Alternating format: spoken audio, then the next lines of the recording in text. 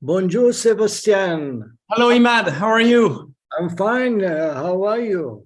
I'm okay. You have some change in the look. You have cut your hair a little bit shorter. Is it more trendy? No, it's just because I'm coming out from the OR, so it's flat. Compressed, already compressed. You need decompression.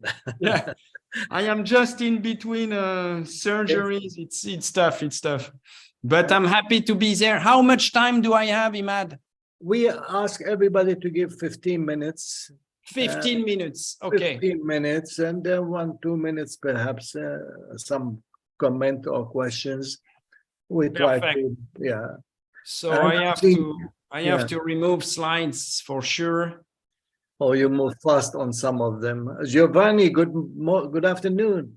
Hi, how are you? Hi, good to Hi, see you. Sebastian. Good to see you.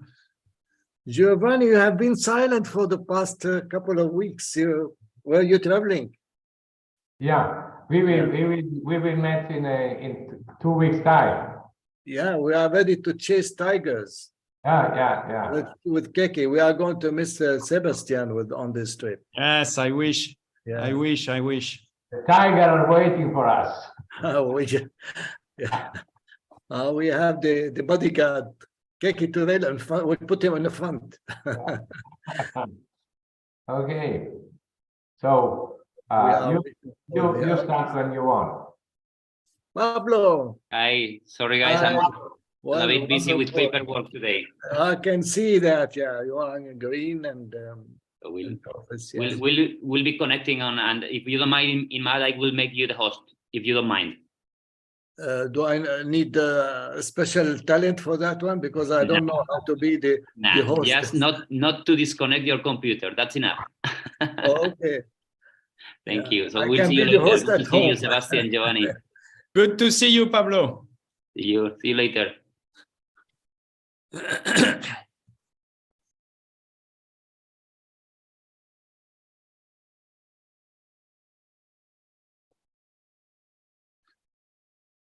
So how is the weather in Paris? It's not bad. It's not bad. It looks sunny. It's okay. Yeah. Vladimir. Hi, Vladimir. Unmute yourself. I will. Hello, everyone. Hi. Hello. Sebastian, Giovanni. How are you? I'm fine. Yes. Just fine. Preparing for the big trip in India and being a little worried about the organization. Probably will be too much. Yeah, we are going from one place to the other. That's what it is. It's just great company today.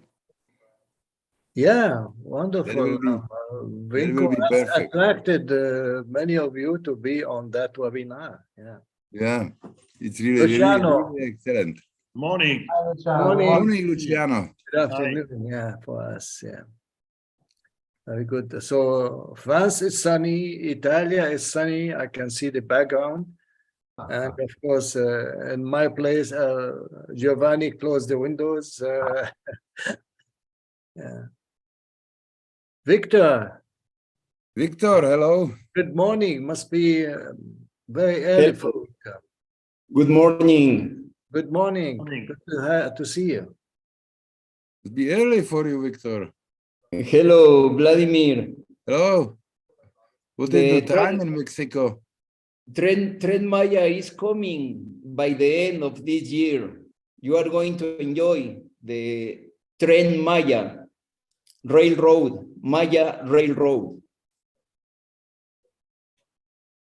What is the time in Mexico? 6 o'clock. All right. Pretty early. You had to get up to join us. Yes, but I am happy to see you. I'm happy to see you all. Thank you. Me too.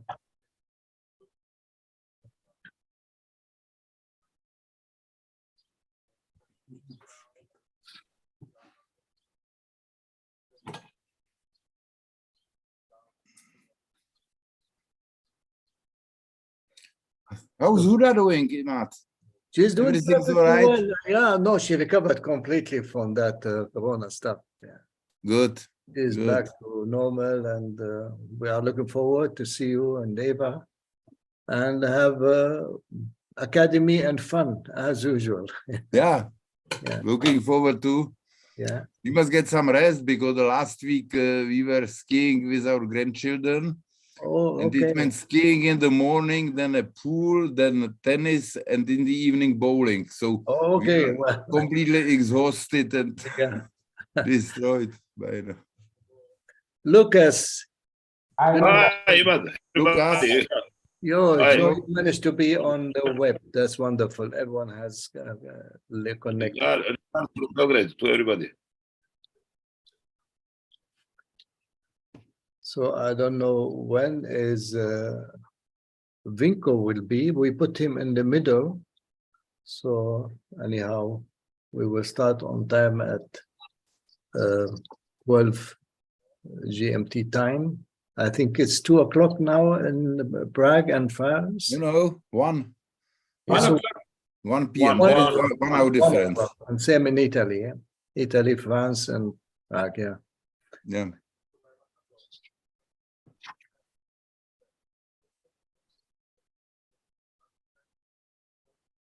So Vladimir, as long as we still have 2 minutes time, let's chat about that trip. So I'm giving Keki today, and if it not answered, perhaps tomorrow we will decide to make the booking ourselves for that. He doesn't answer much. He doesn't answer much. I guess he's very He's occupied. overwhelmed, with overwhelmed. Yeah. People coming. Seems like he doesn't have anyone to help him. Yeah.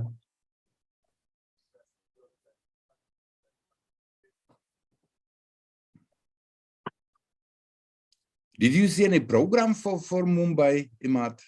No, he sent. No, he did not send the Only program. the seminar we are having, but the rest of the program, I have no idea what's going on. No, he did not send the program yet. Okay. Right. It's about time. I think so. But the Manipal, they sent the program this morning. Yeah, yeah. They are Giovanni, are you joining us for Mumbai and Yes. Tiger? Yeah. yeah. Mumbai and Tiger. Unfortunately, I could not go down to the Marabad meeting.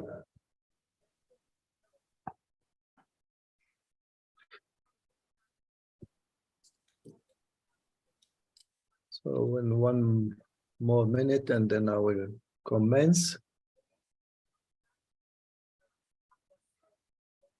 We try to distribute the schedule over the wards, and hope that there will be good attendance from young neurosurgeons and established neurosurgeons from around the world, the 5 continents. Francisco. Nice to see you. Nice to see you, man. Francisco, hello. Vladimir. Ciao, Francesco. Yeah, Giovanni.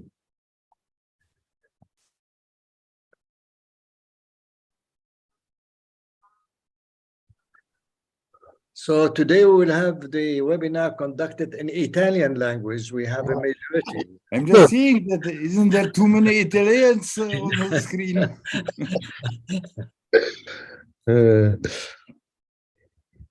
Yeah, I can see Dr. Sanford with us. Yes, very Hi. nice to meet you. I'm Good from afternoon. Nice to Hello. meet you too. Yeah, You already have the Caverna Sinus behind you. yes, sure. Ek? Ek, hi Ek. Hi. Wonderful to see you. Good morning. Guten Morgen. Grüße. Guten Morgen. Henry. Hey. Hey, well, I can see that Klamotim shrunk behind you. Ja, A lot of nice artifacts. This is some of the collection coming from India, perhaps. Yeah. not only. Not only. Henry is a man of the world. That's what it is. Yeah. I show you my most important one. All right. Yeah. You have to move fast because we are going to start soon. Yeah. Here, Oh yeah, that's Nanga Parbat. Oh, wow, yeah. That's the achievement, yeah, wonderful. Look the term. This was great, huh? This was a nice experience. I have We the should same thing always- behind me. Yeah. I believe. Yeah, We that should was a great always trip. we should make always our skull-based courses in some mountain locations. All right. Never by the sea. All right, so I think it's time to start. I'd like to welcome all the attendees from all around the world, specifically the young neurosurgeons, and I hope they will find this webinar beneficial for them, having all the experts in the field of vascular and skull-based surgery. That sessions will be divided in actually that webinar in two sessions. First session will be moderated by Professor Giovanni Brocci, Professor Lucas, and myself, and the second session will be mentored and moderated by Vladimir Benish, Eckhart Kaspard, and Igor Maldonado. He will join as well.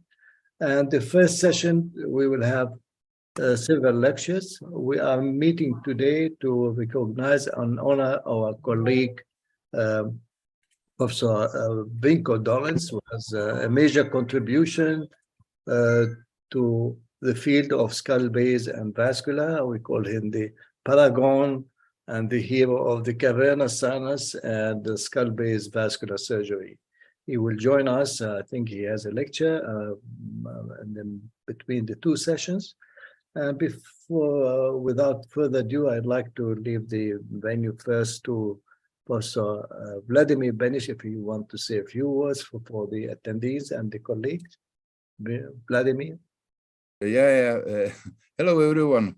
I think that it's really a pleasure to have Vinko Dolens with us. I hope that he will join soon because he's really father of the cavernous sinus surgery, and we all enjoy his works and his legacy. I must say that as far as I know, Vinko really loves Prague. He's been here many times and we had many chats together. So it always was fun, and I believe that it will be fun and interesting today as well. Wonderful. So I think we will commence with the first sessions. There will be 5 lectures. The first one will be Professor Sebastian Fröhlich. He is the chairman and professor at Lariboisière University Hospital in Paris. Did I pronounce it correctly, Sebastian? Okay. Perfect. And then followed by Professor Victor Hugo Perez from Mexico, is known member of the IANA. And then Professor Sanford Hisso from Taiwan, general. He has worked a lot on the skull base and cavernous sinus, followed Ali Christ's school for many years.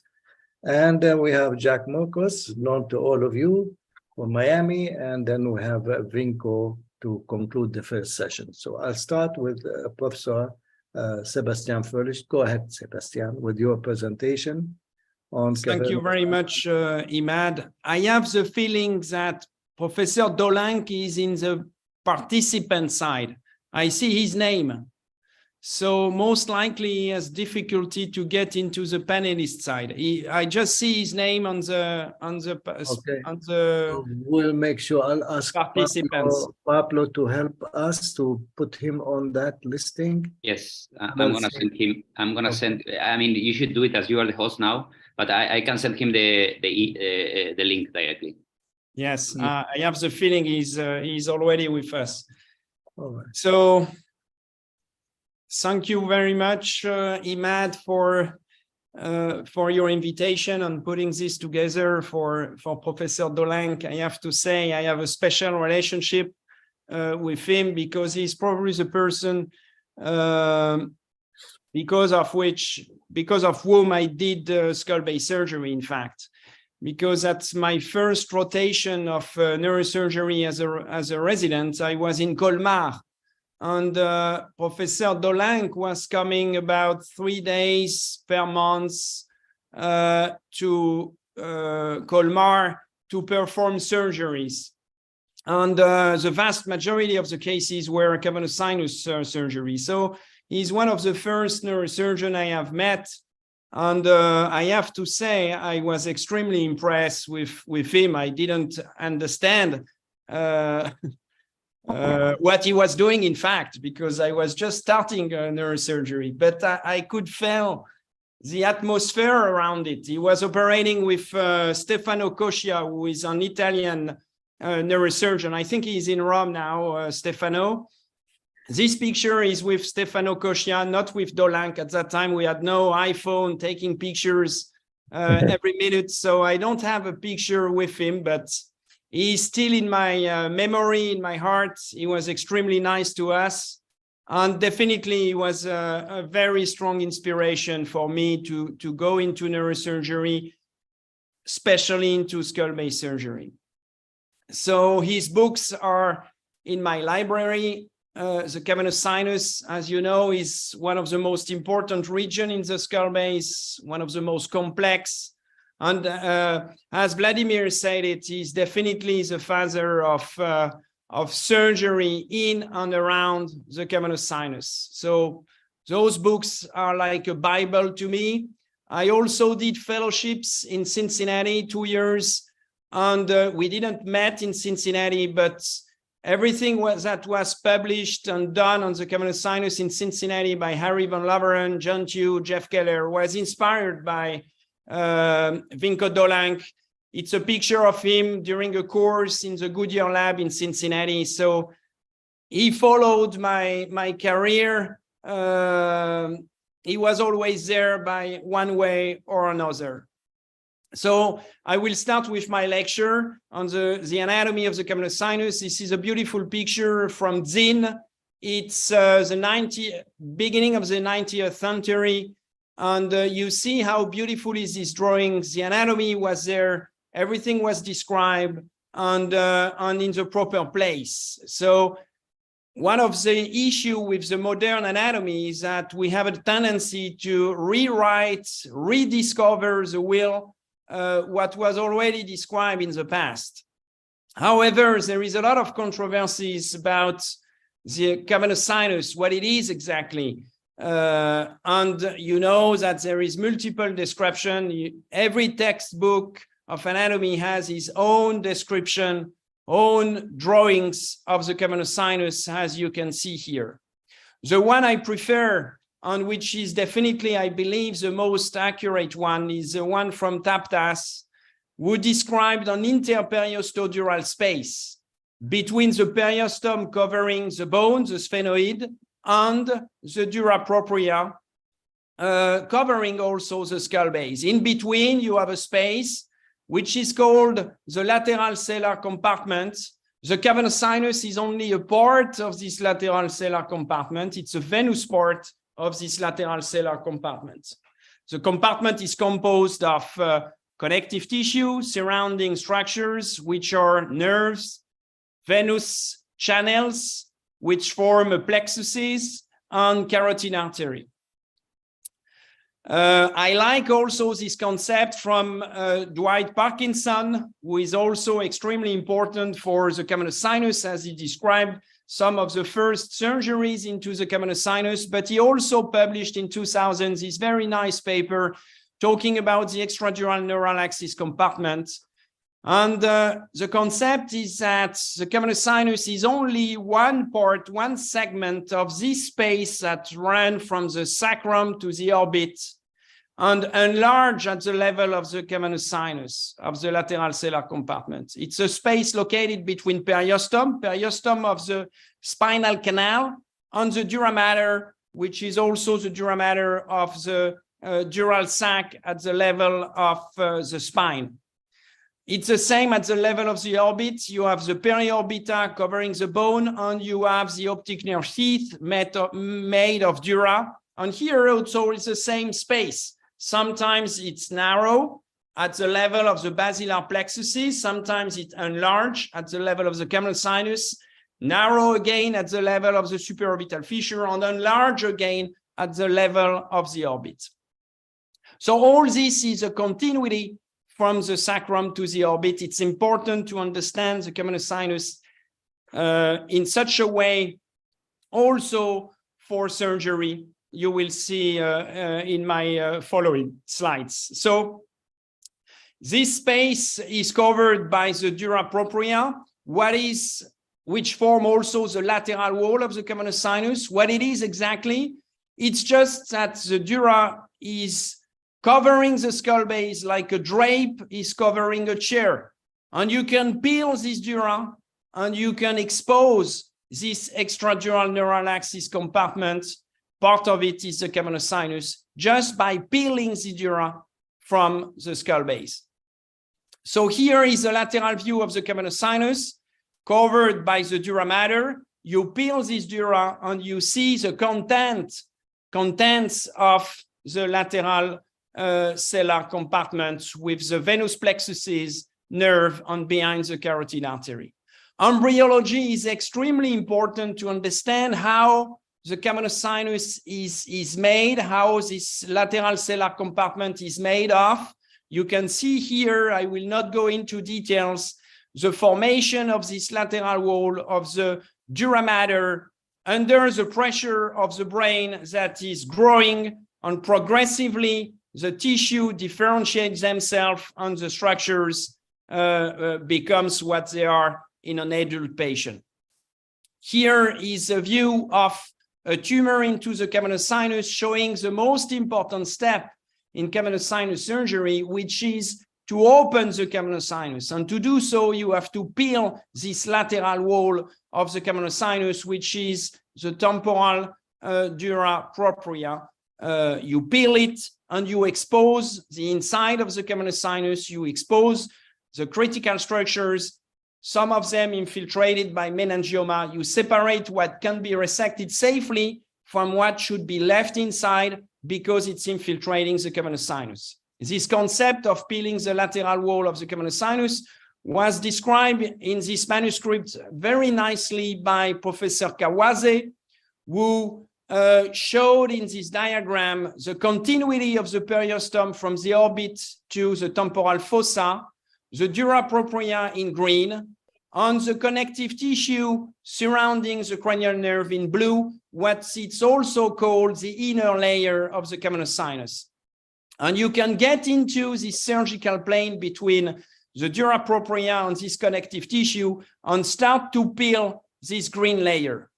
This is an histological slice, coronal section of the cavernous sinus on both sides. You see that on one side here, the lateral wall of the cavernous sinus is still there. The dura propria is still covering the lateral cellar compartment. On the other side, it's peeled like we do it on surgery.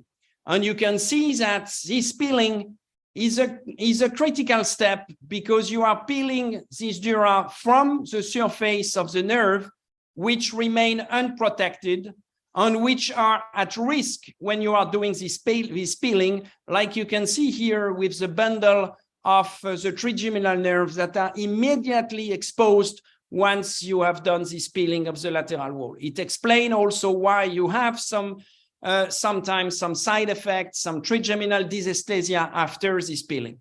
The concept of the peeling is the same through starting at any kind of foramen in this region, foramen ovale, foramen rotundum, supraorbital fissure. You have a nerve crossing a foramen. This foramen is covered by periostome in red. You have the dura propria covering the inner surface, and you start peeling the dura mater from the bone, including periostome. At some point, if you want to keep going with this peeling, you have to incise this bridge of periostome through the foramina, and you start the peeling of the dura propria from the cranial nerve. This peeling can start at the level of the supraorbital fissure. This is a Kuba technique described also by Vinko Dolank in his book. You can incise a few millimeters starting at the level of the supraorbital fissure. You enter this surgical plane and you can keep going peeling the dura mater from the cavernous sinus. You can also do that at the level of V3. This is Kawase technique. Start with sectioning the middle meningeal artery. You cut this periostal bridge at the level of V3 and you enter the surgical plane, peeling the dura propria from the cranial nerve from V3. And at the end, you can have such an exposure of the cranial nerve of the common sinus 3, 4, V1, V2, and V3.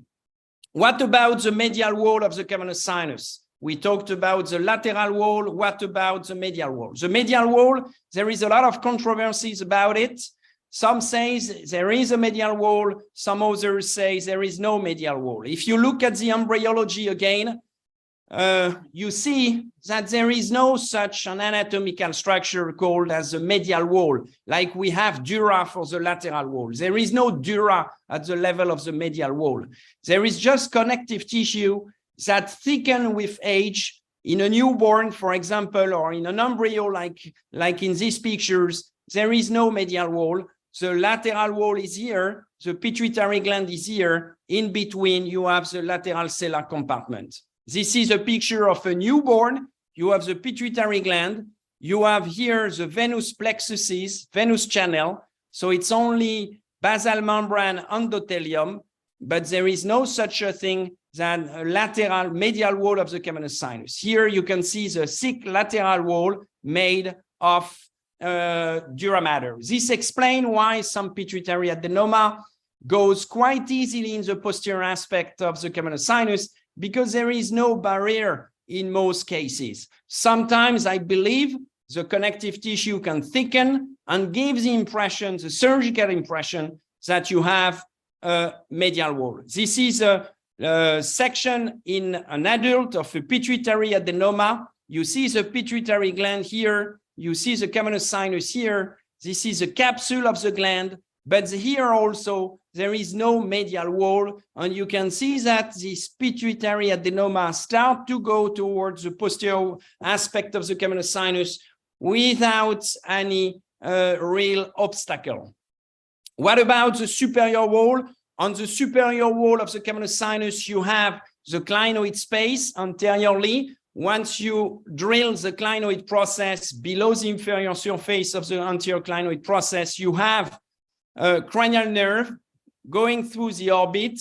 In blue, this is a third nerve. In red, it's fourth. And in green, it's a frontal branch. You can see that below this clinoid process, you have a very thin layer of periosteum.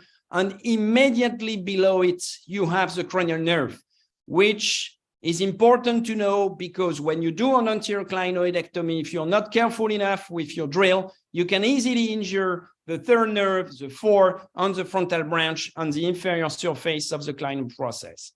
Carotid artery is extremely important. I think we will have a lecture, but the carotid artery, when you go from a transcranial perspective, in fact, you very rarely see the carotid artery because it's covered by the cranial nerve. But when you go endoscopic, to look at the cavernous sinus, to treat pathology in the cavernous sinus, yes, the carotid artery is a prima donna. It's in front of you. You have to know its anatomy. You have to know its variation, because the entire surgery will be performed around the carotid artery.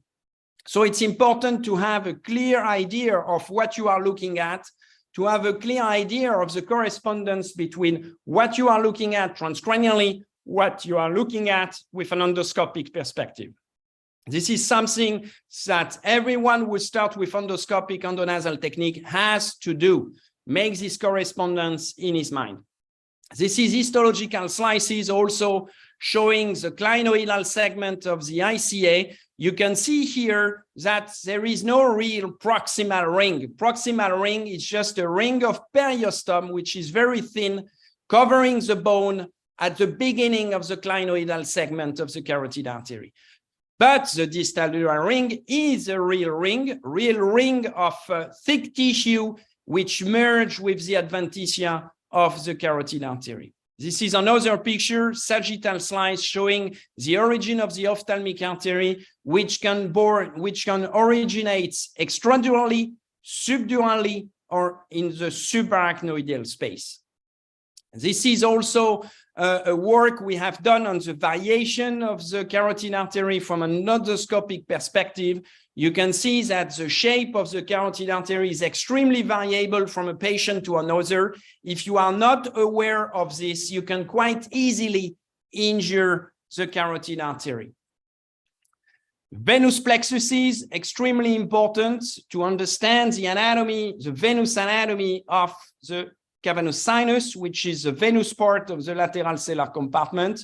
This is a cast that was given to Batson, from the Batson plexuses to Professor Jeff Keller, which was my mentor in Cincinnati. You can see in this beautiful cast that the main outflow of the cavernous sinus is the inferior petrosal sinus, big venous channel draining the most of the blood into the cavernous sinus towards the jugular bulb.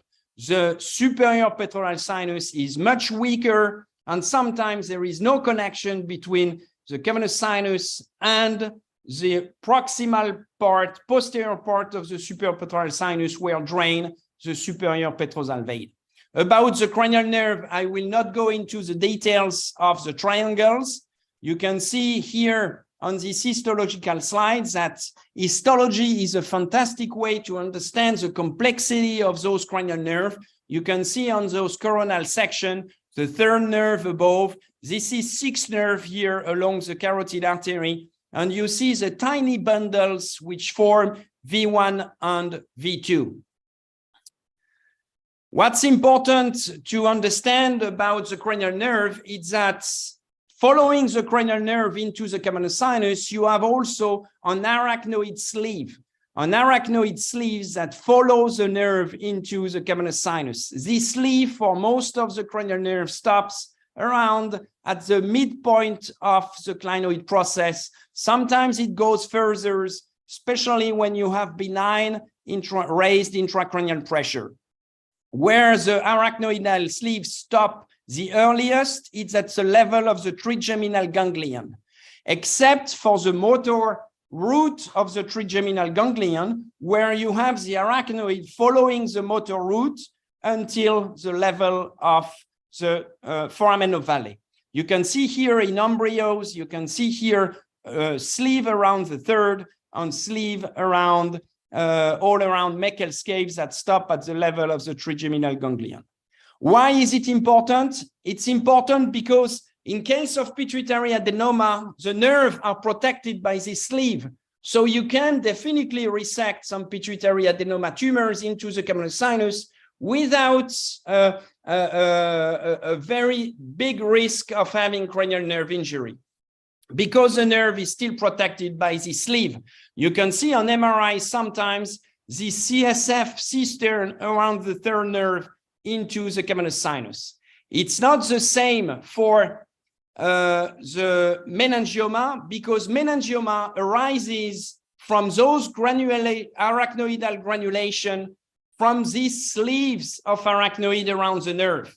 So the meningioma arises between the sleeve and the nerve, which explain why meningioma infiltrates quite easily the cranial nerve into the cavernous sinus and are therefore not resectable without a very high risk of cranial nerve deficit. You can see here a beautiful dissection showing the sixth nerve, the sleeve around the sixth, and a beautiful arachnoidal granulation from which could arise a meningioma. And you can see that the nerve in this situation is not protected. The meningioma can easily infiltrate the cranial nerve. We have evidence now that the cranial nerve, in case of cavernous sinus meningioma, are quite often infiltrated, again, which is an obstacle for a safe, with functional preservation of the patient's safe resection. I think, Imad, I will stop here because I am already at my 15 minutes. Let me go to the conclusion, saying that this is the last book of Vinko Dolanc. It was in 2006 in Ljubljana, where he did this beautiful meetings, the cavernous sinus meningioma meeting 20 years after, and I had the privilege to have him signing this book to me. I was a small resident at that time, but I will always remember his kindness towards young guys like I was. I'm still quite young, but at that time I was very young.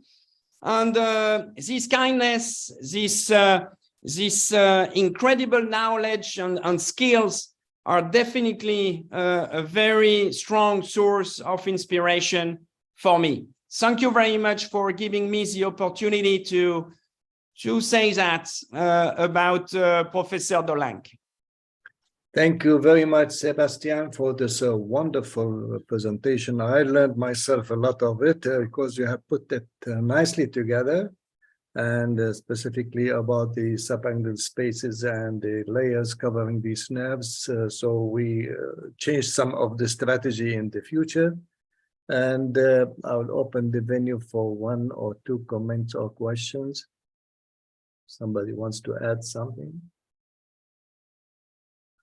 Actually, in practice, nothing to add. You have added a lot to our knowledge about the cavernous sinus. And the young neurosurgeon you were talking about, the mini Sebastian, became a big Sebastian. Congratulations on the work you are doing. Ima, may I say something? Yes, Francesco. I would like to ask to Sebastian, in light of his statements and his studies, because he said, of course, that there are no sleeves around the oculomotor nerve and so on. So when you have, Sebastian, a meningioma infiltrating cavernous sinus, what is your attitude in this case, independent of the approach, of course? I have to say that I am not trying to take out the part of the meningioma infiltrating the cavernous sinus anymore. In fact, I never did it. I stop at the level of the lateral wall of the cavernous sinus, which I peel from an extradural approach, and this is my limit. I didn't show pictures of MRI, but in the vast majority of cases of those meningioma, when you look at T2 sequences, you can clearly see most often the lateral wall of the cavernous sinus, the dura mater, inside the cavernous sinus. And you can clearly see what is outside, what is inside. This is my limit. It's predictable in most of the cases looking at T2 sequences on the MRI. It's not the same for pituitary adenoma. Pituitary adenoma, I think it's safer, but is it useful to do it? And can you cure a patient with the resection of the part of the pituitary adenoma infiltrating the cavernous sinus? I don't think so. That's why I am not doing it most often. But it's safer to do it in pituitary adenoma, in chordoma, in chondrosarcoma, because the nerve is still protected by this arachnoidal sleeve. Okay, thank you. Thank you, Sebastian. Any other Thank you, Professor. Nice to see you. Me too. I just want to let the audience that Vinko is with us. He has been from the very minute we started, he has been listening to us. His secretary is trying to connect his computer in one way or others. I hope he will show up and see him on this panel. It's a pity. Okay, we'll move to the next presentation. Professor Victor Perez, he's going to talk about variation of vascular structure in the cavernous sinus. Victor? Thank you. Thank you so much. I feel very happy to be with all of you. Let me share my screen.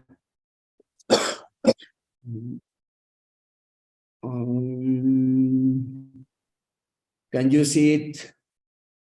Yeah, if you go for presentation, yeah, we see your screen. It's the whole screen? We see the whole screen with the slides, but you have to start with the first slides and make it for okay, presentation. Okay. Yes, you are there. Now it's okay? Yes. Okay, Yes. Thank you. I feel very happy to be with all of you, especially because of the honoring of my friend Vinko Dolenc. I think he's a neurosurgery giant in this season. Let's go to start with some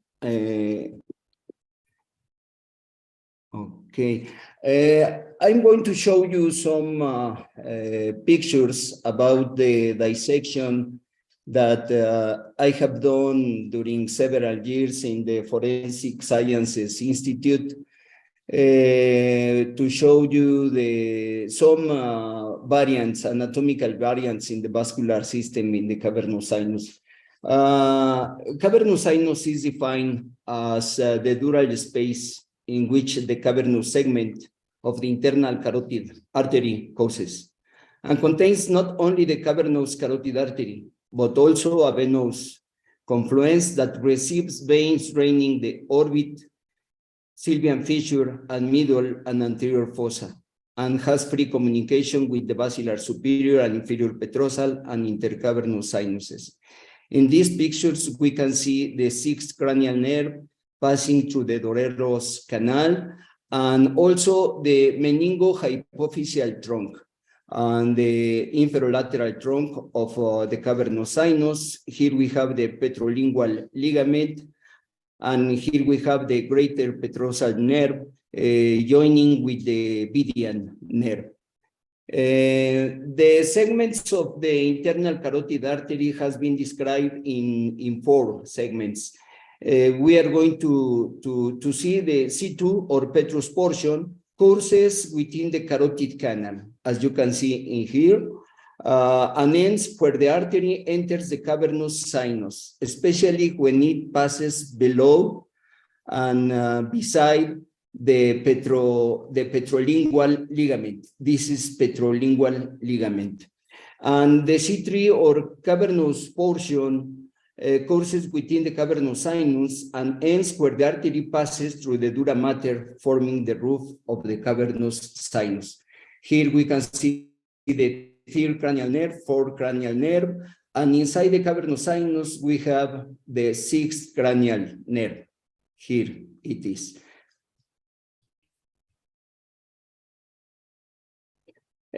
The ophthalmic artery commonly arises just above the upper ring from the medial half of anterior wall of the internal carotid artery.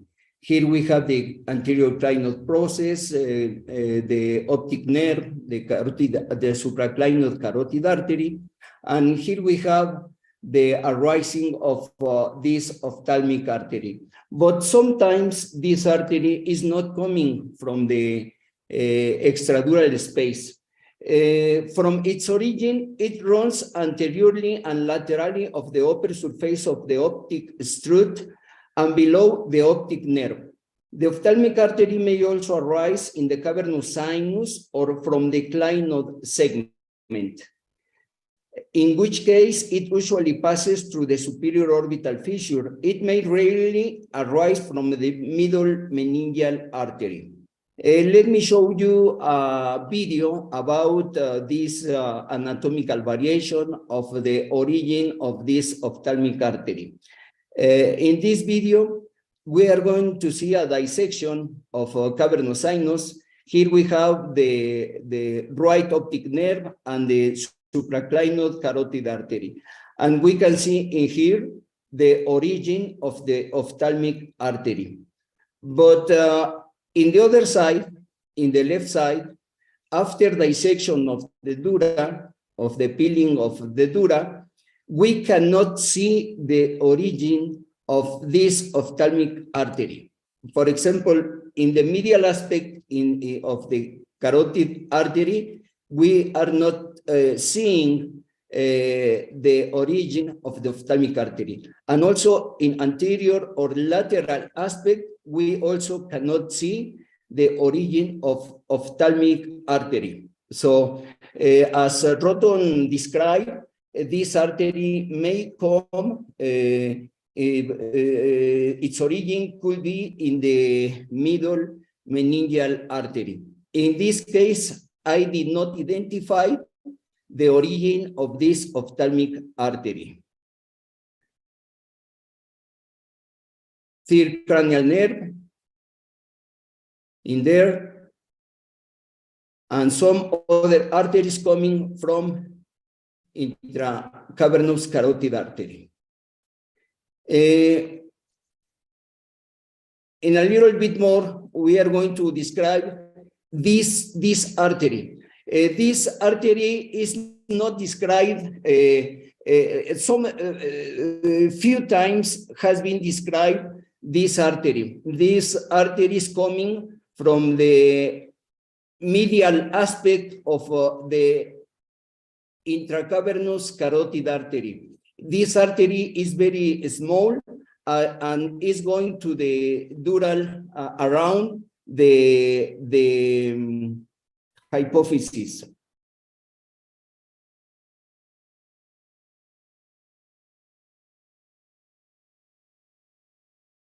Optic nerve, the left optic nerve, and the absence of ophthalmic artery. Okay, let's go to the other slide. The nerves in the sinus wall or sinus are from superior to inferior third cranial nerve, fourth cranial nerve, and trochlear trigeminal and abducens nerve.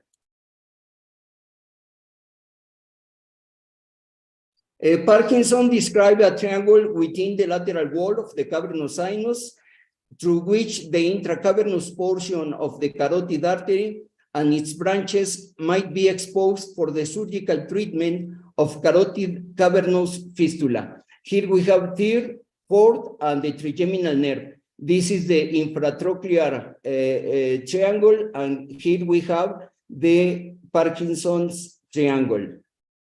Another picture of the lateral aspect of cavernous sinus. Here we have the optic nerve, ophthalmic artery, supraclinoid carotid artery, and the rings, superior orbital ring and inferior orbital ring. Here we have the third cranial nerve, fourth cranial nerve, and the dura mater that is covering this cavernous space. Oculomotor triangle. Two margins of this triangle are formed by the anterior and posterior petroclonial dural folds that extends to the petrous apex. Let's go to see another. Here we have the supratrochlear and infratrochlear triangle. The supratrochlear is situated between the lower surface of the oculomotor nerve and the upper surface of the trochlear nerve. Infratrochlear triangle located between the lower margin of the trochlear nerve and the upper margin of the ophthalmic nerve. Here is the site where we can locate the meningohypophyseal trunk. Here we have the meningohypophyseal trunk that has been described very well by Dr. Roton. This meningohypophyseal trunk it's giving rise to four branches. This is another picture where we can see the trigeminal nerve, the ganglion, and here we have the intracavernous carotid artery, third, fourth, and fifth cranial nerve. After dissection of the lateral wall of the cavernous sinus, we can see third, fourth, and the sixth cranial nerve. Sixth cranial nerve is located to the beside the ophthalmic branch of the trigeminal nerve. Here we can see this ligament. This ligament is known as petrolingual ligament. And below this, we can see the Vidian nerve. The abducens nerve enters a dural cave known as Dorellos canal. Here we have a Dorellos canal, where it passes below the petrosphenoid ligament. The petrosphenoid ligament is also known as Gruber's ligament. This is Gruber's ligament, and abducens nerve is located below this ligament. This extends from the lower part of the lateral edge of the dorsum sellae to the petrous apex to enter the cavernous sinus.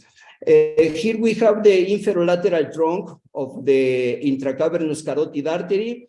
Sometimes we can see also just one branch, and in this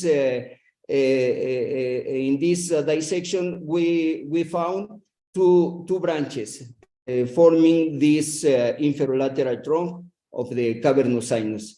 Let me show you this another video where we can see the dissection of this cellar region and some features about the variations of the arteries coming from the intracavernous carotid artery. Here we have the right side. Pablo, why you put me in this one? I never did it this one because now I don't know. You are talking about Ramesh names where I can find his name. I put the participant, he is not there. And the participant, when I asked to send it and it opened, yeah. About 10 days, it's based. Yeah, put Ramesh, he has always done it because. Excuse me, Ahmad? Imad, I think you mute are not yourself. muted.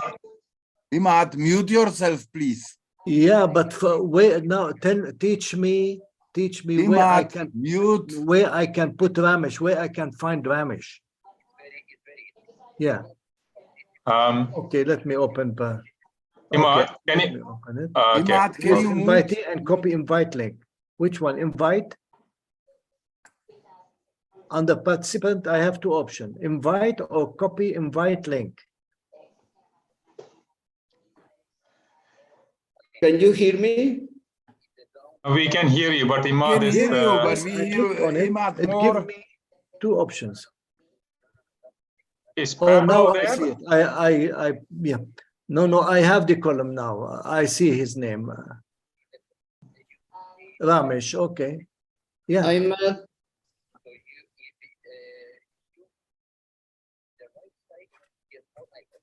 Let me go to Ramesh. Just one. Okay. Yeah. First, I was not getting this one. Let me. Now I have it. Just me see. Imad, can you hear us? Okay. You should mute yourself. Let me show you the posterior aspect. Yeah, of there this, is either I put the mute or the other one, the other box. Yeah. You see, I'm trying to see where is Ramesh, and then it jump.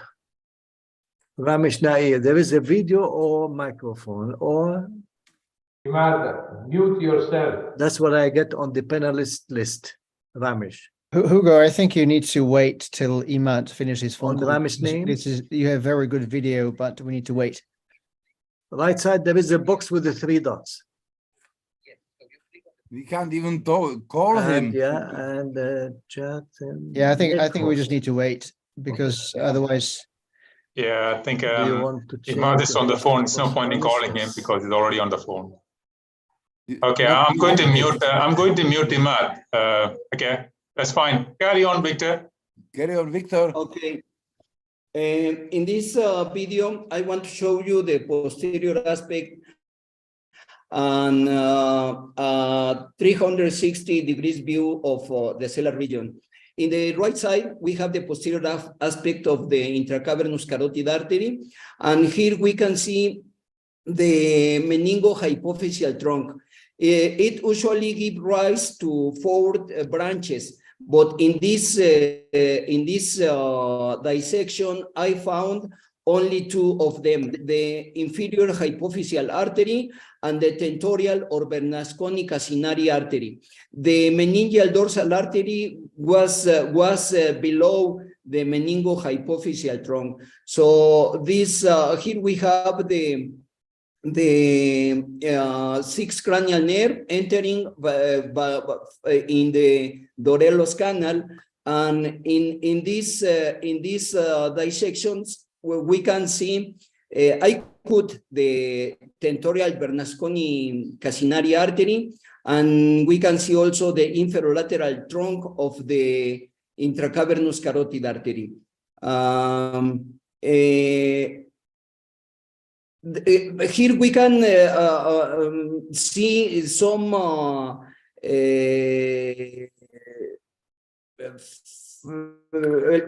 small the sympathetic plexus of coming around the intracavernous carotid artery like this. Here we have the sixth cranial nerve, the inferolateral branch of the intracavernous carotid artery, third cranial nerve, trigeminal nerve, the hypophysis, the diaphragma cellae, cellular diaphragm. And here we have the clivus.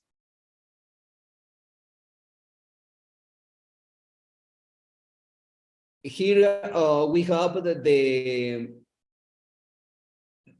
the superior hypophyseal artery coming from medial side of the supraclinoid carotid artery. Here the third cranial nerve in the left side, and in here we can see the inferolateral trunk of the cavernous sinus. This inferolateral trunk is very important because it goes to the cranial nerves, third, fourth, and fifth cranial nerves. And looking here, the difference between the left and the right right meningohypophyseal trunk. In the right side, we have two branches, and in the left side, I cannot see the meningohypophyseal trunk. Instead, we have another branches coming from other parts of this intracavernous carotid artery.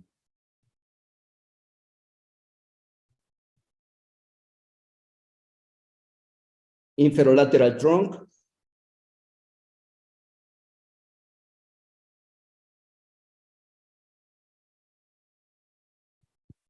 The lateral aspect of this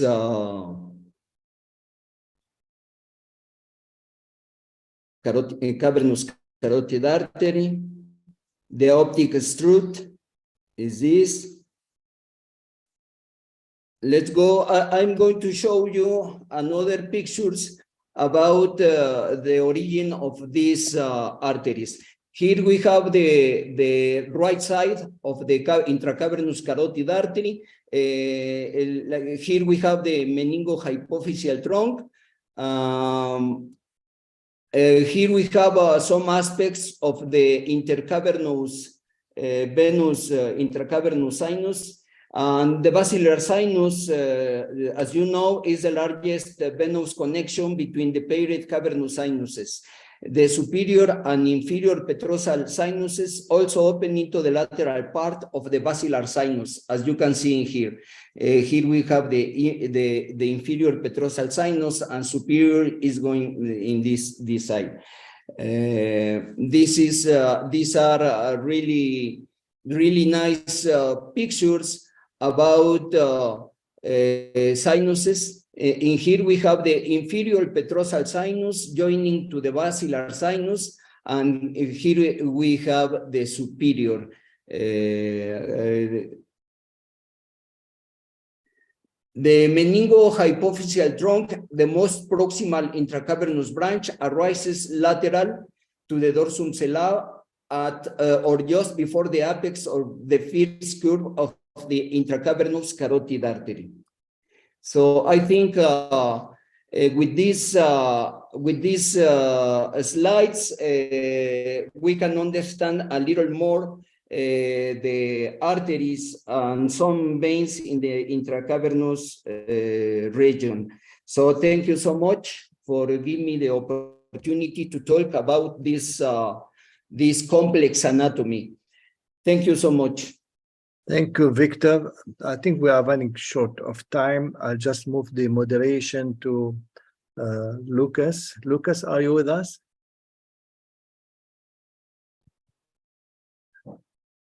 Lucas? Yes, I am. Okay. I am. I'm here. You take I'm here. over? Yes. Yeah, the next speaker. Can you hear me? Yes, we hear you. Yeah, you can introduce the next talk. It is my great pleasure to announce next presentation on this Lifetime Achievement webinar devoted to distinguished Professor Vinko Dolens, who received also exceptional award for lifetime achievement in the European Congress of Neurosurgical Association in Belgrade in October 2022. So, Professor Dolens, I don't know if you can hear me. I just want to say once again, congratulations and thank you for all efforts what you gave to us. My next presentation will be surgeries in and around cavernous sinus by Dr. Sanford Xu. Also, Xu from Taipei, Taiwan. Yeah, from Taiwan, and he is now sharing his screen. Yes, thanks, Professor Lucas and Professor Kanan and Dr. Sanford from Taiwan. And it's my honor and pleasure to join the webinar in honor of Professor Doleng's lifetime achievements.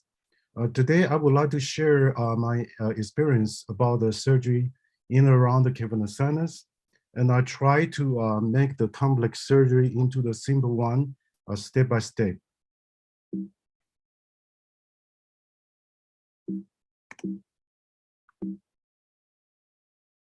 Also, as Professor Folish has mentioned, the cavernous sinus, the anatomy is so complex, and this jewelry box sitting by the side of the paracella in the skull base, with the vital neurovascular structure penetrating the wall of the cavernous sinus into the complex venous channel. But if you do the craniotomy, the microsurgery approach to the cavernous sinus, you are confronted with the superior wall, lateral wall, and posterior wall of the cavernous sinus. And the first important steps to the cavernous sinus is that you have to apply your knowledge in the lab to the clinical works. So you have to spend time in the lab and study every detail of the anatomy. And thanks to Professor Doleng, he pioneered the surgical approach to the cavernous sinus. And actually, the surgery in and around the cavernous sinus is like building blocks. And as shown in the black box, this is the basic Doleng approach, so that you have to know how to peel the dura propria of the little wall of the cavernous sinus to expose the anterior clinoid. And you remove the clinoid, and also you have to remove the dura ring. So this is the basic approach to the cavernous sinus. But adding different parts into the surgical approach, you can do different approaches, like a transmucous approach, transcavernous approach, transmucous transtentorial approach, so that you can deal with different kinds of pathology or vascular lesion in or around the cavernous sinus. So I learned the techniques from Dr. Krish. So I always did the pretemporal approach so that I can lower the temporalis muscle than the traditional terional approach. And sometimes if you want to do the more advanced approach to the cavernous sinus, you need to cut the zygoma so that you can lower the temporalis muscle down with even to the skull base. So the dura propria actually is overlying the lateral wall of cavernous sinus, and actually they are hanged to the wall of cavernous sinus by two strips. One of the strips is formed by the dura fold with the meningo-orbital artery within the fold. So you have to divide this artery and divide the fold to expose the superior orbital fissure, and you can find the dura groove, which is the beginning of the dotted layers, the dura. And usually I'm using the sharp dissection and to find the cleavage plane between the double layers of dura. And then I push the dura backward to expose the anterior third of the wall of the cavernous sinus to see the anterior clinoid and the V1, V2, and trabecular nerve.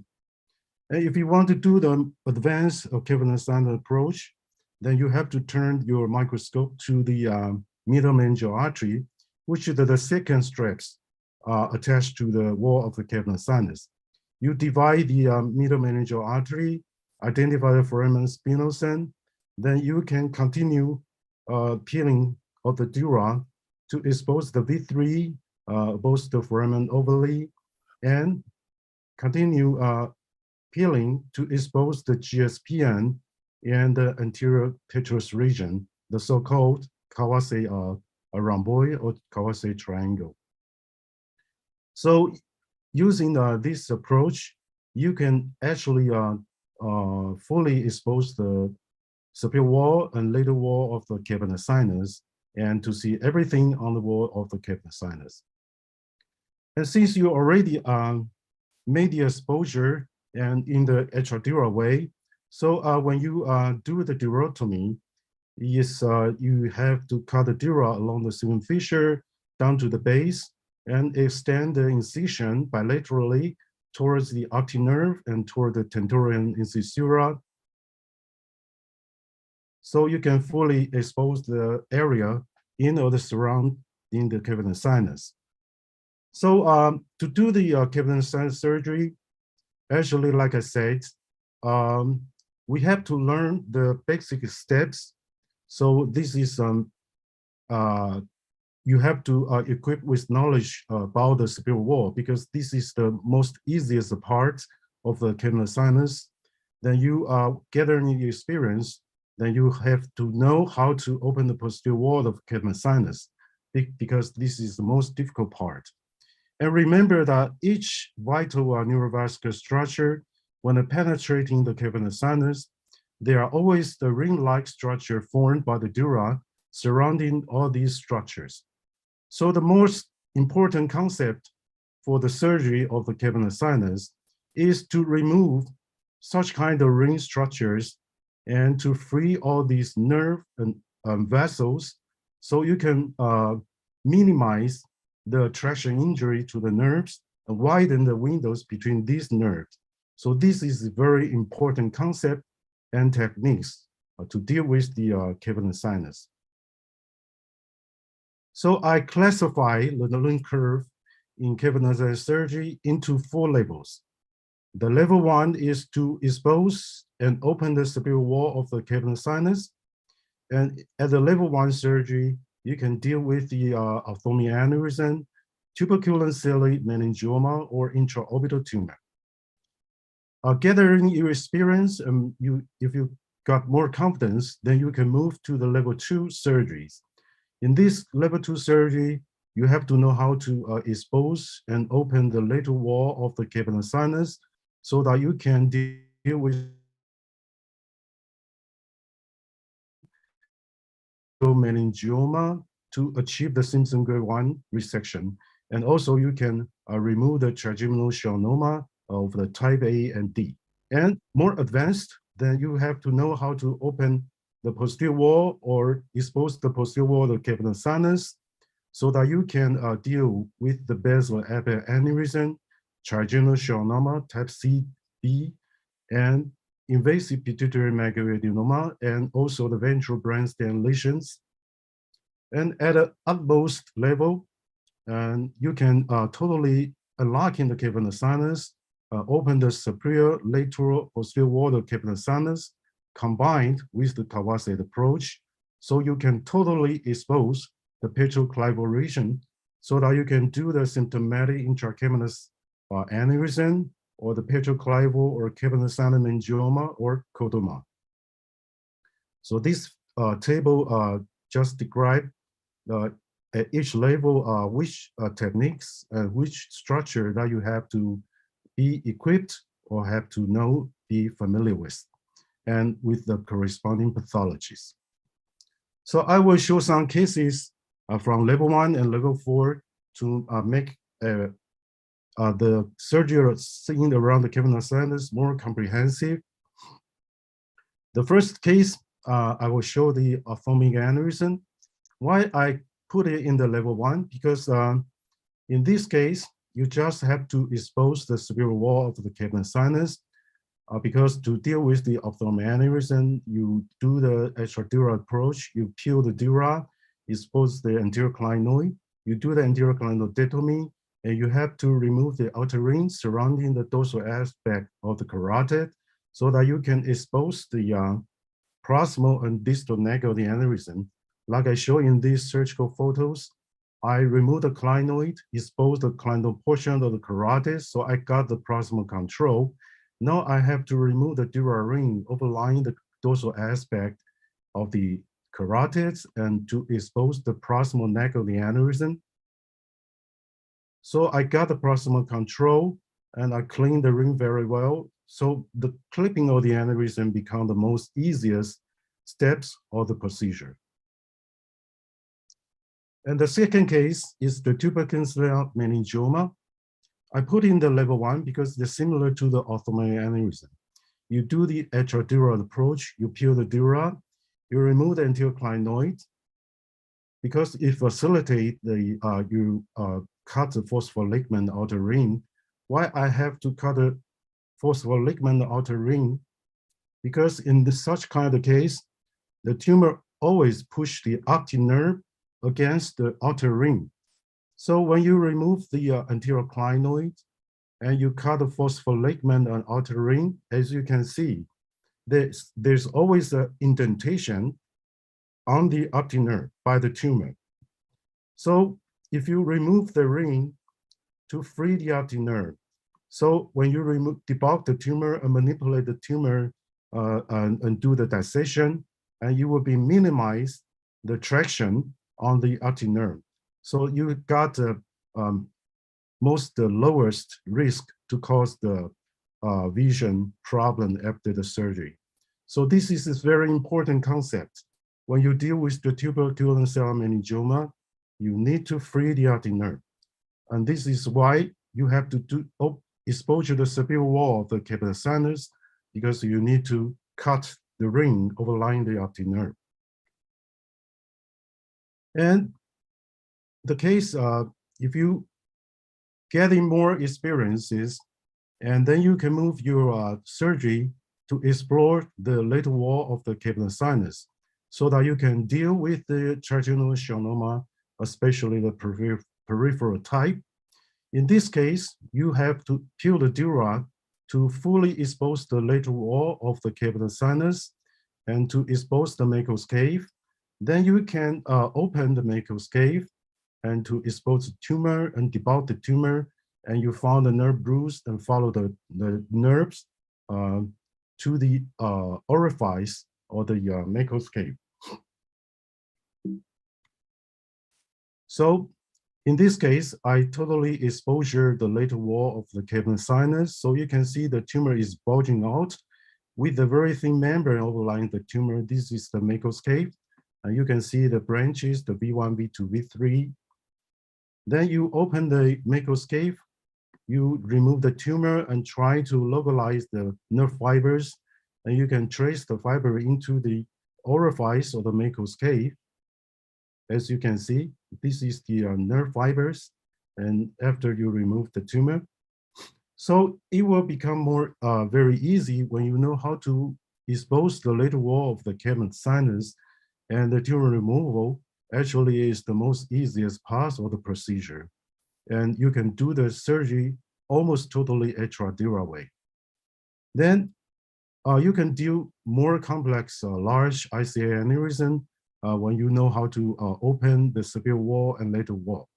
In these cases, you have to do the extended dura peeling, remove the anterior clinoid, and of course, you have to cut the dura ring, circumcise the ring overlying the carotid to mobilize the carotid, and to detach the carotid from the optic struts.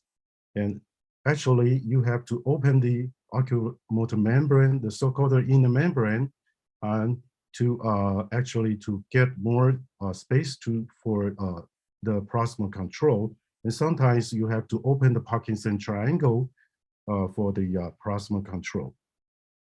So in this case, this is carotid, and the aneurysm large and complex. So if you need the proximal control, you have to open exposure-related wall of the capillary sinus. Now you can open the Parkinson triangle between the trochlear nerve and the V1 to localize the intracamulus carotid. So in this case, you got the proximal control. And then you have the distal control, and when you open the sylvian, so you got the proximal distal control, then you can temporarily trap the carotid and using the coagulation to shrink the aneurysm down, shrink the aneurysm, make it smaller to facilitate the clipping the aneurysm. Then you can use in the clip reconstruction to totally occlude the aneurysm and inspect the vital perforators from the PCON to preserve them. So this is after the surgery, and then you can totally occlude the aneurysm in a very safe way because you already had the proximal distal control. Another case I put at the level 2, level 3. In this complex trigeminal schwannoma, actually the opening exposure to the superior and lateral wall is not enough. You have to totally expose the posterior wall of the cavernous sinus because the tumor is extending into the preponding space. So I have to do the full exposure lateral wall, open the macroscope, and actually I have to cut the tentorium base and expose the tentorium, and I have to cut the tentorium to widen the exposure. So in these surgical photos, I can show the steps. So I fully expose the lateral wall of the cavernous sinus to expose the Gasserian ganglion and the macroscope. Then I cut the dura at the base of the temporal to expose the tentorium. So I open the macroscope, I follow the trigeminal nerve, and I cut the tentorium to widen the orifice of the macroscope and to widen the space to the preponding space. Then I totally expose this region to totally expose the trigeminal nerve down to the axis zone from the brainstem. So as you can see, I open the trigeminal nerve from the periphery to the brainstem. So I can follow the course of the trigeminal nerve. And also you can mobilize the trigeminal nerve to localize the abducent nerve. So in this way, of course, you can do similar way to deal with the complex trigeminal schwannoma. I totally expose the lateral wall of the capillary sinus and expose the macroscope. I debulk the tumor and I try to find the nerve roots of the trigeminal and I cut the tentorium. Then I can follow the nerve down to the brainstem. So I can dissect the tumor of the nerve. So as you can see, this is the SC zone of the brainstem. So I can totally remove the complex trigeminal schwannoma using this approach. So I put this approach at the level 3 because I need to exposure and open the superior, lateral, and posterior wall. So I skip this video because of time limits. And also another case is the basilar apex aneurysm. Similar techniques, you have to more extended durapilling, do the anterior clinodectomy, remove the outer ring, circumcise the outer ring to mobilize the carotid to widen the space between the carotid and oculomotor nerve. Then you have to open in the oculomotor window to free the oculomotor nerve from the ring so that you can widen the window between the carotid and oculomotor nerve. And also you got the space for the proximal control and minimize the oculomotor nerve injury. And sometimes you have to remove the posterior clinoid to get the proximal control.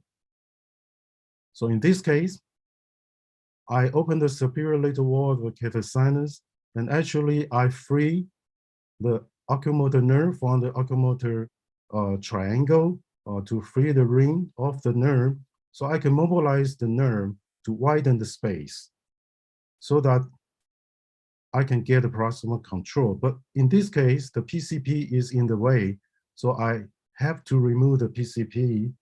Then I can expose the basilar trunk. So now I have the space for the temporal clip. So I can put the temporal clip and also the distal clip, distal control. Then I can, using the similar technique, using coagulation to shrink down the aneurysm. Then I can put a permanent clip at the neck of the aneurysm and preserving every perforators. Or even such big and complex aneurysm, I can use in the similar techniques to totally occlude this kind of lesion. Also, I will skip this video. So even the invasive macroadenoma, which always is extending into the cavernous sinus, even in the suprasellar region and to the messiotemporal region, I can use in the cavernous sinus approach to remove the tumor. In this case, similar techniques, fully exposure level of cavernous sinus and do the anterior clinoidectomy, but most of the cases, the clinoid already eroded by the tumor, and you have to cut the phospholigament and outer ring because you have to free the optic nerve because the tumor is always pushing the optic nerve and chiasm upward. So you have to free the optic nerve.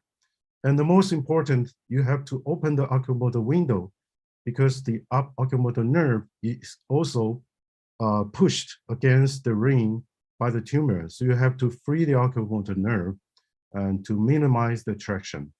Then you can open in the sylvian to expose the messiotemporal region, and you have to divide the tentorium to open the posterior wall of the cavernous sinus. So in such a kind of cases, I can totally remove the tumor. So usually I would remove the tumor from the clinoid space.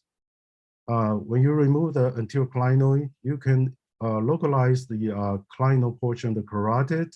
So you remove the tumor surrounding the carotid. Then you jump to the supratrochlear window. So you remove the tumor between the trochlear nerve and oculomotor nerve, and you follow the carotids into the cavernous sinus. As you can see, I remove the tumor within the supratrochlear nerve window. Then I open the, then I free the intracavernous carotids. Then I open the Parkinson triangle, and you have to localize the abductor nerve in the dorsal canals, as you can see. And I follow the whole course of the carotid into the cavernous sinus. Then I open the window between the V1 and V2, remove the tumor from the carotid. Then after I remove the tumor within the cavernous sinus, then I can turn my microscope with trajectory into the suprasellar region to remove the tumor and free the optic nerve. So this is after the surgery. I totally unlocking the cavernous sinus. So when you gather your experience and getting more and more confidence, now you can move your surgery into the level 4.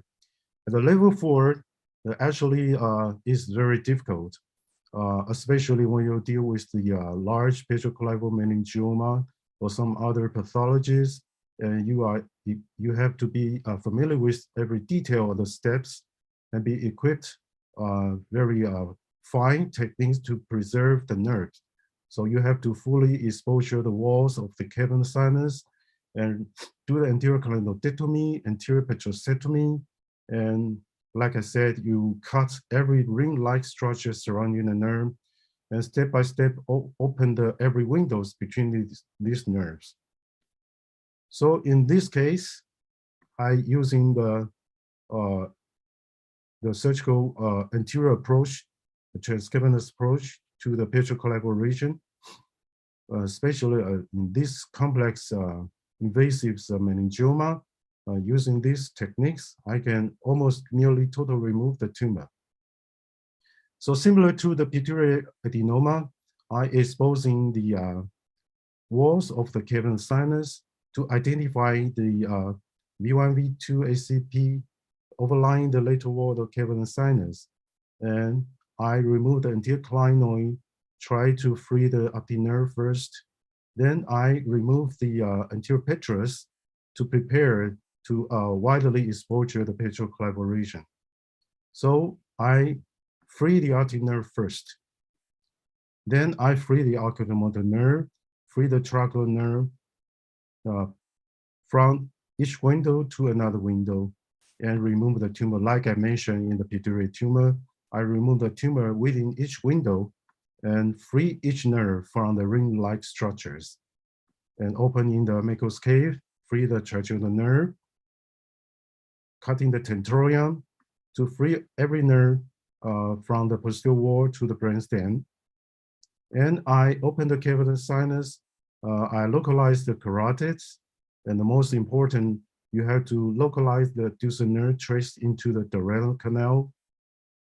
This is 6th nerve into the duodenal canal. And everything behind the gruber ligament is very safe because the 6th nerve, abducer nerve, is also always within the gruber ligament. So when you remove the tumor outside the gruber ligament, it's very safe. And this is after the surgery. So you can actually, using these techniques, you can totally unlocking the cavernous sinus. And this video I will skip. And actually, we publish our techniques in different journals as a cover story and to deal with different pathologies. And I would like to thank all these giants. Now they allowed me to stand on their shoulders, learn their techniques and concepts, and improve my techniques and benefit my patients. And I would like to say it again, it's my honor to join this webinar in honor of Professor Dolange and for his lifetime achievements. And actually, allow me to remind Professor Dolange, we have an appointment in this April. We have courses with cavernous sinus and cerebrovascular microsurgery course by Dr. Krish and Professor Dolange in Taipei. And thank you very much, and welcome everyone to Taipei. Thank you very much. Thank you very much for this wonderful presentation. I don't see any questions in a Q&A chat. So, any comments? Yes, I have one comment. On that case, Dr. Hisso, of tuberculum celli meningioma, I noticed after you drilled the anterior clinoid, you incise the falciform ligament on the superior lateral aspect. I myself, I like to do it on the medial, superior medial aspect, because this is the safest area. And this was quantified by several studies that this is the safest place and the widest space where you can incise the falciform ligament. Was there any reason for that? Because on the medial, you don't have the ophthalmic artery, you don't have vessels, and the space is usually wider, and then you are on the tumor tongue of the tuberculum celli. You mean you do approach to medial side? The superior medial side of the falciform ligament, rather than the superior lateral. Because I exposed the cavernous sinus, actually is the lateral approach. So in this direction, actually, when I do the tuberculous cellular meningioma, I already have the experience with the ophthalmic aneurysm and every kind of paraclinal aneurysm. So actually, for me, for my learning curve, it's not a problem to injure the ophthalmic artery. I can always trace the takeoff of the ophthalmic. Of course, sometimes the dural ring is in proximities to the artery. But if you have a well knowledge about the anatomy and also the clinical experience, actually for me, I don't have any cases of ophthalmic artery injury. And for me, I always can find an indentation overlying the optic nerve. So in my analysis, for tuberculous cellular meningioma in my series, less than 2% of patients that they suffer from vision deterioration after surgery. And about 45% of patients, they have the improvement right after the surgery. Yeah.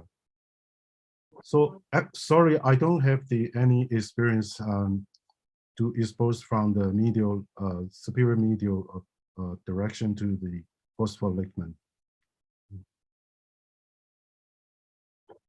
Any other comment? Congratulations for this presentation, and once again, and Imad, would you like to continue, or Giovanni? Yeah, you can present the next speaker, and then we'll give Bocci the honor to go for the next. Okay. Go ahead with the next speaker, Lucas. Okay, but then I would like to ask Dr. Sanford Su to stop sharing the screen. Okay, I stop. Yeah, to stop sharing the screen. Okay. I stop now. No, it's not yet. Please stop sharing the screen.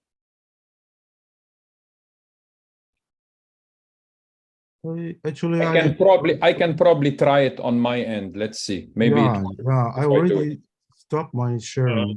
Our next presenter is a distinguished Professor Jacques Morcos from Miami, expert in vascular neurosurgery, and he will present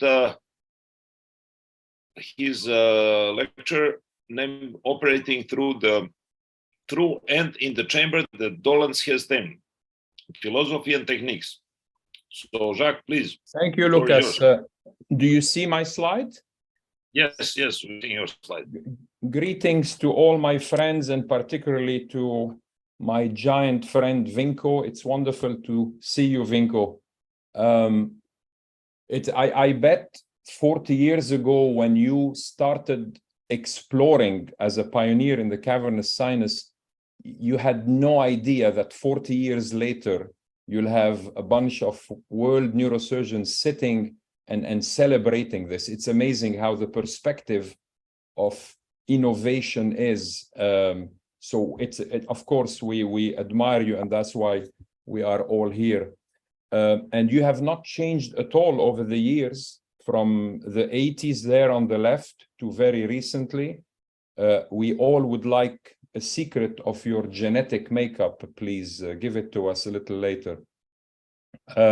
Thank you to Vladimir and Imad, who have put together these series of webinars over the last couple of years. They are completely dedicated to education. Vladimir will have to explain to us what he is analyzing about that head on the right later on, perhaps. But thank you for your monumental efforts over the years. I will cover a little bit the concept of vascular and skull base being inseparable twins, and I will show you some vascular and tumor examples from the cavernous sinus. You know, when you think of the field of cerebrovascular and skull base, there are people who are pure cerebrovascular, there are people who are pure skull base, and Dolenz, of course, was one of the first to join those two fields, and then followed by others later. But it's a natural link. Are they inseparable because they want to be inseparable, or because they have to be inseparable? And I would submit to you, as you will see through the series of talks today, that they have to be inseparable. I've, of course, cherished my memories with seeing Vinko over the years. This is in Helsinki. Mika Nimala is the only person who makes everybody else look very short. Wonderful times at the Helsinki courses when Juha was there, and this is with Helmut Bertalanffy at some other European congresses. And this is at a nice dinner in Helsinki with, of course, Vinko right there, Ali Krisht, and many other good friends. In his teaching, he is extremely physical. Here is his favorite position to teach how to position a patient. Here he is standing with Taka, and this is me imagining the conversation. Taka saying, please notice Vinko is wearing a Taka cotonoid around his neck, and Vinko saying, here he goes again, and then almost strangling himself with this comment. But look at his hand. This is indeed the hand, and the right hand, of course, that rocked, not the cradle, but rocked the cavernous sinus, and we owe him a lot. And when you think about, I know Vinko had told me how some of his original paper submissions were rejected by some journals. And this is a very nice quote. To those who believe no explanation is necessary, to those who don't, no explanation is possible. It's something I think many of us encounter in our field. Cerebrovascular and skull base are indeed linked together. There I'm talking about zone 2. That's where, because that's where we're talking about. There are numerous examples how CV helps skull base, how skull base helps cerebrovascular. And we all recognize that perhaps there are common traits between cerebrovascular and skull base surgeons, and if these traits are not in the same person who does both, such as Vinko Dolenk, and you can read that list for yourself. So these are the inseparable twins. CV helps skull base, for example, handling arteries during skull base procedures, handling veins during skull base procedures, and skull base knowledge helps CV, such as dealing, as you've seen, beautiful examples with Sanford, aneurysms, dural AV fistulae, cavernomas of the brainstem, and so forth. So they are, some twins are meant to be separated, such as these lovely twins, but some cannot, such as skull base and cerebrovascular. So let's go over some examples. Of course, we should and do recognize, as Vinko has in the past, the contribution of Akira Hakuba. Akira and Vinko in the early 80s were pioneering the cavernous sinus for us. And we all know Vinko's contribution in 1982, in 1985. And of course, you saw the books. And he is to be credited for allowing the rest of the field to conquer what was called no man's land. But he did it free soloing, like Alex Honnold. And then the rest of us, with that knowledge that he has created and others, do it in a safer way because we've learned what they dared to do in the early days. I remember distinctly Ivandro di Oliveira and Roberto Heros meeting in Ljubljana. They tell me the first time going to watch Vinko Dolenk, both of them came back home, tried to replicate what Vinko was doing and couldn't. And I remember Ivandro telling me he had to fly back, watch him more days later to actually understand the anatomy of the cavernous sinus. Many years ago, I published a minor paper describing a variation on the Vinko technique when my residents would not understand how to cut the frontotemporal dural fold. They were worried about injuring the superior orbital fissure. So we switched the order of techniques that Vinko had described and peeled the lateral wall before cutting the frontotemporal dural fold. This way, when you do that, you can see the tip of the anterior clinoid before you cut the fold.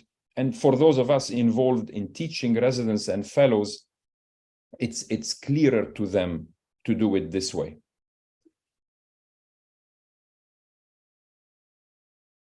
And that's a surgical case.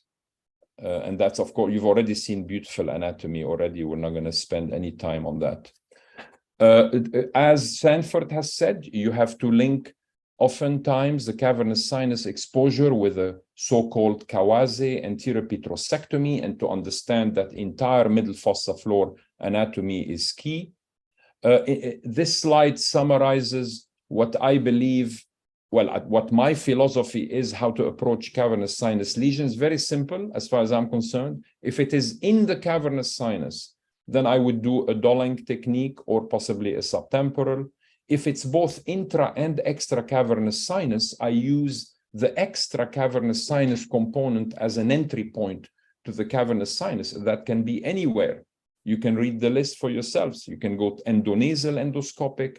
And I agree with Sébastien, who said earlier, there is no reason to be very aggressive with fibrous meningiomas that are in the cavernous sinus. Let's go through some examples from least aggressive to most aggressive. For example, an SCA aneurysm that is low-lying like this. It's a wide neck. I'm doing a subtemporal approach. Here is the fourth nerve. I can see the aneurysm, as you can see in the bottom picture, but I don't have proximal control. So a very simple, minor posterior cavernous mobilization and anterior, very partial anterior petrosectomy, that's all you need in this case to get the basilar artery and proximal control, and then I can clip it safely, as was done with this curved clip. So this is like just the tip of the iceberg of cavernous sinus. Now, to take you to the extreme of the iceberg, this case of multiply recurrent post-coiling and post-enterprise stent. You can see the enterprise stent in the basilar artery going into the left P1, and this basilar aneurysm kept recanalizing with mass effect. These act like tumors. So you absolutely need a complete transcavernous approach. I'm going to skip just very quickly through the video. You've already seen nice videos from Sanford, anterior clinoidectomy, transcavernous approach, and opening the dura.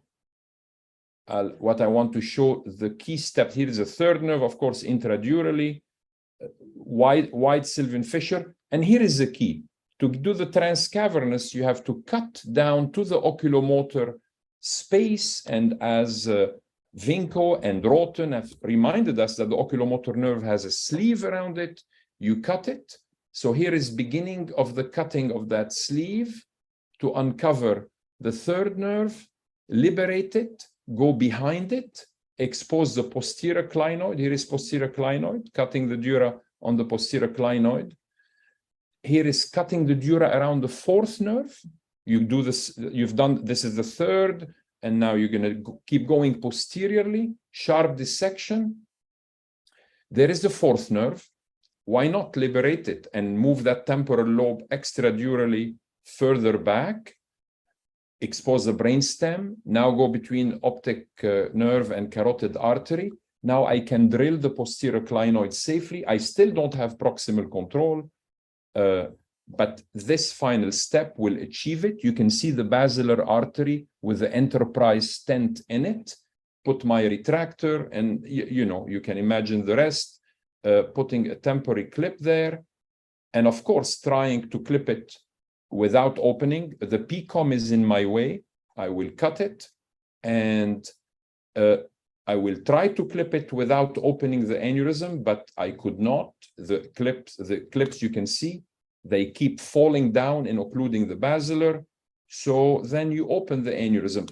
But can you imagine, as I'm sure Vinko and others may have done in the 40 years ago, trying to do this without the space of the transcavernous approach? Impossible, absolutely impossible. I'm struggling in spite of maximum space, but luckily this made it possible. Here we are opening the aneurysm, cutting through the coils, and I didn't cut all the way. I just cut enough to be able to put permanent clips across the neck. I softened the neck enough to gather it together, and here is the final clip after remove, and then I will remove the temporary clip, and the final view is a good result. So classic example of why you need the space for this complex lesion. I don't need to tell you about pituitary adenomas invading the cavernous sinus. Of course, you chase them, endonasal endoscopic approach. That's a post-op. As Sébastien has beautifully said, they are very different from meningiomas. An example of a dermoid tumor, such easy cases, dermoid of the cavernous sinus. Look at this case. All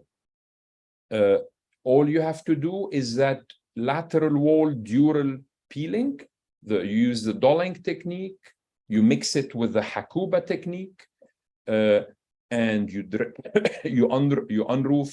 unlock the superior orbital fissure to allow you to start the plane that, if you remember Sébastien's slide of the turning of the dura, and you get the plane going, and then don't enter the lesion yet. Surround your enemy before you attack it. So again, peeling the lateral wall, look at the dermoid, you can see the fibers of trigeminal nerve draped over it. And this is a beautiful technique of putting the 4O neurolon on the dura as a traction suture that I learned from Vinko, among many other things, of course. And when you are over the dome of the lesion, then of course you can open the lesion and empty the typical hair and material that comes out. And then what's important, this is a young woman, she's 23. I don't want to just empty the cyst. I want to remove the entire capsule. And this requires a complete understanding of how the nerves are draped around the capsule and trying to keep the capsule in one piece. And that's what I'm meticulously doing here. I don't want to cut the capsule in multiple pieces and lose pieces in there. So I try to keep it as one piece. And it's here we are operating in the cavernous sinus with no venous bleeding. Of course, it's partly because the tumor has done the job, or you've added powder gel foam or T-seal or something like that. So meticulous, easy pulling, particularly on the trigeminal nerve. You don't want to create dysesthesias in the face. They're horrible. When patients get trigeminal neuropathy, it's really, they're miserable. So you try to be very delicate. Here is Meckel's cave. And there is no need for self-retaining retraction. And I'm staying with continuity with the capsule, and till at the end, it really does lift off as one piece. Can it recur? Of course it can, but this is the best I can do right now in this young woman, taking it right there, all out, right there, and a very nice emptiness of the cavernous sinus when you finish. She actually did not turn hair. She did not even have, here is post-op, did not even have a temporary eye movement issues. Schwannomas are beautiful cases to do, even the big ones. These are the ones where I love to combine Kawase and Dolenk. This one, it's in the cavernous sinus, goes to the posterior fossa. Again, there is no time to go over too many details, but perhaps you've already seen those steps, middle meningeal artery. You understand where the nerves are. You go between the nerves. You of course, you monitor the nerves with NIM stimulation. Here I am drilling the anterior petrosectomy, being aware where the basal turn of the cochlea is. And you combine extradural and intradural. You liberate, you cut superior petrosal sinus and mucosa and so forth. And this is a basilar, you know, schwannomas are so nice because of their texture. I am probably running short on time. Maybe I could finish if it's okay with this case. This is a very recent case, wonderful 30, case sorry, let me take the, so what do you do? Let me take you to this 33-year-old with V2 and V3 numbness with this meningioma. She is a lawyer, very active, very successful lawyer. Look where the extent of the meningioma goes. Infratemporal fossa, you will see the coronal, it's invading Dorello's canal. She does not have a 6th nerve palsy, but the tumor is there. And coronal will show you, look where it is in the infratemporal fossa. It went out ovale. Look what it's done to the, it's in the cavernous sinus, of course, part of it, not all of it. You can see, look what it's done to the bone, to the base of the pterygoid. She had multiple opinions across the country. She was told endonasal endoscopic in one stage, craniotomy in the other. Radiation, of course, many people said radiation. She's only 32 and she has symptoms.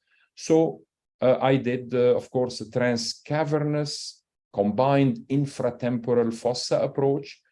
And I told her, I don't want to give you V1 numbness. That would be terrible. So if there will be a meningioma stuck on V1 and I cannot peel it, I will leave some meningioma around. So here we are, GSPN with peeling, the mixture of Hakuba and Dolenk techniques. I'm drilling first the infratemporal fossa. This is the TMJ. I empty everything that is around the pterygoid muscles. Here are pterygoid muscles. I'm sorry, I'm going fast because obviously we don't have too much time. I am cutting the eustachian tube because it is infiltrated right there, and cutting V3, which is completely infiltrated. She knew that pre-op. I told her I'm going to cut V3 and probably V2. We finish this, drill the bone extensively until I see Vidian nerve. So this is a Vidian nerve seen from transcranial, not from endonasal. You remember, it's parallel to V2. Then I go through the dura and go to the cavernous sinus. I'm going to skip fast through this. And here I am, almost the last piece. This is V2 remaining. This is sphenoid mucosa. And I did not injure her V1 as promised. I removed what I estimate to be 98% of the tumor. And she absolutely did not turn a hair either. And here is a post-op with a fat graft. I think this is the right thing to do in young patients. I will finish here to say, if you allow me to go to this is endonasal endoscopic, to the conclusion that I apologize for this. I just want to come to my conclusion saying that the quality of life can be excellent if you know your anatomy. And the fiction is that all cavernous sinus lesions are created equal and that the location trumps the pathology and that the cavernous sinus is inaccessible and that surgical morbidity is certain. All that is wrong. Vinko showed us that it's wrong. And all this is true. Cavernous sinus surgery is certainly harder and riskier. Profiling is not a dirty word. You have to choose your pathology properly, when to be aggressive, when not to be. Lateral wall is not intracavernous. Those are easy. So we should stop radiating those lateral wall cavernous sinus meningioma. It's absolutely is one of the easiest surgeries.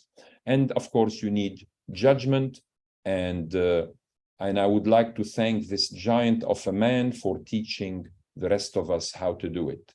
Thank you very much, Vinko. Congratulations.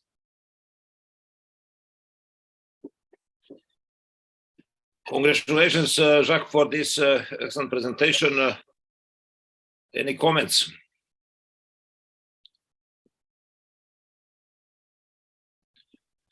Imad, I don't hear any comments. Let's see this. There is one question, Harshad Parekh, for basilar or SCA aneurysms. One always need to drill petrosus or just PCA drilling good enough. Can you, Jacques, answer this question, or somebody would like to answer this question? I'm sorry, is this in the Q&A box for basilar or SCA aneurysm? One always need to drill. Exactly. Oh no, no, not always, not at all. I'm sure I showed you a complicated case, but if you can keep it simple, and if the lesion is not low, you absolutely don't need to do transcavernous or transpetrosal approach. I only did it because of the complexity of the case. And I think I see a question, is there a role for a lumbar drain? I use a lumbar drain for all extradural middle fossa approaches. Yes, I do. Not for intradural ones, because you're going to get your CSF there. Okay, thank you. So, any other comment? If not, Imad, would you like to announce Professor Dolens? Imad. So, I take the pleasure to introduce Vinko. We met, I think, Vinko, you remember that we met the first time in Gazi Yashagir operating room. It was 73, few weeks ago, and we are still here. And you deserve this webinar and all distribution, because you taught us really to approach pathology of different type in a place in which in the 73 was no man's land. So welcome, Dylan, Vinko, and give us your last secret, please. I just want to add 2 words on Vinko, because I introduced him earlier. He is a man, he has a bivotal functionality. He is the greatest skull-based vascular surgeon, but he is the best tennis player I confronted with, and he made cavernous sinus that easy for him, and we try to have it as easy like his backhand stroke, but we need the 3-4 hand stroke to match this level of expertise. Vinko, the podium is yours. Thank you very much. This is my pleasure and honor to be with you. I don't know how to compliment all of the speakers, starting from Sebastian and ending with Jacques. I don't deserve so much of credit. However, what I would like to show today is nothing new. I have no more to say something. I just would like to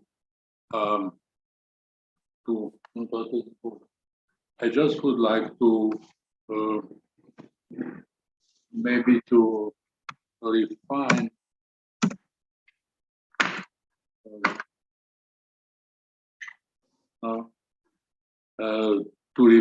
some steps. Aneurysms in question I would like to talk are those listed. And what is the problem? The principal problem of the approaches, that's the working space around the aneurysm and around the vital structures. I would like to say that there has not to be the cost for the surgery. So the surgery should work without cost for the patient. And for that reason, we have to study the skull base. And as you see, the artery, the cranial nerves, and the triangular entry areas in the cavernous sinus and so on. And here you see the carotid artery with its segments. They have to be respected and to overcome. And in the specimen, and the most what can be achieved in surgery is just to make a practical use of the anatomy. Surgery is nothing but the anatomy. How to create sufficient working place in going out of the dural compartment. This helps a lot. So when we go to orbit, remove the posterior cranoid, sella, we enter the cavernous sinus. Of course, not the whole list of this, but what is necessary for individuals' surgery. And what is the most important? Not to endanger the brain. Holding the brain, yes. Retracting the brain or compressing it, no. This I learned from Yashar Gill and from Maurice S. Albin from the States, from Austin. And he did a wonderful experiment on monkeys with spatulas, pressing the brain, and he noticed the detrimental effect of this compression, and then cascade of events, physical first and biological later. The aneurysm surgery has 3 steps. Respect the brain anatomy and not to destroy it. Get there, fix the aneurysm, and get out without leaving traces. Be like Houdini.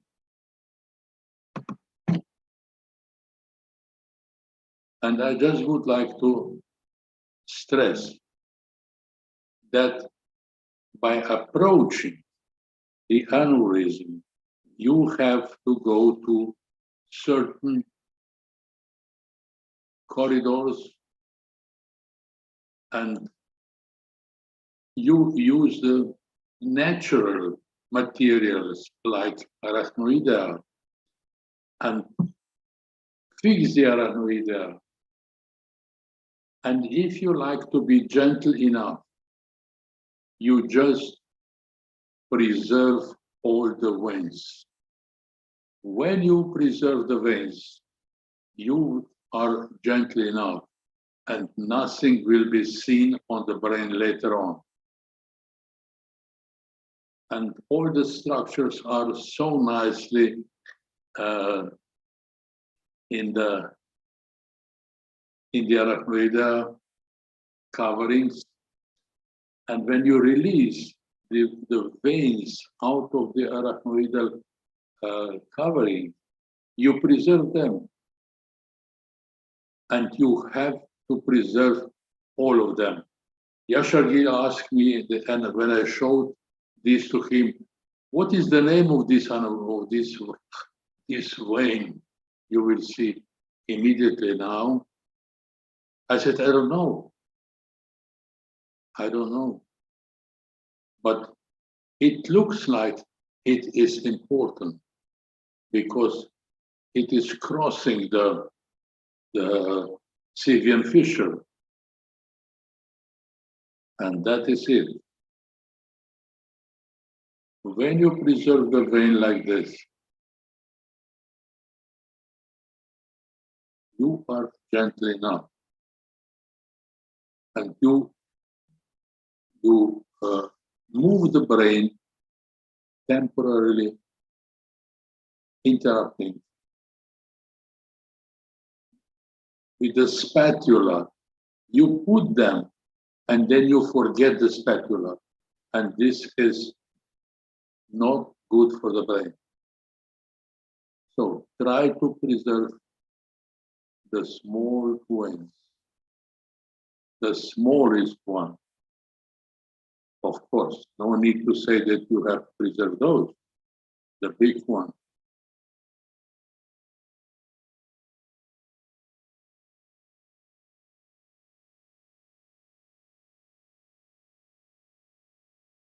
So you go this way to the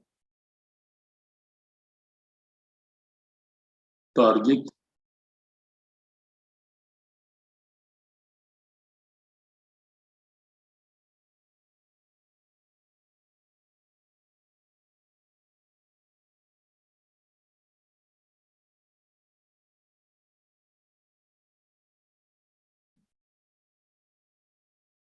And then you will fix the target.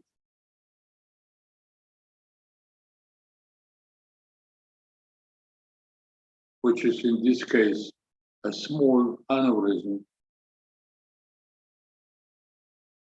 But what I would like to stress, you have to be gentle. Your pressure on the brain should be short-lasting and, of course, not too much. And the arachnoidea, when you cannot steer it, you have to cut it. You expose the aneurysm.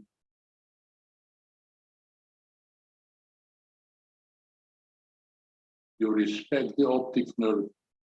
You respect the frontal lobe. You visualize the parent arteries and you visualize the aneurysm.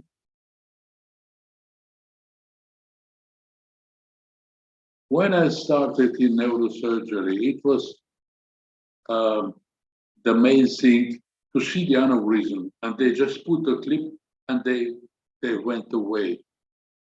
This is not correct. You have to see all around the aneurysm, the arteries, and to check the opposite side. Make it free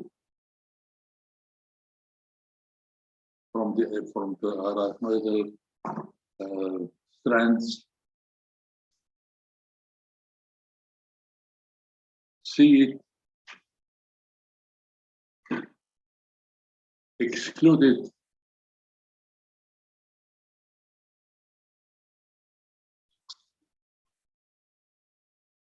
and revise also the opposite side.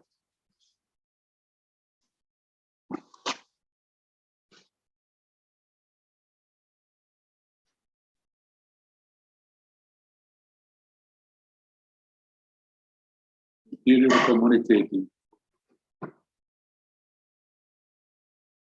fenestrated. But this is not the end. You have to check if the aneurysm is completely in the clip.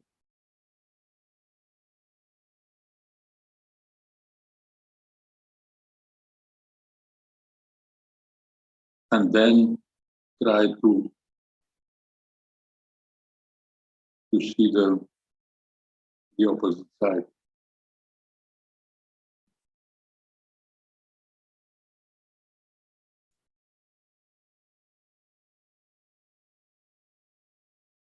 At the end,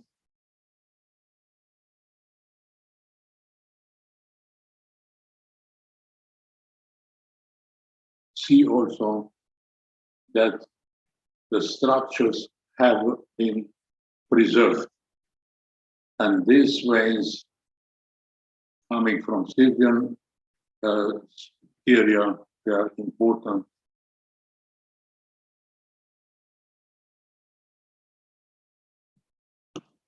Now, when we are sure that we can do nice, not traumatizing approach, then we can start with carotid ophthalmic exposure.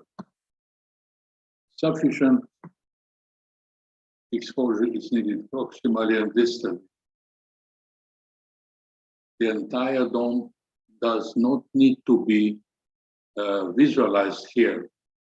Extirpation of the aneurysmal sac in those cases is dangerous.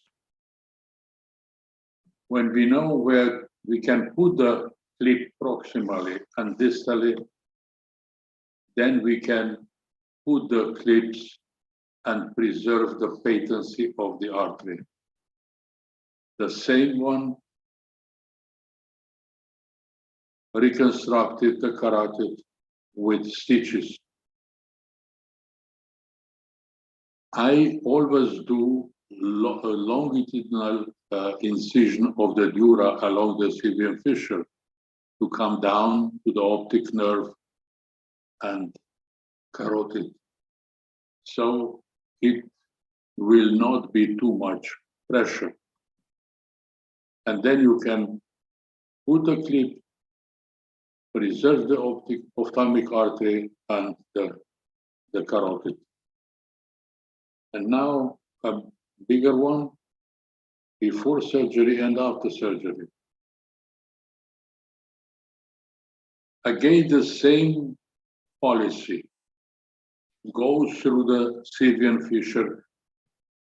It is not needed here to go through the whole Sivian fissure, just through the distal, through the central. But you need intradural approach and you need extradural approach, as you will see now. Optic nerve, carotid loop, anterior loop is here. And here you see no space to put the clip. The aneurysm is big one, covering and pushing the optic nerve, which is not visible.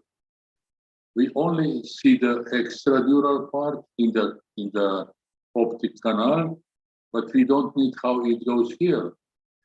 Again, when I start in neurosurgery, they said, oh, here optic nerve has to be interrupted.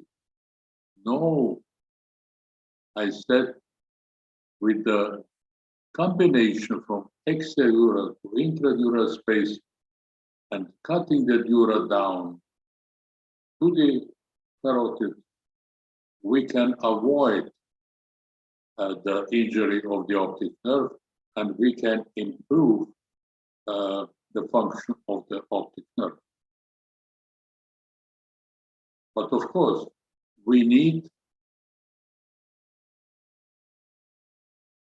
the exposure of the initial part of the aneurysm, which is large, under the brain, but we need the nice exposure of the artery.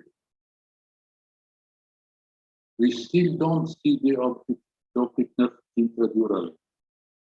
Additionally, we drill off the optic stroke, and then it is possible to go down to the carotid. So we can put the clip there, but in this case, it is not necessary. We just visualize the intradural carotid. We visualize the initial part of the aneurysm. We hold the aneurysm, and here's the optic nerve, you see? This is the optic nerve. It is liberated now from the pressure. Now, ophthalmic artery is here. With the right hand, you hold the aneurysm. With the left hand, you put the clip. Because now you have the space.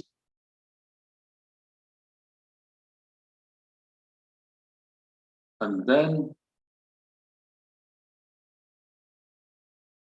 optic nerve is here inside. We cut the aneurysm, we empty it, but we don't pull the whole dome from under the brain in order not to damage the hypothalamic and other structures.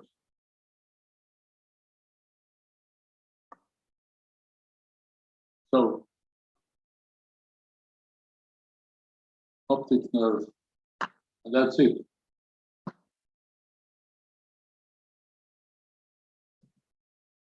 That's before surgery, that's after surgery. The carotid, the ophthalmic artery is preserved. Here is the clip, and you see also the ACA1 on this side. Now, if we go to intracavernous aneurysm surgery, this also necessitates distally dissect the ICA and the optic nerve free. And proximally, we have to provide the control of the blood flow through the intracavernous segments.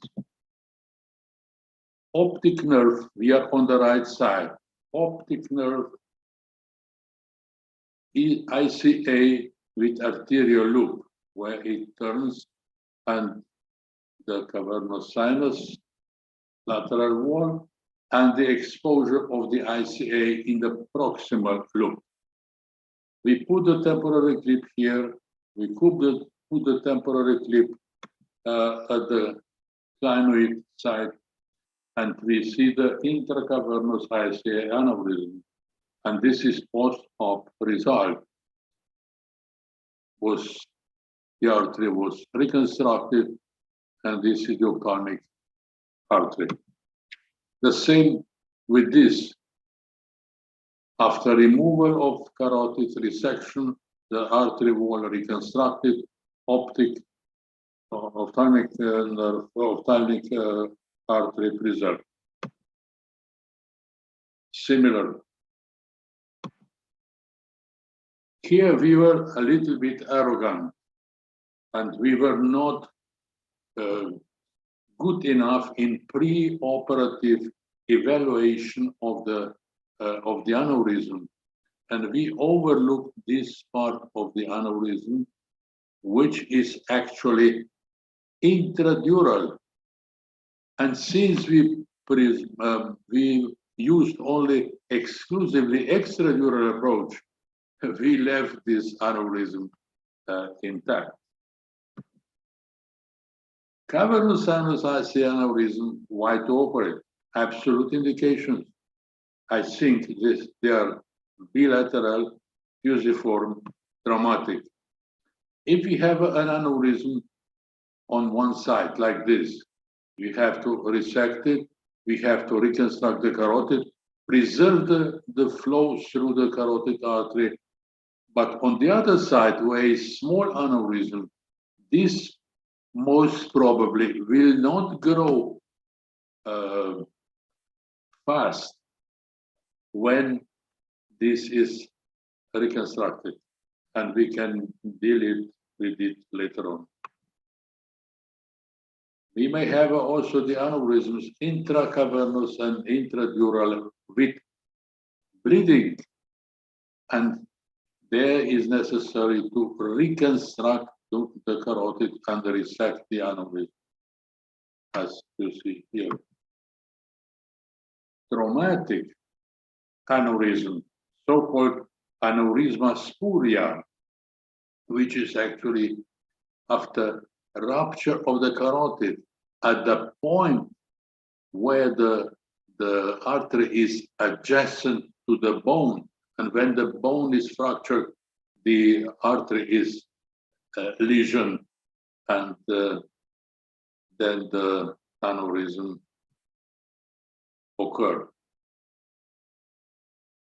Other indications from the carotid reconstruction, when the carotid is completely interrupted, you cannot do it with other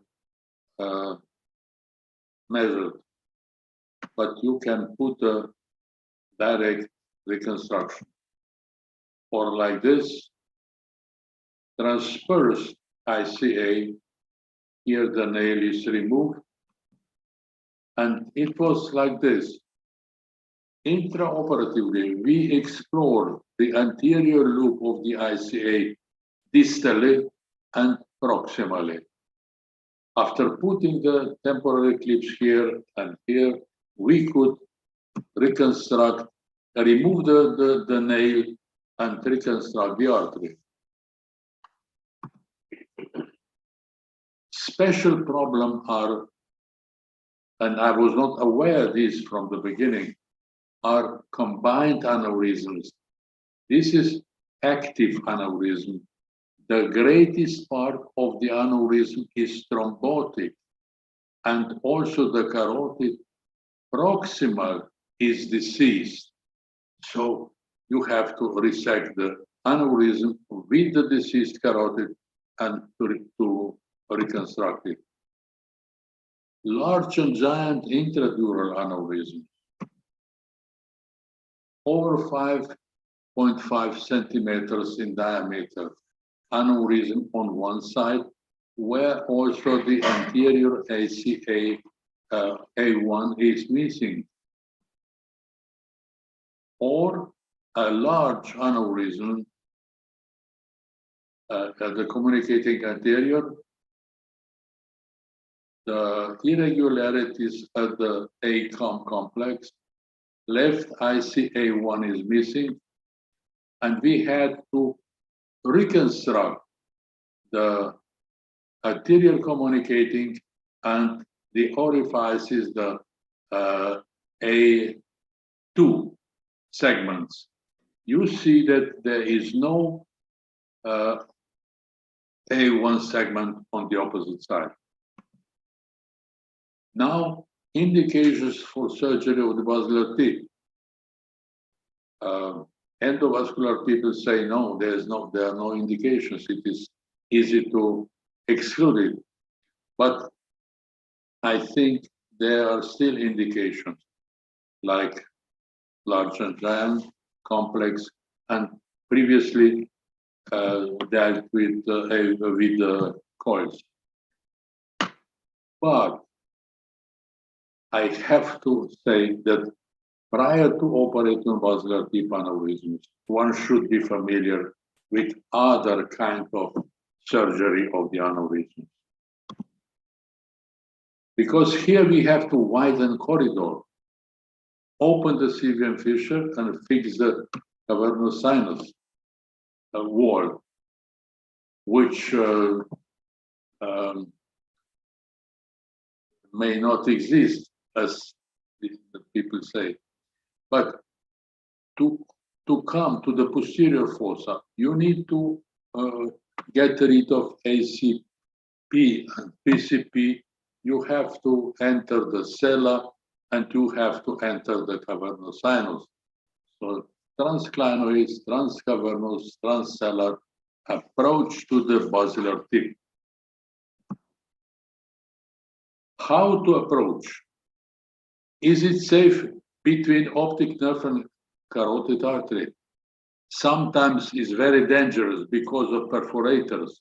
And when you move the ICA laterally, you stretch the perforators and there will be damages in the brain. So when you move the ICA medially, you relax the perforators and nothing will happen. However, here you have a PCP barrier. So you have to remove the PCP from intracellular side. You go into the cellar, you see the pituitary body, you see also the ICA in the cavernous sinus and the PCP from the cellar side. and you can remove the dorsum cella and come down. And then you can deal with the complex basilar tip aneurysms, and the perforators are reserved, which are sometimes on the way when people are dealing with these aneurysms with endovascular. Then you have the aneurysms, they were coiled before and rebled again, and they need surgery and to be excluded, the aneurysm with coils and preserving the perforators. Removal of the posterior clinoid using the dura behind the dorsum stella, and you can turn it over the cavernous sinus and you create medial wall, and then you can put the clip. Basilar tip artery aneurysm surgical complications, CSF leak, lesion of the cranial nerves, PCOM, and basilar tip perforators spasm. They do not tolerate any clipping. Surgery of the basilar tip is one-way road. Neurosurgeons should be psychophysically prepared. Conclusion. Respect different location of the aneurysms, extradural carotid, intradural carotid, vertebrobasilar. Mind the size and content of the aneurysm, quality of its neck, and condition of the arteries, ruptured versus unruptured, different. Automatic approach, atraumatic approach to the sufficient and sufficient exposure of the parent and daughter arteries and the neck of the aneurysm. If clipping or resection and reconstruction of these aneurysms is not possible, bypass is needed.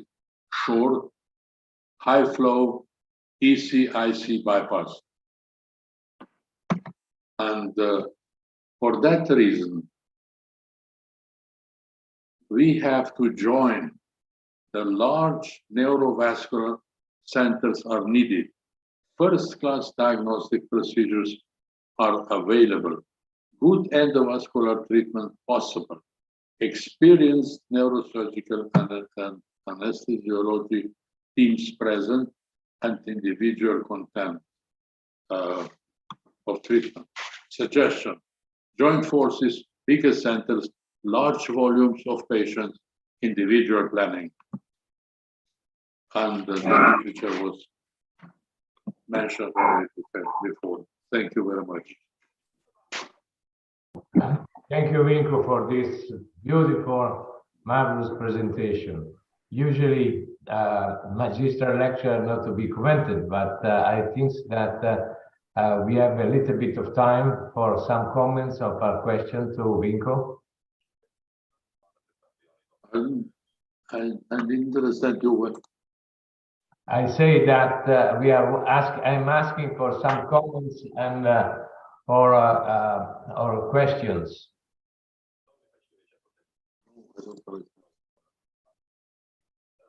No one. So we thank you again, and we make a nome of the name of all the participants. Thank you to you and compliments for this wonderful presentation that is not only good for young neurosurgeon, but also for a not so young neurosurgeon. Thank you so much, Vinko. Thank you very much. Thank you. Now, Imad, I think that Vladimir will take care of the second sessions. I leave it for Vladimir. I think only one message that Dr. Thomas Santeris apologized. He has to go for an urgent intervention. There is a complication in the theater, so he won't be presenting. Go ahead, Vladimir. Okay, Imad, thank you. Vinko, it's a pleasure to see you again. I shall tell you a little story when I met Vinko for the first time. It was in 1982 when I was a trainee at European courses, and Vinko was the organizer of the course. And one of the traditions was to play football, trainees versus teachers. And Vinko ensured the victory of the teachers very simply. The football field was not flat, it was like a slope. So the goal of the teachers was some 10 meters higher than the trainees. So we could never have won. It was impossible because the teachers attacked downhill and we had to attack uphill, which was nearly impossible. And that was the lesson about the tactics and about the strategy, how to ensure the victory from the very beginning, before the fight starts. So it's, in a way, it's a neurosurgical motto, to be prepared to surround the enemy before attacking, as Jacques has said. And that was, let's say, one of my most important lectures, to ensure your victory prior to the fight. So let me now ask my very good friend, Francesco Tomasello. Are you with us? You are. Who will talk on large sphenocavernous meningiomas. Francesco. Thank you so much. I am sharing my screen.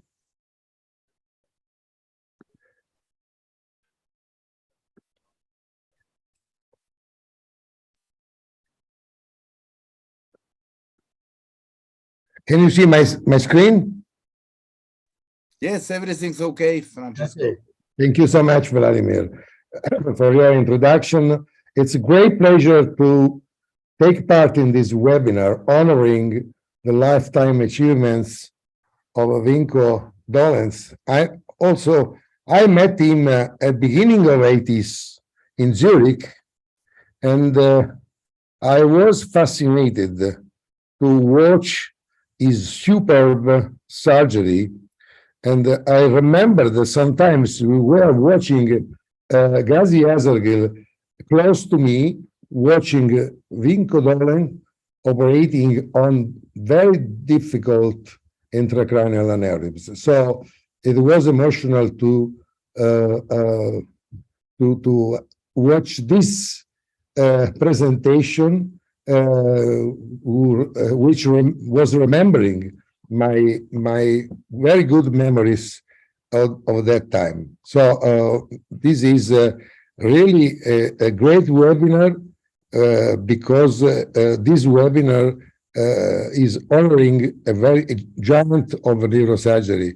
So I am now dealing with my presentation, which is the management of large sphenocavernous meningiomas. This is my experience, non-disclosure. Sphenoid wing meningiomas are approximately 15–20% of all meningiomas arise from the sphenoid wing, of course, and about half of them arise from the medial portion of the wing. In the classification of medial sphenoid wing meningiomas, a special place is for the sphenoidal or sphenocavernous meningiomas. This is the anatomical location of these tumors occupying all the sphenoid wing when I am talking about large or giant meningiomas exceeding 4 or 5 centimeters in diameter, and of course in the position of the medial sphenoid wing. I was publishing my first series of these cases in 2003, and speaking about sphenocavernous meningiomas covering the medial portion of the sphenoid bone, occupying the region of the anterior clinoid and adjacent medial sphenoid wing, involving mostly really the pericavernous or sometimes cavernous sinus structures. These meningiomas were defined by Almefti as clinoidal type 2, but more recently, Abdelaziz published a larger series of these tumors, and he named these tumors sphenocavernous and sphenoclinoid cavernous meningiomas. Of course, sometimes these meningiomas stop on the lateral wall of the cavernous sinus, but sometimes, as we saw in preceding talks, they may infiltrate the cavernous sinus. There is really a difference between sphenocavernous and clinoidal, because in the sphenocavernous there is a late involvement or no involvement of the optic nerve, but in the clinoidal, as we know, there is an early involvement of the optic nerve and its function. So if we look at the clinical presentation, there are also some differences. Visual disturbances, of course, are more occurring in clinoidal than in sphenocavernous, but in sphenocavernous we have more cases with seizures in comparison with the clinoidal tumors. One important adjunct in the recent years for the vascular surgery, but also for the tumor surgery is the ICG. As you see, we have the microvasculature of the optic nerve. The mechanical manipulation of the optic nerve, as Vinko Dolens said, is to be avoided. But sometimes the mechanical manipulation impairs the microvasculature of the optic nerve. So the outcome of the optic nerve depends on mechanical manipulation, but also on the injury of the microvasculature of the optic nerve. We need to take into consideration this. The approach for these tumors, of course, the classical Yazergil pterinal transsylvian approach, and sometimes adjunctive osteotomies. I did not use, in my experience, the Spetzel mini pterinal craniotomy, but I don't know if it will provide a sufficient exposure for these large tumors. Adjunctive osteotomies, of course, we know very well the fronto-temporal orbitozygomatic approach.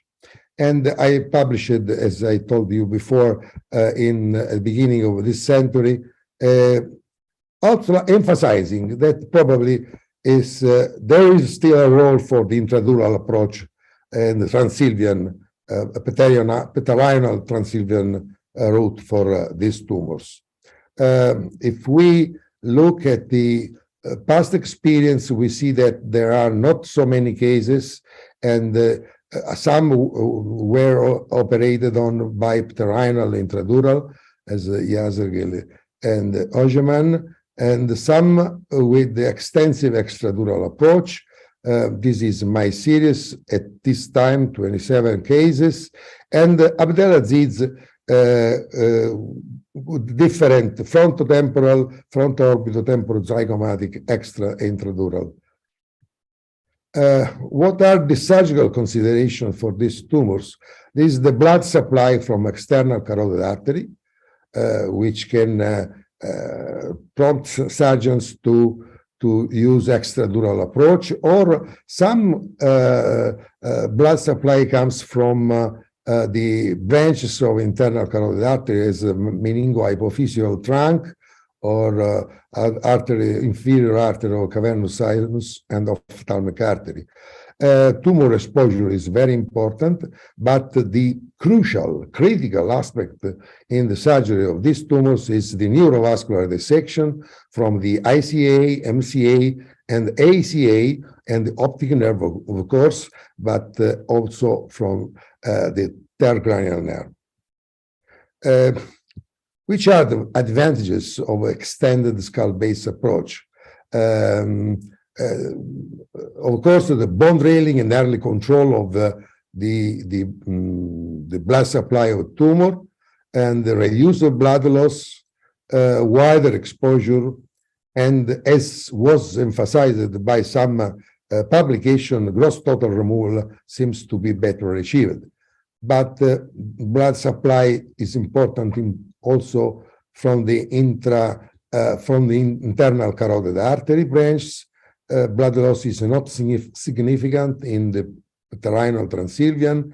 Meningioma, the bulking provides exposure, and there is no significant difference in long-term follow-up, as was demonstrated by the different papers published in the recent years. We have one paper of the group of Anil Nanda, which concluded that the frontotemporal orbital-zygomatic approach warrants a gross total removal with low recurrence rate and greater recurrence-free survival. But there is another paper also in the recent years with 12% of sphenocavernos meningiomas, with paracellular meningiomas, concluding that the mini-pteroinal approach provides an efficacious method of resetting these tumors. So there is the usual debate between extended skull-based procedures and simple classical procedures. Of course, it depends on the tumor and on the other features of the single case. This is the classical view that we have when we have an opening of the Sylvian fissure, as was fine demonstrated by Vinko Dolens, and so having good exposure of the important structures, the optic nerve, the carotid artery, the third cranial nerve, the anterior clinoid process, and so on. And about the exposure, large tumors, as in these cases, produce large back channels. And the early and wide, in this case, wide Sylvian fissure opening is very important to achieve a good control of tumor and, of course, of the neurovascular structures. In sphenocavernos meningiomas, even giant proximal carotid artery control can be achieved intradurally before starting vascular dissection. Vascular dissection, as I told before, is from the ICA, the MCA, and usually also on the ACA. Usually, an arachnoidal plane is identified and the sharp dissection can be performed. If such plane is not clearly identified, alternating smooth and sharp dissection could be a successful strategy. And you see that, of course, I go fast, the opening of the Sylvian fissure and the bulking of tumor and the dissection of the tumor, as in this case, from the internal carotid artery is less important, the dissection from the optic nerve, because is the involvement of the optic nerve is less in these cases generally. And you see the carotid artery here, the carotid artery, and the smooth dissection of the tumor and the bifurcation of the carotid artery.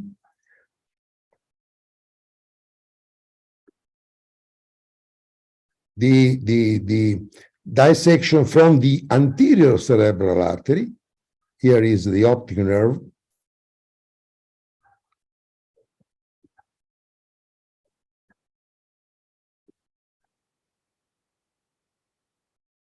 And the treatment of dual attachment.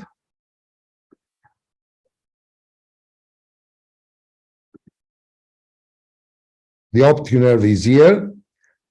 We are on the left side, the carotid artery, the third cranial nerve, and you see here the small branch preserved, well preserved, and the middle cerebral artery on this side.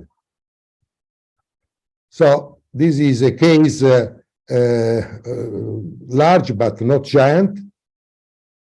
And in this case, we need to have a sharp dissection from the arteries of the meningioma. I go fast. And you see here the anterior choroidal artery, which is really adherent to the meningioma, and it is dissected with the sharp dissection, and was preserved in this case. Is very important, as in this case, to the preservation of the anterior choroidal artery. And here's the carotid artery.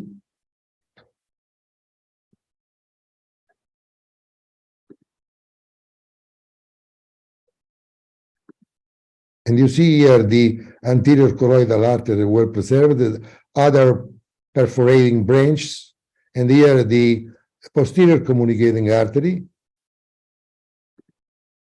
And you see at the end, we have this result, the carotid artery, the anterior choroidal artery well preserved, the posterior communicating artery, the third cranial nerve, and the posterior cerebral artery. And this is the postoperative control. This is another case, and we see here that always the debulking of the course of the tumor, and of the same dissection from the carotid artery and the anterior cerebral artery and the middle cerebral artery. This is the middle cerebral artery, another portion of the tumor.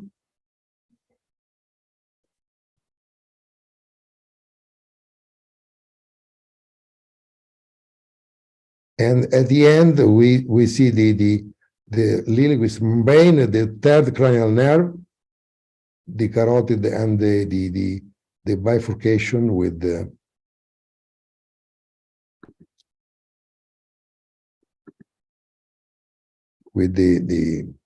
optic nerve is, in this case, particularly dislocated and distorted.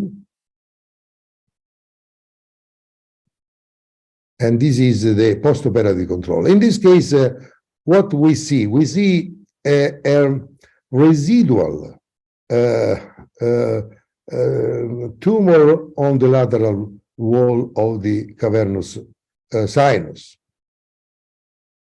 This is another case with the postoperative control.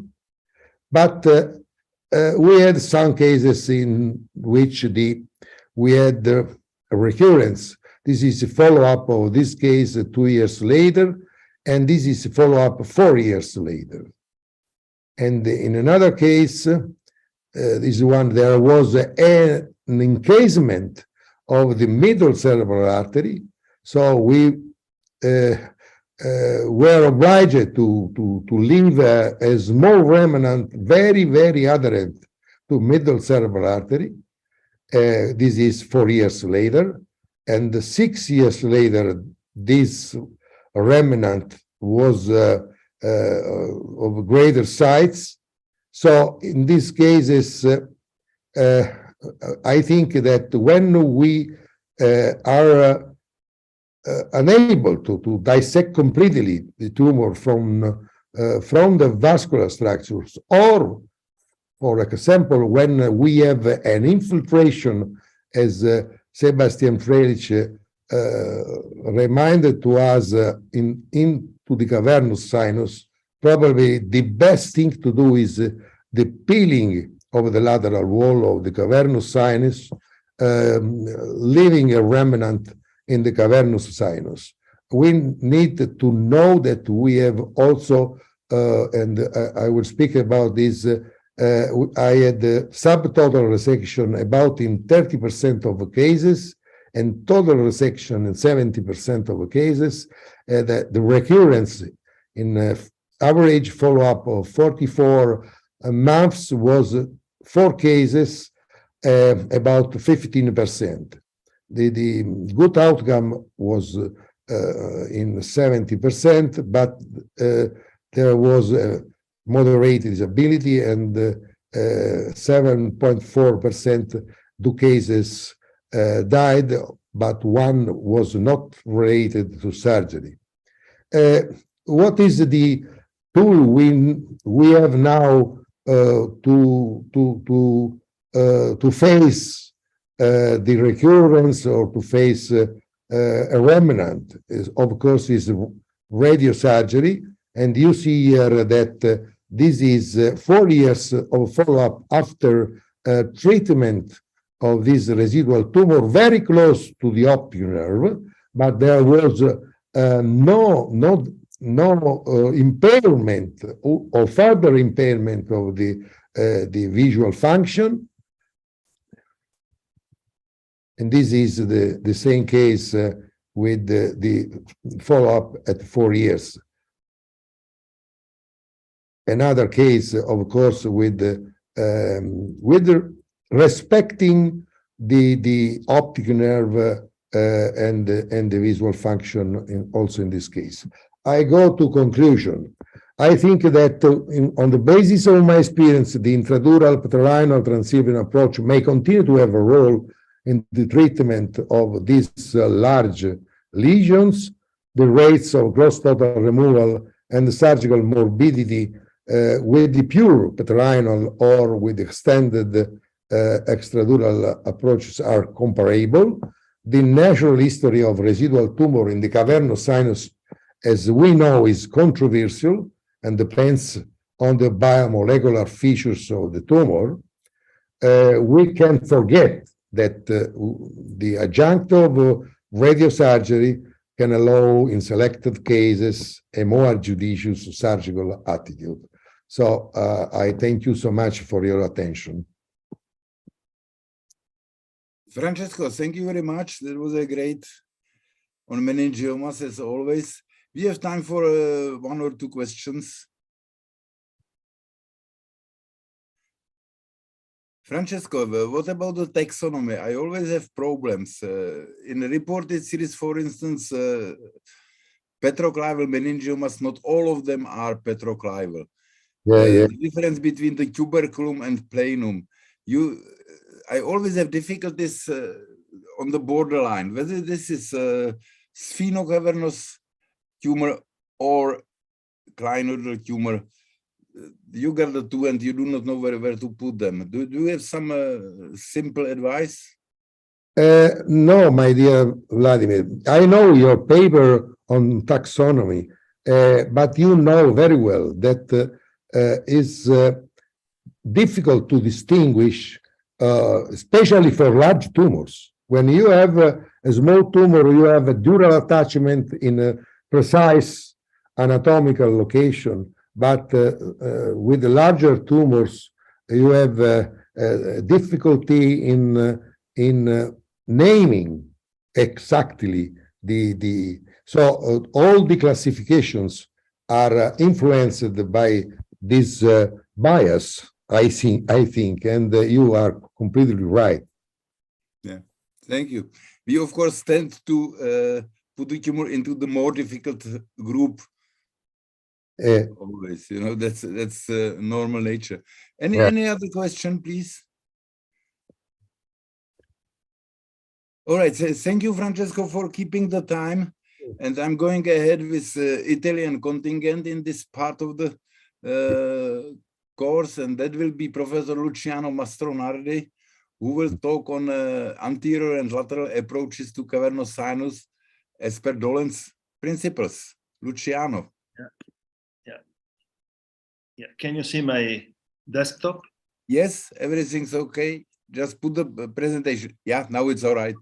Thanks a lot. Good afternoon. I'm very honored to be here in honor of Professor Vinko Dolek with all these very famous speakers. So everybody, majority of you remember the first time you meet Professor Dolek. I would like to change. I would like to remember the last time I met him. It was in October of 22.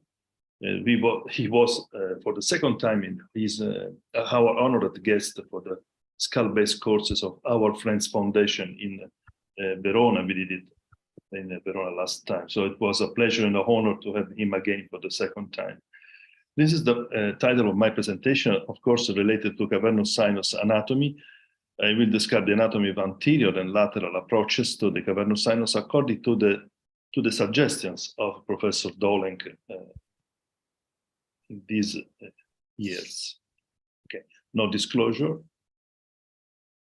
Typical case, meningioma well described by other speakers, invading the cavernous sinus, so nothing to do more than you did before. So of course the anatomy is so important because the surgery of the cavernous sinus presumed to be very careful, very meticulous and hemostasis. Pay attention to the anatomy and know very well this anatomy, as many of you told before. So we have different surgical approaches to the cavernous sinus: the frontotemporal pterional standard cavernous approach, orbitocranial approach with anterior transcavernous route, the extradural temporoporal approach, so an anterolateral cavernous sinus approach, the extradural subtemporal for the posterior portion, the posterior cavernous rhomboid approach. Then we have the combined transversal and combined petrosal approach. I will describe time to time the two major approaches we can provide for the exposure of anterolateral anatomy and lateral anatomy of the cavernous sinus. So I will start with the anterolateral anatomy. That it's the key point of this approach is that, of course, the anterior clinoidectomy.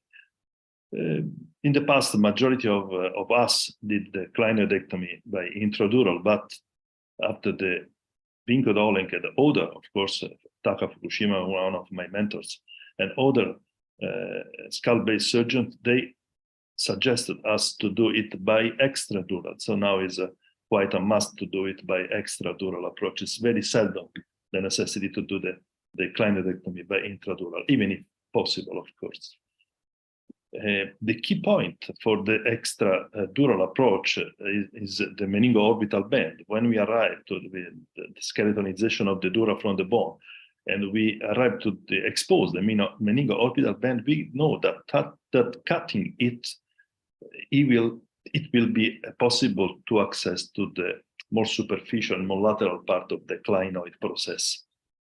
And the anterior clinoid process, of course, is fundamental in this approach because we have to remove it completely and in a safely way. And it is, an important border in between the internal carotid artery, close to the origin of thalamic artery, and the optic nerve, and laterally to the superior orbital fissure, so that the anterior portion of the cavernous sinus. Bone struct, very important to know and to consider, is the optic struct. This is a bone, a portion of the bone in the infralateral flow of the optic canal. And is a bone septum in between the superior orbital fissure and the optic canal. And it's a bridging bone connecting the anterior clinoid process with the sphenoid. So optic struct is the most important bone key point. Then we have to drill, of course. And I used to drill, and as suggested by, of course, Vinko Dolek and other skull-based surgeons, I drilled inside the clinoid in order to debulk it, the bone at the first, and then dissecting the limits from the structures, optic nerve, of course, and carotid artery. And the optic struct is the last to be drilled away. very close, of course, to the optic nerve, so very careful dissection. And then after removal of the clinoid, we can have access to the carotid, extradural carotid, and then open the dura very close to the base. We have all the arteries of the structure described before very well by other speakers. So this is a classical clinoidectomy.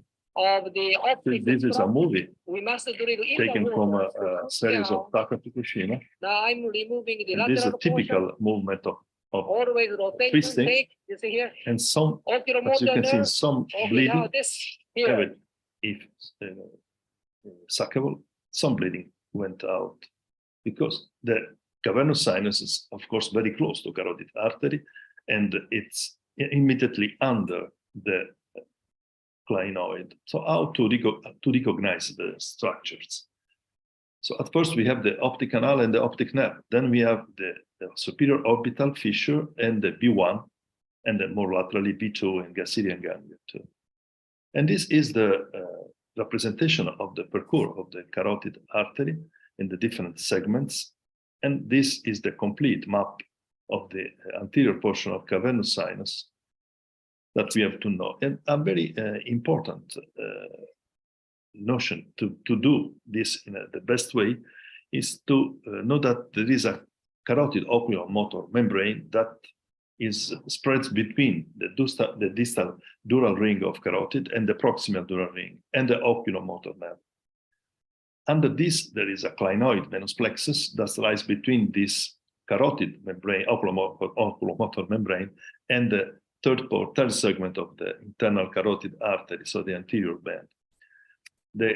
This membrane avoids the venous bleeding, but not always it's possible, as you can have seen in the movie. After removal, the anterior clinoid processes very frequently to have this bleeding, especially in some cases in which this membrane, especially posterior, is very thin and incomplete. This is a case of a aneurysm, subarachnoid hemorrhage with aneurysm in this area, well approached by this kind of the exposure. The lateral anatomy is approached by subtemporal extradural route, the pericavernous approach. And in this case, extremely important is the concept of dura propria and dura propria elevation. We started in the anterior approach by cutting the frontal ethmoidal band, frontal orbital band. In this case, we can start cutting the middle meningeal artery, that is the posterior point of this dura propria and two layers of dura, the so-called interdural dissection by Cavazzi. So the exposure on the left side is when we usually elevate the dura propria from the base, and on the right side we can see the true cavernous membrane. I mean, remove it completely and all the nerve is exposed. But it is better, if possible, to avoid in clinical practice. Again, this is the final exposure we can have after the extradural dissection and the carotid and under the nervous structures. This is according the carotid classification segments according to the Fukushima classification. And this is the final exposure we should have, combining the anterior and the lateral cavernous sinus exposure, and all triangles, someone dedicated to Dolenk, of course, and the anteromedial and the medial, and the far lateral triangle, the lateral loop. Any one of these triangles starts from some skull-based surgeon. Of course, everybody knows that the first in describing this was Parkinson, the Parkinson triangle in between the fourth cranial nerve and B1. And through Parkinson triangle, we could approach, if effectively it's only carotid artery, it's not a big triangle, it's just an interesting anatomical triangle to expose a portion of carotid and the sixth cranial nerve in the Dorellos canal, limited by the inferior petrolateral sinus and the Gruber ligament. And this again is the same sketch drawing from the picture I showed it before. So the anteromedial triangle, I would like to describe the most relevant triangles according to the clinical practice. This is the anterior-medial triangle described by Professor Dolenk. Is located in the superior wall of the cavernous sinus. You can expose with this approach the extradural optic nerve, the superior orbital fissure, and the dura ring of carotid. The approach for obtaining this is the simply pterional approach, and it's indicated for paraclinoid, infraclinoid, and ophthalmic artery aneurysm, and from meningiomas of this area. This, of course, this view, of course, is possible after the complete extradural clinoidectomy. So the medial triangle described by Dolenk and Akuba is located in the superior wall of the cavernous sinus for exposure of the internal carotid artery, posterior clinoid, and the porus oculomotorius. Approach the pterional approach, eventually with some drilling of the orbit, and it's indicated for C4 and C5 aneurysm, carotido-cavernous fistulas, and intracavernous tumors that can be removed, as Sebastian Fröhlich thought before. Not all tumors is necessary to remove, it's indicated to remove inside the cavernous sinus. The superior triangle, it was described by Fukushima, is a very narrow triangle. It's located in the lateral wall in between the third and the fourth cranial nerve. You can reach by pterional or subtemporal, and it's indicated for exposing the C4, C5 junction. It's very limited, the indication of this approach. So we told before about the lateral triangle of Parkinson. It's indicated for the C5 segment and petroclival lesion tumors, but it's very, very narrow. You can add this approach to the complete exposure of the cavernous sinus. Very interesting is the approach to the middle cranial fossa described by Glasscock. This is a temporal approach. And this triangle is useful for the proximal C6 segment of carotid, the horizontal portion of carotid before the genu in the mastoid. And with this, we can discover the horizontal intrapetrous carotid artery and the GSPN just passing above the carotid artery. Then we have described it before, some colleague described it before, the approach of Cavazzi. It's a typical middle cranial fossa approach that we can arrive exposed by the subtemporal extradural wave route. It's indicated for petroclival tumor, posterior fossa, and mid-basilar trunk aneurysms. Is quite a nice approach, and for using this approach, we have to know some anatomy in detail, in particular the concept of rhomboid fossa. Rhomboid fossa is an area of the middle fossa limited by some anatomical structure.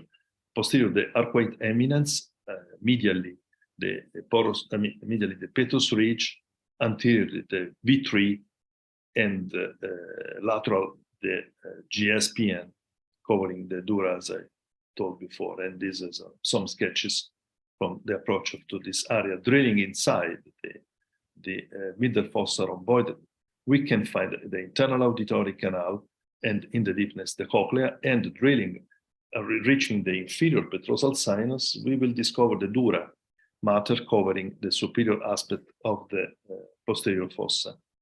And this is the final exposure we can obtain with the cochlea, the internal auditory canal in the middle, and the posterior fossa dura discovered and approachable by above. Cutting the dura covering the fifth cranial nerve, we follow it in the middle fossa, from the middle fossa to the posterior cranial fossa to, the brainstem, the exit point of the trigeminal nerve in the pons. And just cutting above, as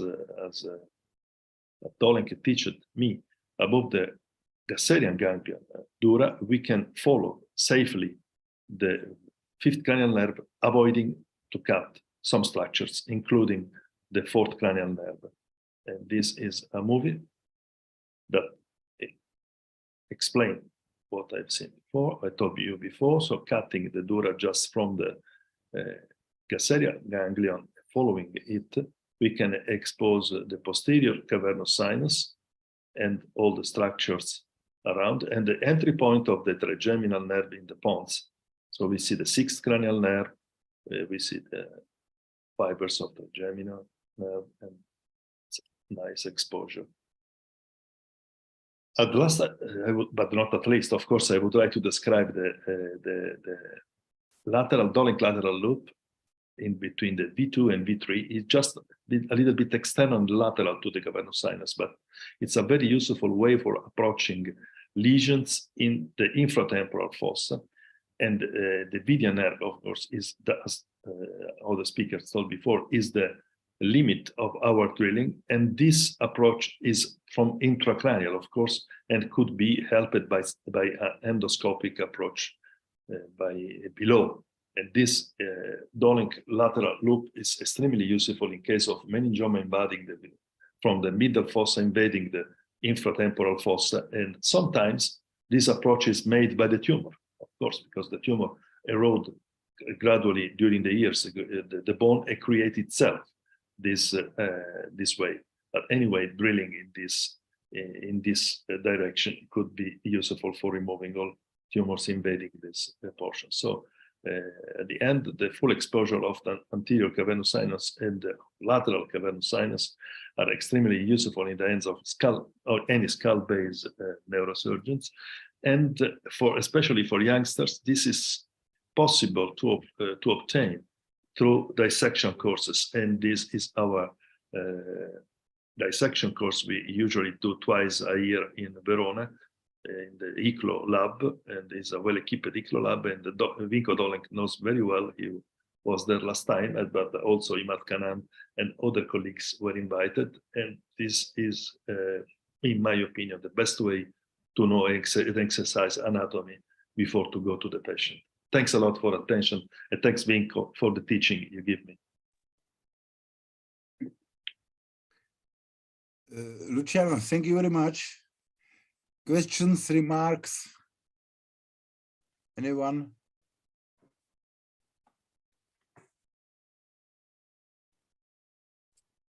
If not, I would like to hand over to Ek Kasper, the moderation of the next lectures. Ek, are you there?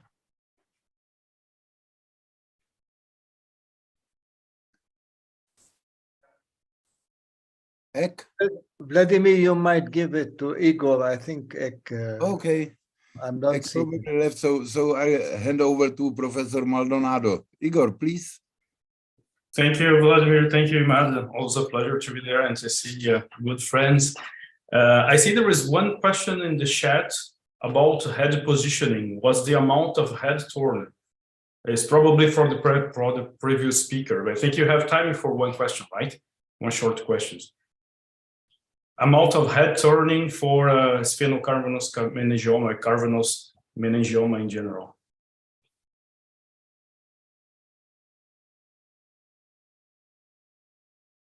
Professor Mastornagli? Tell me. Okay. For the anterior exposure of the cavernous sinus, I usually rotate the head 45 degrees on the opposite side. If I have to access the subtemporal root, I mean the posterior cavernous sinus, for tumors of a posterior cavernous sinus or the Cavazzi approach, I rotate the head a little bit more, around 60 degrees or a little bit more, if possible. Yeah, but the standard approach is 45 degrees for me, my experience. Okay. Okay, so let's move to the next presentation. It's my pleasure to introduce my colleague, a good friend, Professor Pablo Gonzalez for Alicante, Spain. Pablo, please.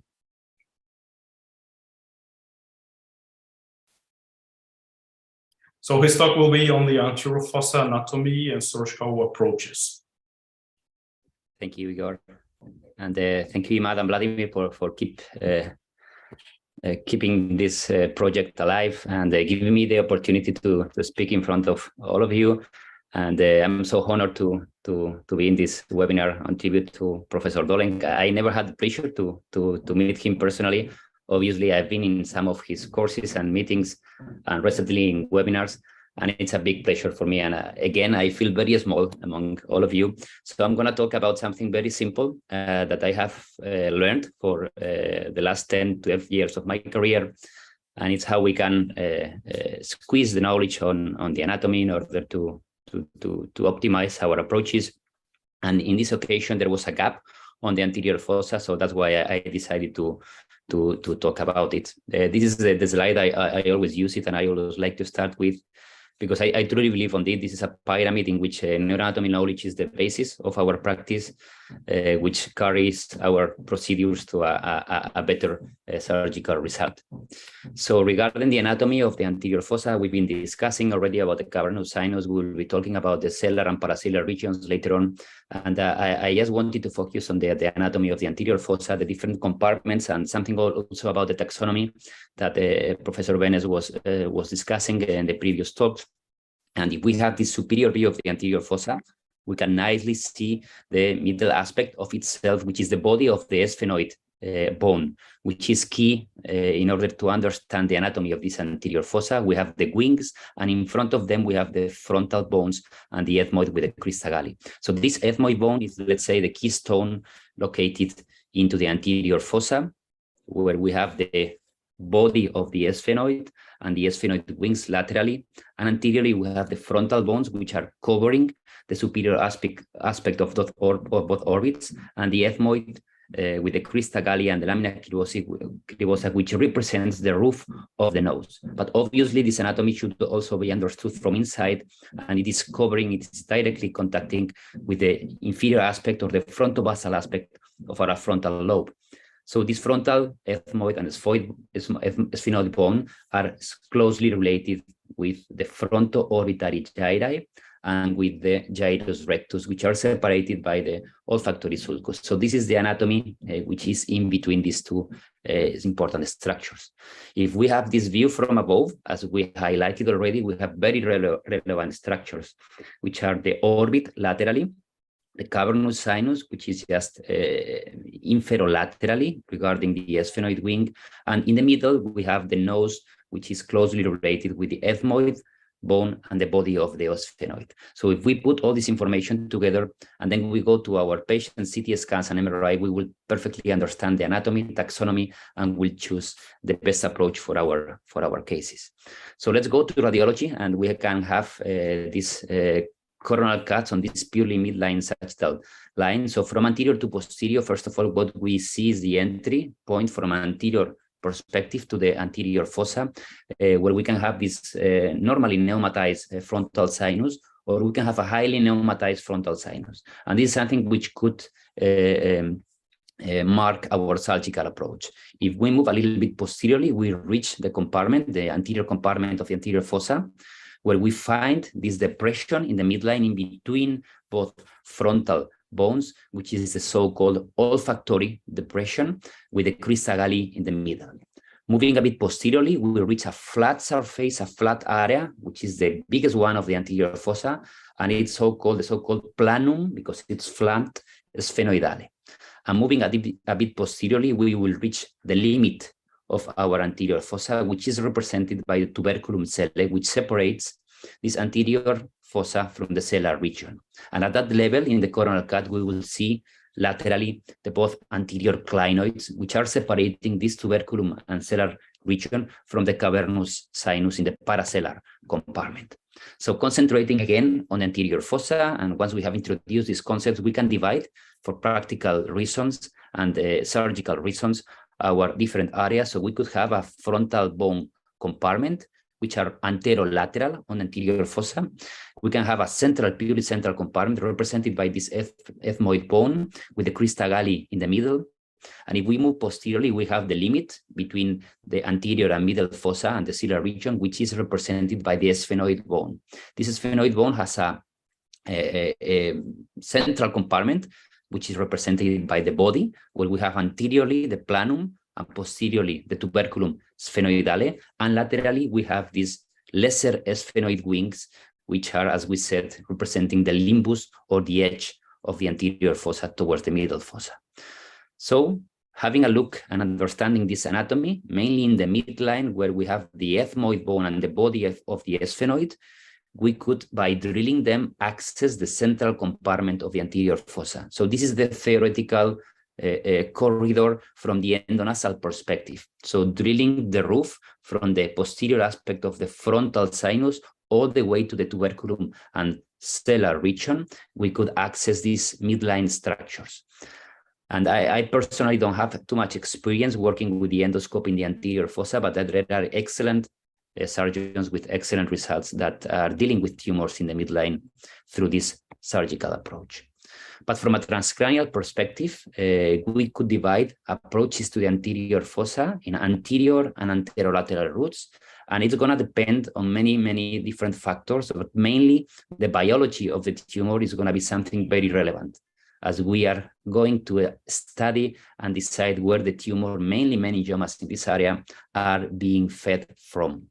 So about the anterior roots, we have bifrontal and unifrontal, and anterolateral roots, we have mainly the lateral supraorbital anterional, or we can even go for a supraciliary or even a FOC approach in cases in which we need to expand our exposure. So different cases and different scenarios with anatomy merged. This is I'm gonna show you right now. So this is the first case I want to share with you. It's a frontal bone, as you can see, hemangioma, intraosseous hemangioma, which was not growing for many years, but the patient was experiencing a kind of diplopia on the supraversion of her side, and she was having some cosmetic defects. She's a young lady, so we decided to offer her a surgery in which we wanted to remove this frontal bone with the hemangioma. And as we know, the anatomy of this frontal bone, it's representing the roof of the orbit and also the anterior aspect of the frontal sinus, as well as the frontal bone. So we decided to create a kind of acrylic cranioplasty, and we marked the limits of our resection based on the anatomy. So this is a bicoronal incision going all the way down in the midline towards the supraorbital fissure. Here we are going to the medial lateral aspect, and we are detaching the temporalis muscle at the level of the frontozygomatic suture. So this is the roof of our orbit, and this is what we have estimated that the tumor is occupying.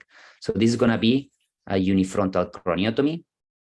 And as we cannot go with the craniotomy to the roof of the nose and to the roof of the orbit, we start drilling this most hidden part. We are obviously opening this frontal sinus. This is how I deal with it.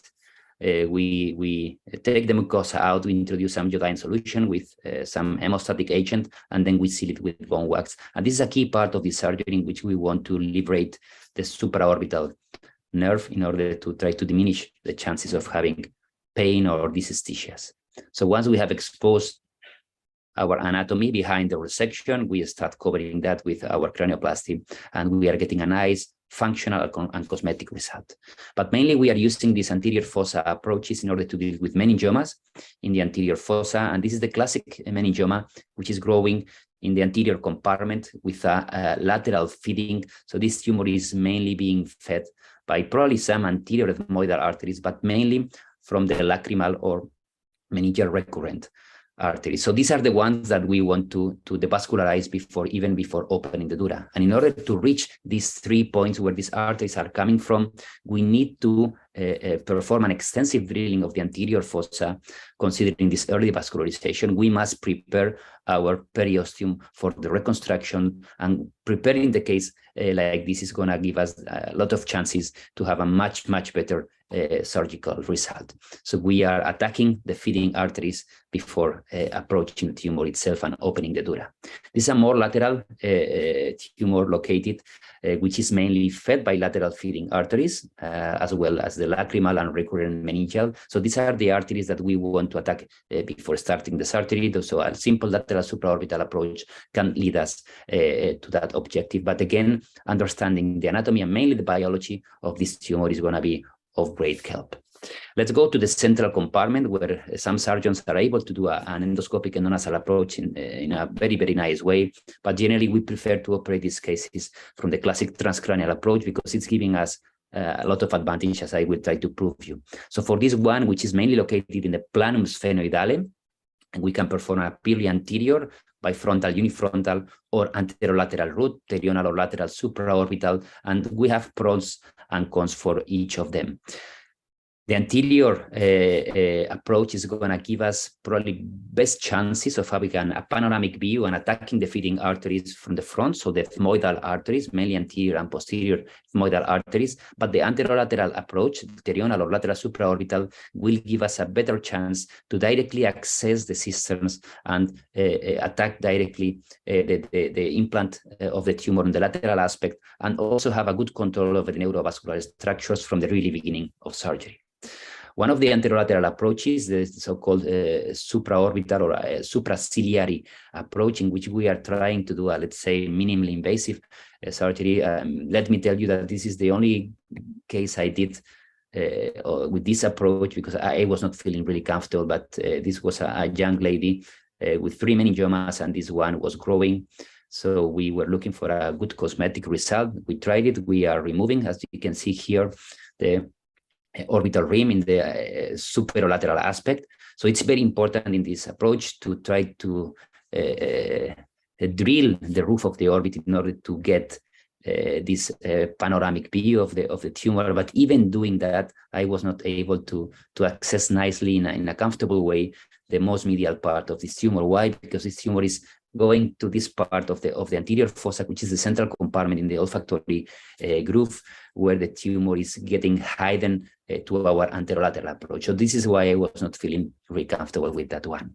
So let's go again to the big central compartment, where, as we said before, from anterior to posterior, we have the olfactory groove, planum sphenoidale and tuberculum sphenoidale. And here we have 2 examples. The first one, case 6, it's a planum sphenoidale meningioma. Mainly I use the sagittal plane in order to name it, and this is how I feel comfortable with. And the second one looks like an olfactory groove meningioma in my mind. As you can see in the coronal cut, is growing mainly and getting feedings from the olfactory groove. So we have, as we said before, anterior and anterolateral pros and cons. At the beginning of my practice, few years back, I started doing the bifrontal approach. I was feeling more comfortable with a panoramic view, all controlled, both sides controls in the first side. But progressively, I've been shifting to the anterolateral routes due to attending webinars like this and meeting fantastic friends as the ones you are watching. But let me show you what I have learned during this year. So bilateral anterior approaches will give us probably a much more panoramic view. We have direct access to the basal part of both sides. We have less chances, in my mind, to respect both olfactory tracts.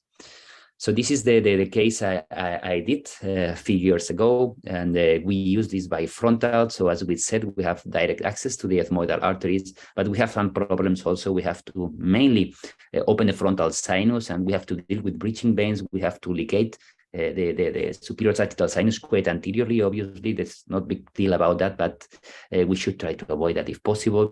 And the main problem I found is that we don't have direct access to the cisterns at the beginning, so we cannot release the pressure on the frontal lobes, and we have not initial control of the anterior circulation and the optic nerve.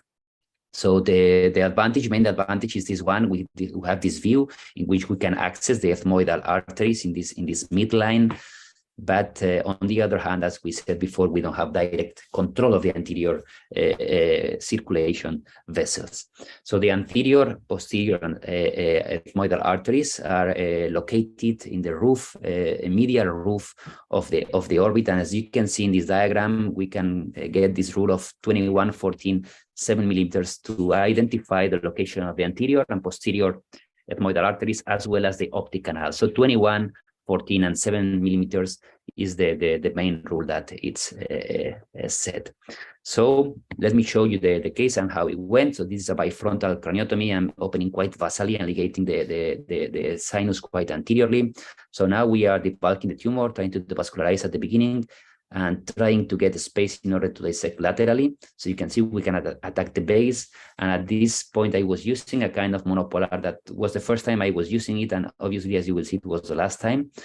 So the tumor, this tissue was quite strong. So I was using this monopolar, and this is the accident I caused because I didn't have control of these vessels. It's like a horror movie. I'm sorry to show you that, but this is a big problem I was facing. Even the blood was covering the view of the microscope.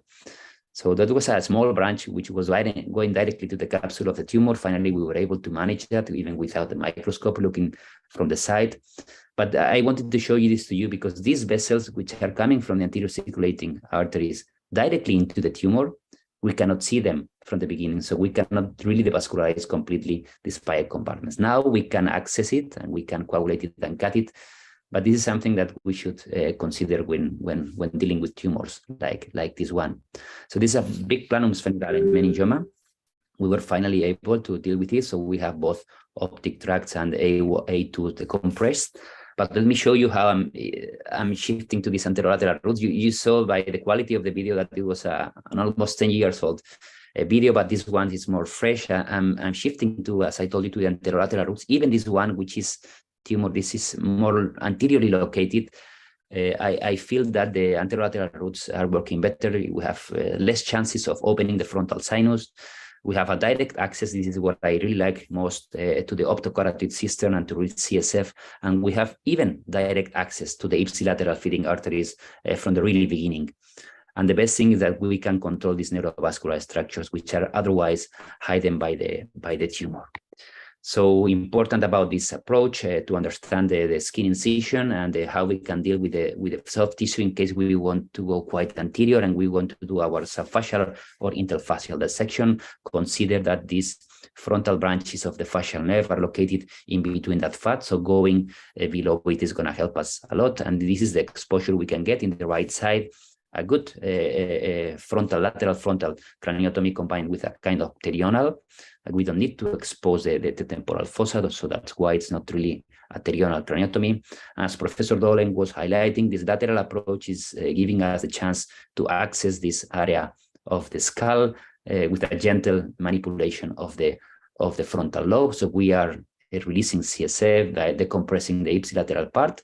We can even access the crista galli from this anterolateral view, as you can see. So this is the crista galli. We can really devascularize it and access the contralateral side with more chances to respect the contralateral olfactory tract. So moving posteriorly, we can also decompress that part. That was the contralateral optic nerve. And this is what I really wanted to show you. These are the arteries that we cannot see from the beginning from an anterior route. And with this approach, we can clearly dissect them, identify them, making sure that they are going directly to the tumor.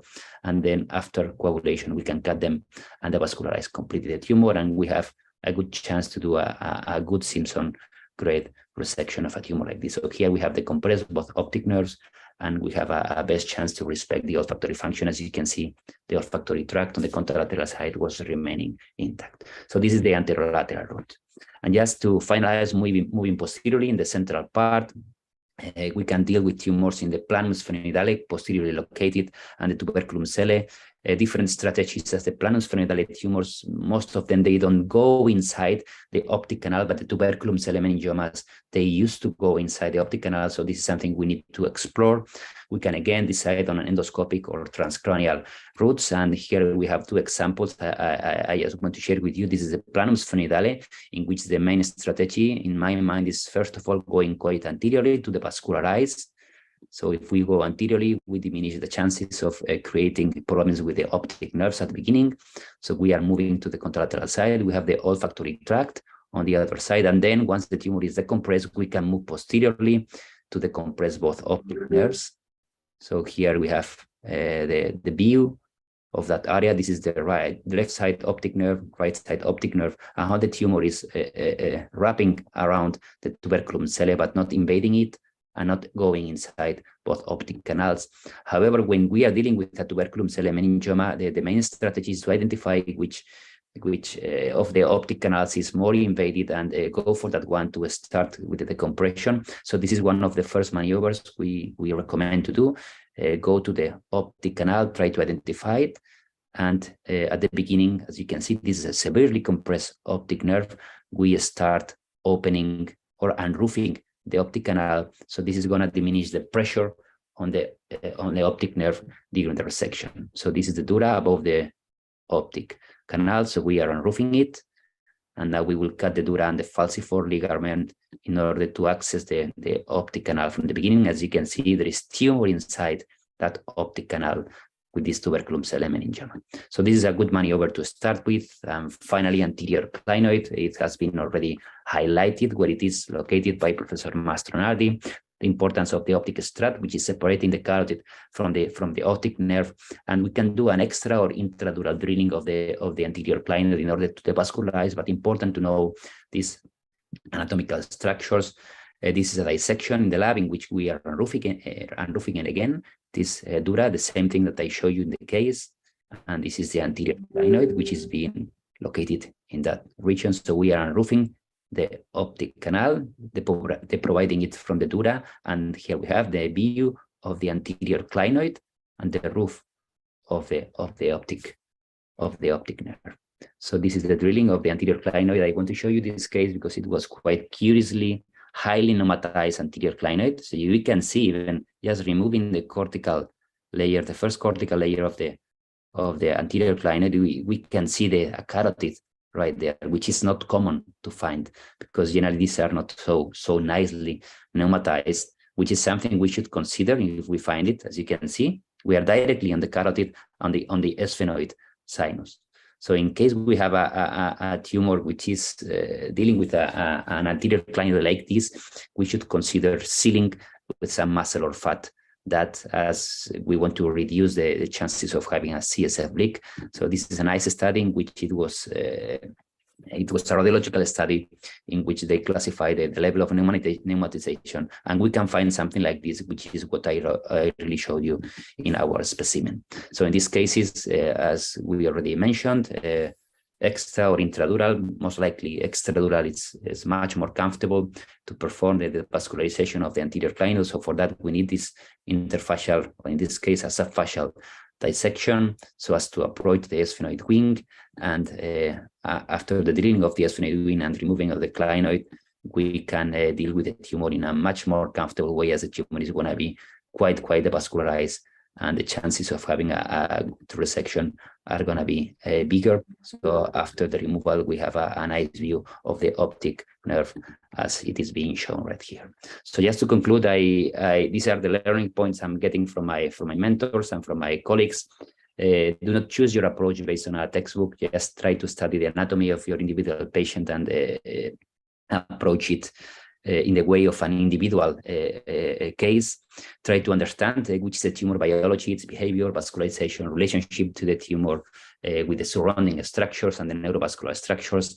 Try to study the anatomy and look for possible anatomical variations, as this one I already showed you about the pneumatized anterior clinoid, which could be relevant to avoid complications. Think on the closure before opening, and this is something extremely important, especially in skull-based cases. Try to choose your approach which respects the functions and cosmetic, and try to have fast access to any cistern where you can release CSF and relax the brain. And finally, choose the one which you will feel more comfortable with. That's all. Thank you so much for your attention and this opportunity to speak with Professor Vinko Dolenc has been honored. Thank you, Pablo, for this splendid lecture. It was a perfect marriage of anatomy and surgery. I think we have time for one very short question. Any comments, Vladimir? Yeah, Pablo, I feel that with the lateral approaches, either pterial or frontolateral, the best advantage is that you hit the carotid cistern without attacking the tumors. You release the CSF and suddenly you have lots of space. These anterior approaches are really, let's say, past. Yeah, I think Pablo very well illustrated that, the brain relaxation and the vessels from the beginning. And I like the end when you say you study your anatomy and your individual case, because that's a lot about the mental imagery you have over your own patient. This is individual anatomy. So in the beginning of the procedure, you know where the vessels are and the position you put your patient. That's half of the work. Right, Igor. Thank you. Okay, so let's move to the next presentation. So I'd like to invite Professor Henry Schroeder from Greifswald, Germany, for his talk on endoscopic endonasal approach to the cavernous sinus. Please, Henry. Thank you, Igor, for the nice introduction. Thanks, Imad and Vlad, for the invitation. And of course, thanks to Vinko for influencing us to be not afraid for the cavernous sinus. So we have heard a lot of anatomy. I think I don't want to repeat that. And we have heard a lot about transcranial approaches. I want to talk a little bit about the endoscopic endonasal approaches. And these have advantages. When you have a tumor which is arising in the midline and displacing everything laterally, the endonasal approach from the midline is ideal because all the neurovascular structures are displaced laterally. The problem what we have with the transcranial approaches is that all the nervous structures are in front of us and we have to dissect in between and have to find some windows to go in. When you have a lesion which is arising in the clivus and you come from the midline, you have no obstacles in your way. You can dissect the tumor because usually they displace everything laterally. So that is a big advantage of this approach. So you have seen all the nerves here in the lateral wall of the cavernous sinus and everything is displaced laterally. Then of course the medial approach is very good. And the endoscope has the advantage compared to the microscope. What you all know is perfect illumination, high magnification, and you have this wide angle of view, which gives you a very good orientation. So here, for example, you see this is the lateral wall of the cavernous sinus, and we come in with a 45-degree endoscope. We can see this wall. We have here curved instruments, and we can dissect under direct visualization.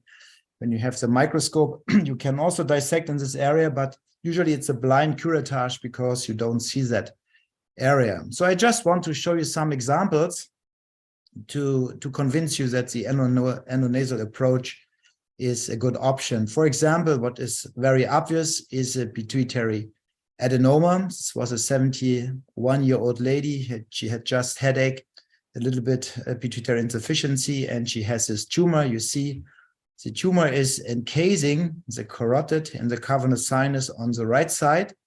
The left side is not so much involved. When you look to the axial view, you see it's a Knoss 4 grade because the carotid is completely encased by the tumor. So we start with the drilling.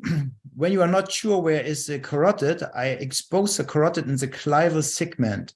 So you know, aha, here is the carotid artery, so I know where I can cut the dura.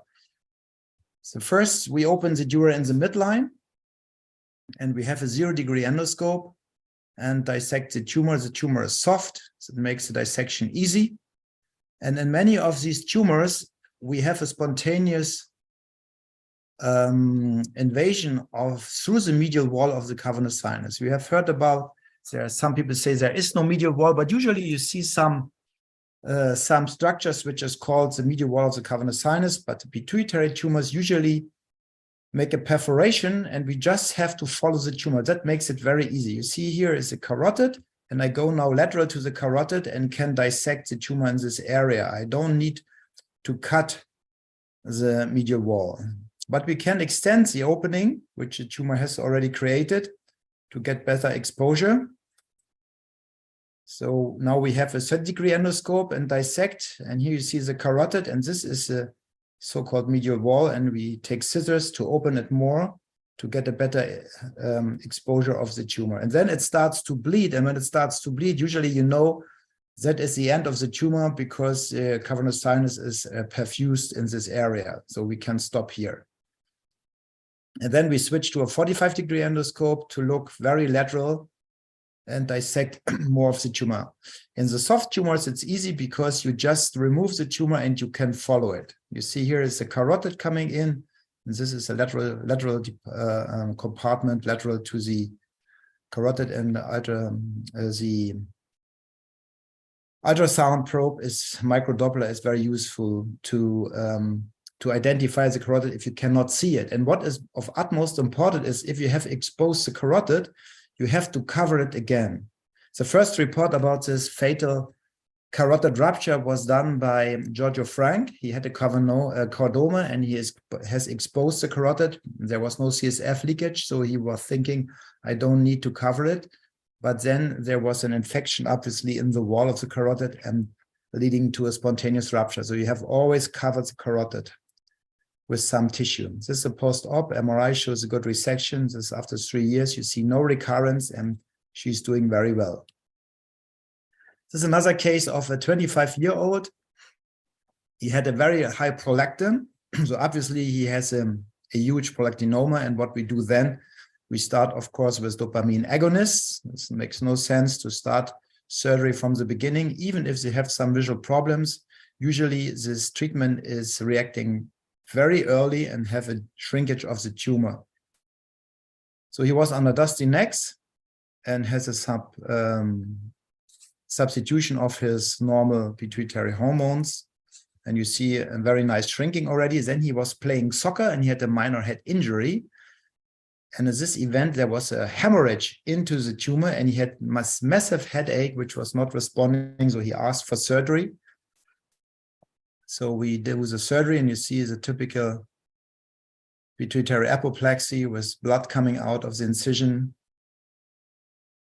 And then we dissect the tumor. The problem is if you have a pre-treated prolactinoma, the tumor is very fibrous. So it's not easily suckable than a primary tumor. So you see, we have to make dissection with forceps and curettes, and the tumor is not coming easy, but with time, we go now lateral to the carotid, going to the temporal-mesial part.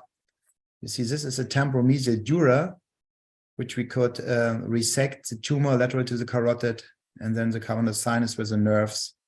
And we could get a quite good resection. You see, of course, there is some tumor remnant here in the cavernous sinus, but the lateral part is taken and the medial part is taken. And then he is under a very low dose of Dostinex, and he is doing fine so far, just needing thyroxine and Dostinex, very little dose. And another good indications are also other tumors, not only pituitary adenomas. This was a 68-year-old with a certain nerve palsy and visual field deficit. And you see here the tumor, the cavernous sinus going around the carotid, lateral to the carotid, and also in the stellar space, displacing the pituitary gland to the left side. And there was already done a surgery transcranially, but they could not expose the tumor because all the nerves were in the lateral wall of the cavernous sinus. So he came to us and we said, okay, we can do a transclival, transcellular, transcavernous, transpterygoid approach. For this, we use neuronavigation, especially to identify the location of the carotid artery in the petrous bone. So we start with the drilling. This is the cellar floor is already open. Then we go more laterally, following the clivus, exposing the carotid all the way down to the petrous bone. And then we drill the petrous bone and make a transpterygoid approach. And here you see this is a video nerve. The video nerve guides you to the foramen lacerum, where the horizontal carotid goes over in the vertical carotid. Here we open the dura and the cellar area. You see this is a tumor-like gem. So obviously it's a chordoma or chondrosarcoma. And you see this is a cavernous carotid. And now with a 45-degree endoscope, we can look into the cavernous sinus and resect the tumor until we reach the lateral wall with the nerves. Here's a normal pituitary gland. This is a stellar space. This is a carotid coming down. Then we follow the resection behind the clival carotid. And then we come here to the horizontal portion, the petrous carotid, and we can go lateral to the carotid with a 45-degree endoscope, and we can resect all the tumor here along the carotid. So the carotid is exposed from the clinoidal segment down to the petrous segment. Here again, you see the video nerve, which guides you to the foramen lacerum. And you see here the carotid going. Another overview, you see the carotid here is exposed all the way down, and the tumor, which is lateral to it and behind it, could be resected with a 45-degree endoscope. And this is a post-op MRI. You see there is a small residual here, which is intradural. but we did not chase it to avoid CSF leakage. And we followed the patient for 2 years, and you see the tumor is not growing. So chondrosarcoma are different to chordomas. Usually they have the very benign course if it's a low-grade chondrosarcoma. And the patient died 4 years after surgery due to lung cancer, and there was no need to attack the small residual here. Another patient, this was a male patient, but also was certain of palsy. You see there is a tumor in the clival area.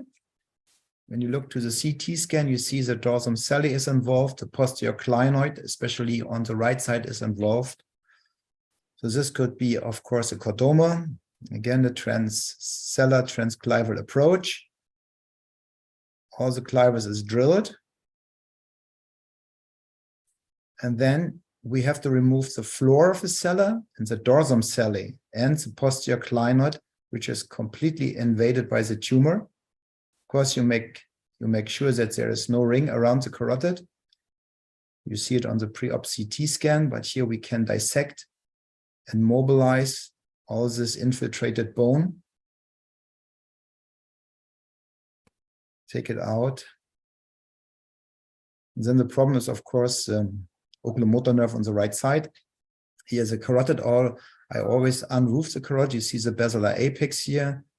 P1. This is the oculomotor nerve on the left side, and the oculomotor nerve here on the left. And on the right, you see is mildly displaced by the tumor and squeezed, explaining the oculomotor palsy. And then with a curved suction 45-degree endoscope, as much as possible of the tumor is resected. And then we put some fat. We had no flap in this case. We just put fat. You see fat here behind, and this fat, he had one revision because CSF leakage, and we put another fat in glue, and then it was fine. And you see oculomotor palsy and improved very, very rapidly.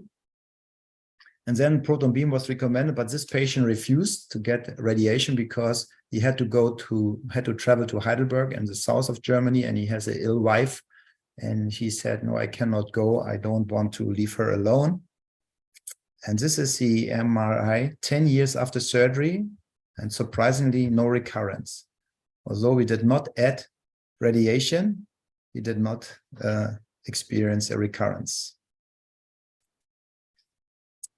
Another lady with abducens palsy, recurrent chordoma, had twice already, and he had one resection and then a very strange radiation. You see, this is photon radiation, fractionated photon beam radiation. So she was not sent for proton beam, and the dose is really, really high, 87 grays, very strange radiation.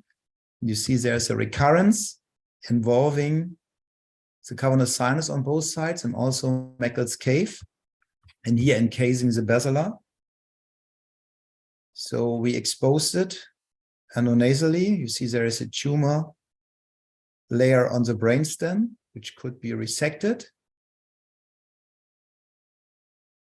carefully to avoid damage to the perforators. And then you see the problem was the basilar was completely encased by the tumor, and we tried to resect as much as we can, but the tumor was very sticky, and to avoid a rupture of the basilar, we had just to leave a little bit of this tumor behind and cut it sharply from the vessel. And then we resect more of the dura to expose the upper part of the tumor. You see is severe adhesions. Here's the basilar apex, oculomotor nerve. And then we resect the tumor lateral in the cavernous sinus and also in the Meckel's cave. And this was good because here the tumor was suckable. You see the oculomotor nerve on the right side going to the Rallus canal. And then you see here cavernous sinus tumor is completely resected, and same on the other side. There's a left abducens nerve going here to the cavernous sinus and Meckel's cave, and here that was also resected. So when the tumor is suckable, we have a good chance to get from endonasal a good resection. You see here is our fat graft, and she was doing fine. And the last case I want to show you is an interesting case. In my opinion, this was a 42-year-old male. He had a progressive visual loss and has a visual acuity of 0.6 in the left eye. And you see there is a tumor in the supraorbital fissure extending to the cavernous sinus. And it was not clear what should it be. And he underwent surgery, again transcranially, but they could not even take a biopsy. They had just dura in the histology. And then he came to us and we said, okay, let's look at the tumor. You see, there's a very well delineated tumor. Here is the optic canal. This is V2. And there seems to be a good border. It's not the typical infiltrating lesion, what we usually see, and the T2 weighted shows the same. And so we said to him, okay, we can, at least we will take a biopsy. You see here, the lateral wall of the sphenoid sinus is the border of the tumor. So in between carotid and V2, we have a good access. So we can at least take a biopsy and we can make a good bony canal decompression, because you see there is tumor in the optic canal. And this can be done very nicely. And maybe we can do more. So make an opening, it's a transmaxillary approach. This is a maxillary sinus. This is the apex of the orbit. Here's the optic canal. And here is the lateral wall of the sphenoid sinus where the tumor is located. So we drill the bone in the lateral wall of the cavernous of the sphenoid sinus to expose the tumor. Then we make a good optic canal decompression. So the whole optic canal here is exposed until it goes to the orbit. And then we make incision of the dura in front of the carotid between V2. V2 is down here. So open the dura. And then we have to find the right layer, the right plane. And then it looks like a meningioma. We had some bleeding from the cavernous sinus. And flow seal is a solution usually for that. We just inject flow seal into the sinus, and then we make a bimanual dissection. And we had a very good plane. So this is not an infiltrative meningioma, but a meningioma which is in between the two sleeves of the cavernous sinus wall. And that was very nice, because here we could dissect it. Sharp dissection, and then by manual traction, counter traction, we could remove the tumor completely from this area. Traction, counter traction, and then the tumor is taken out.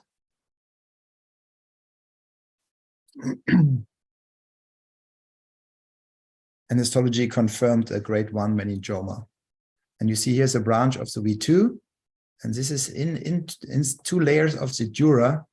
The tumor was arising and had a good plane. That's why we could dissect it completely. And then the defect is covered with a mucosa, which we took from the middle turbinate, which was removed. And you see this is the amount of drilling what we had from the optic canal. Visual field was good.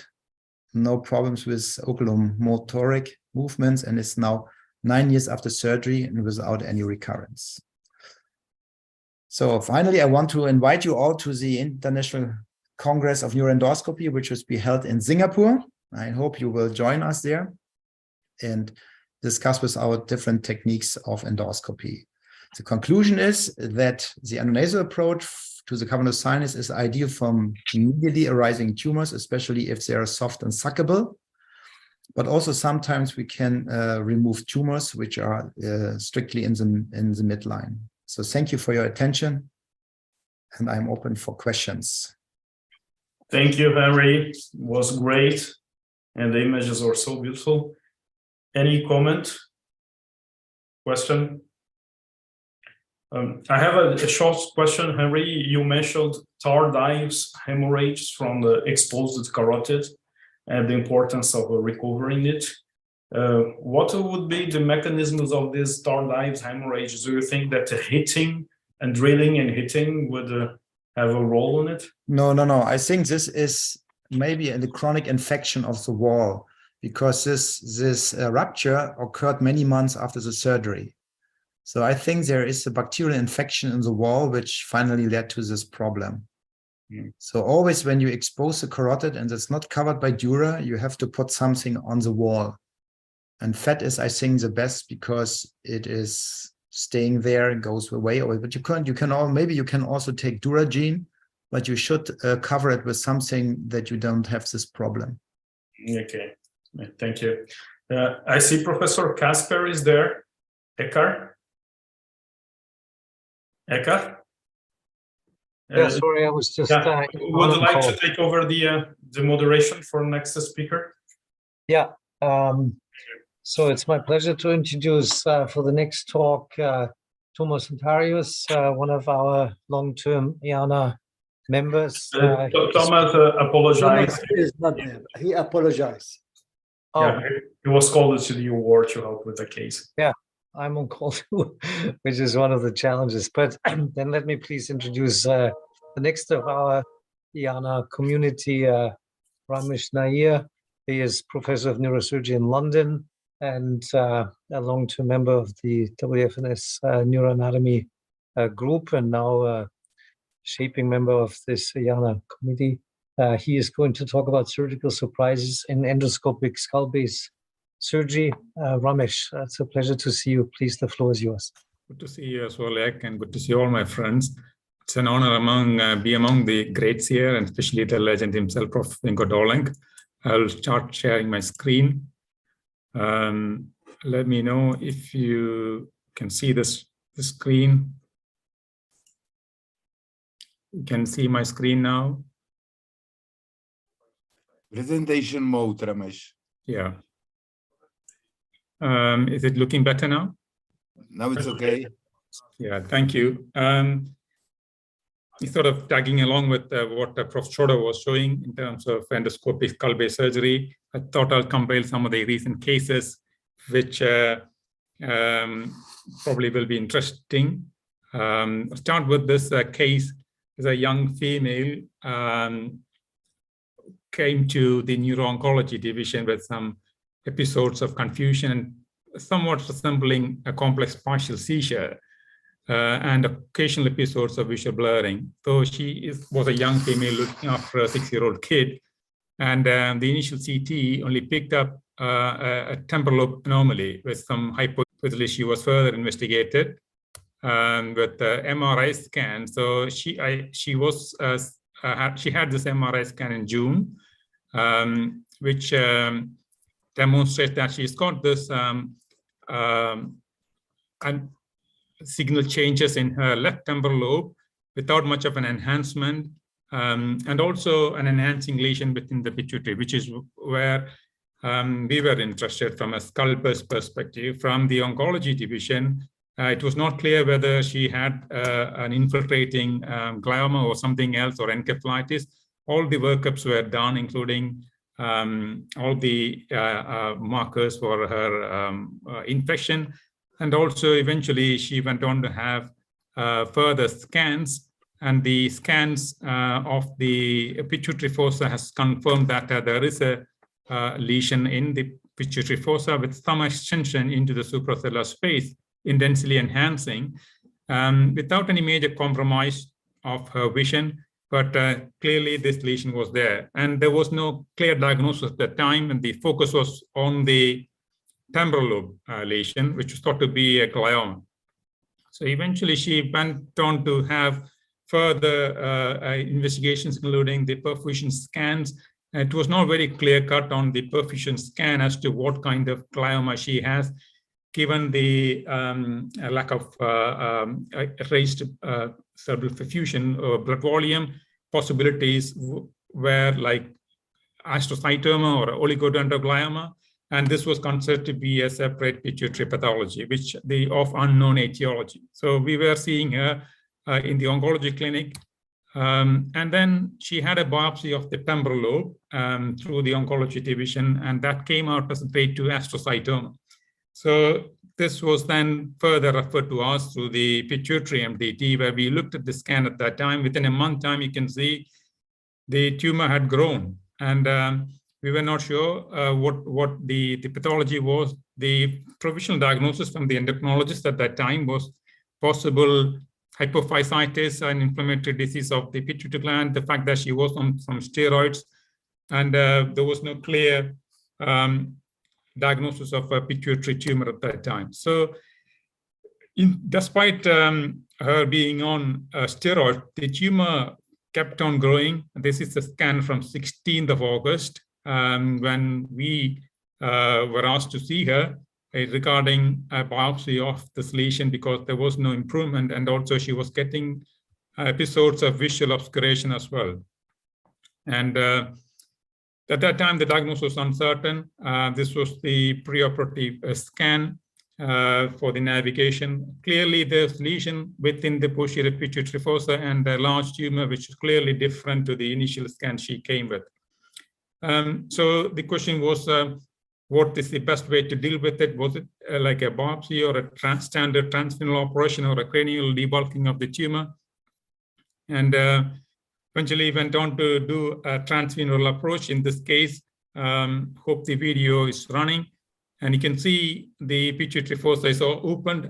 You can see him opening the cellar floor. But just as I opened the cellar floor, very soft tumor was extruding out even without any pressure on it. It was a very soft tumor, it was extruding from the fossa. As soon as I opened it, everything was started to coming out.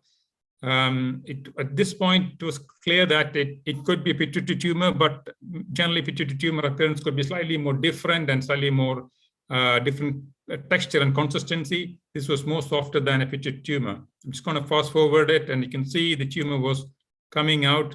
Here, I'm just removing the tumor for biopsy, but it's very vascular. So as soon as you try to remove it, even though it was softer, it was quite vascular.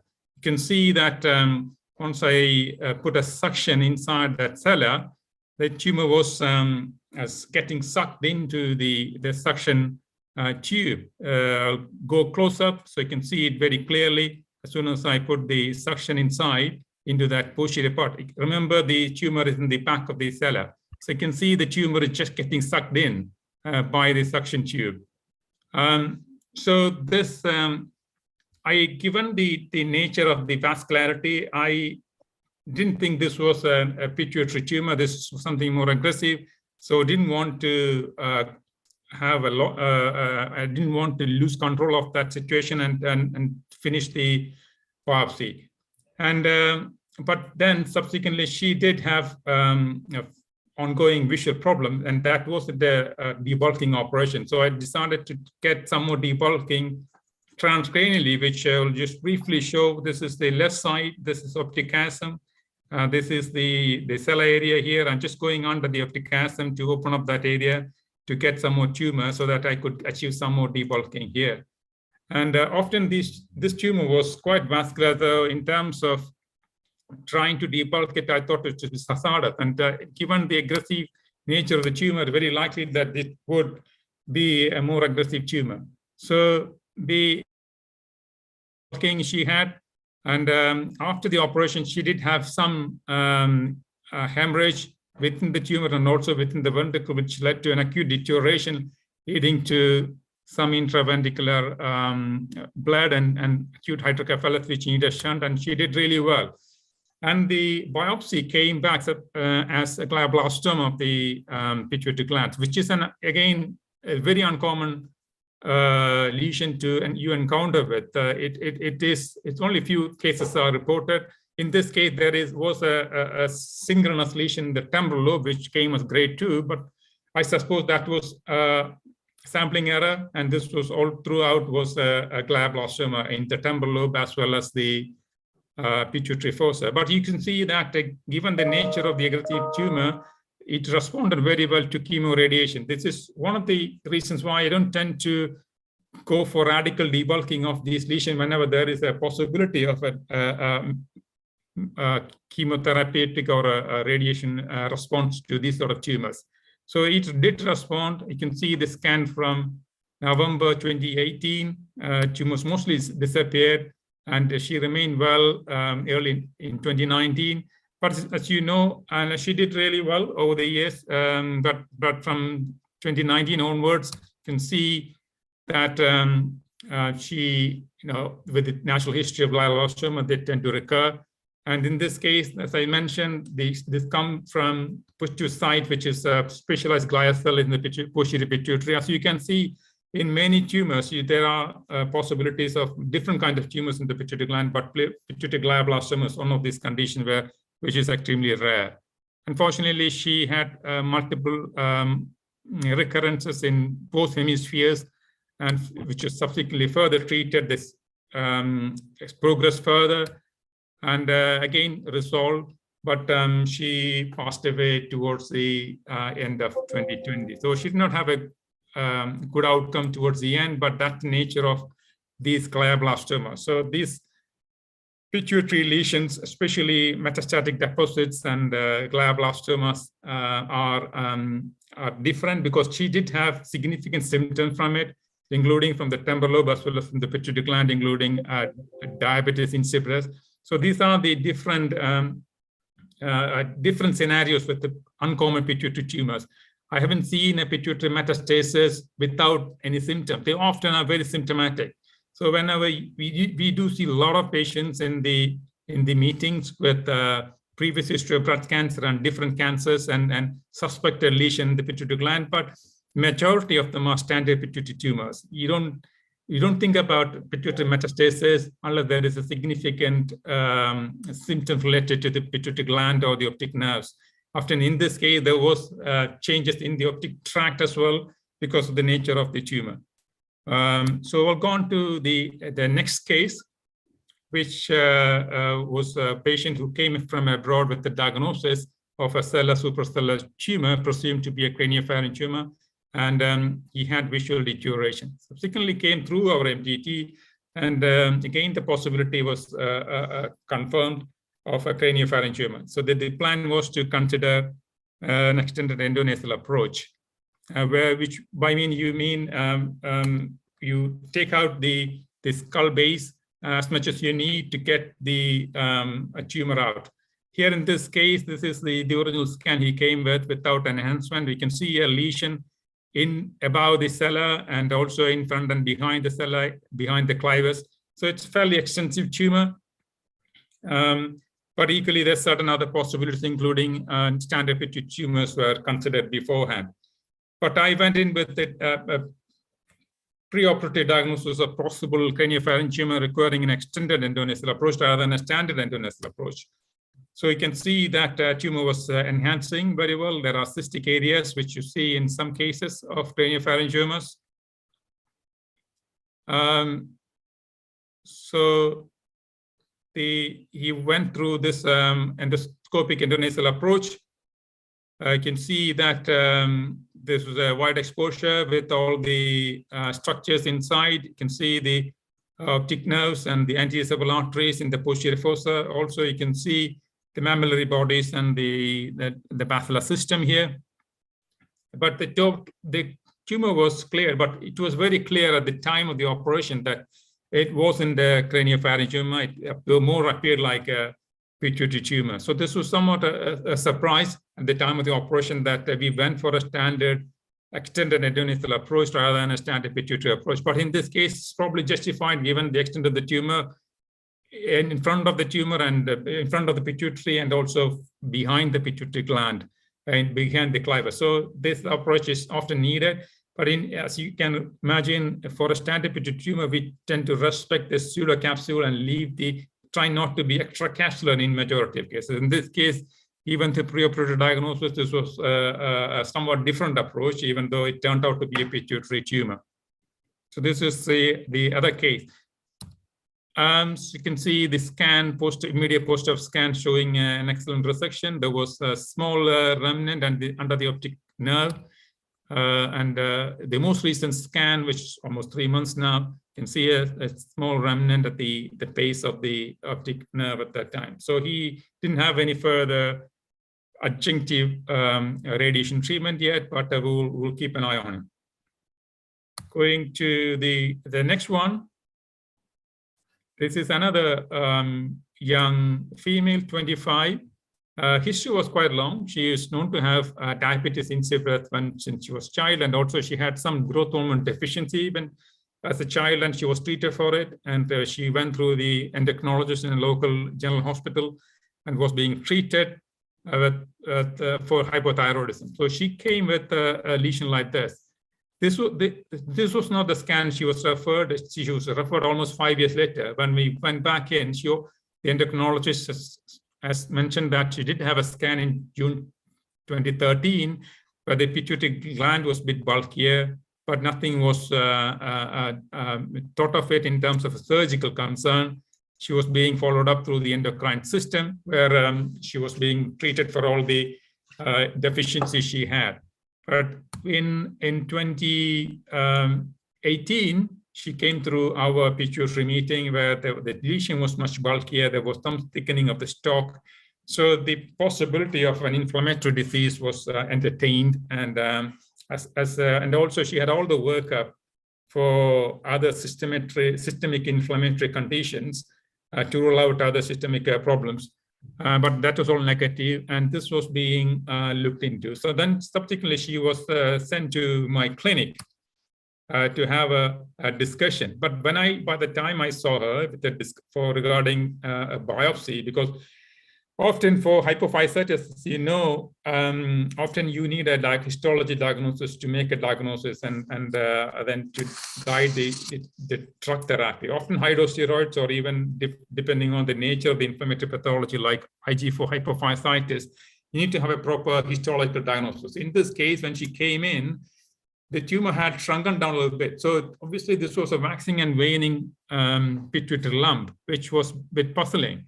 So we decided to stall it and wait a bit and deferred the biopsy. Subsequently, she came back again with further enlargement of the tumor. And this time it was clear that we may have to do a biopsy on this case. As you know, with the pituitary biopsies, this is just the immediate positive scan, which the tumor had further progressed. So the diagnosis was uncertain. You can also see in the sinus, there is some mucosal thickening of the sinus. Whether that is relevant to a possible inflammatory disease is uncertain. But again, this was the immediate post-preoperative scan. So the intention was to do a biopsy. And this is the intraoperative picture, intraoperative video, where you can see the dura is opened in a cruciate fashion.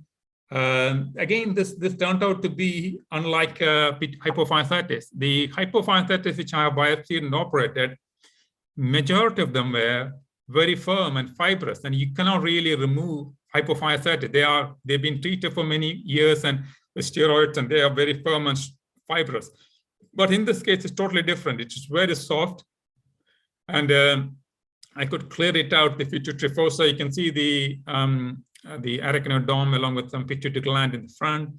So this was all cleared up. The diagnosis was germ cell tumor. So again, this was a surprise because the history was rather unusual. She has been having this pituitary problem for many years, and I've never seen a germ cell tumor persisting in that fashion. Often you tend to think of germ cell tumors as fast-growing tumors and requiring fairly prioritized treatment. In this case, it was as a germ cell tumor. Subsequently, she underwent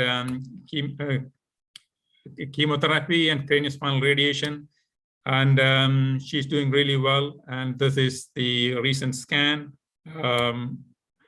So that is, I'll finish with the final case. This is another young man, 29-year-old young man, with some features of hypopituitarism, referred to our skull-base unit, again with the diagnosis of craniopharyngioma. And he had some visual loss, mostly on the left side. I'll show you the scan. This is a rather unusual kind of tumor.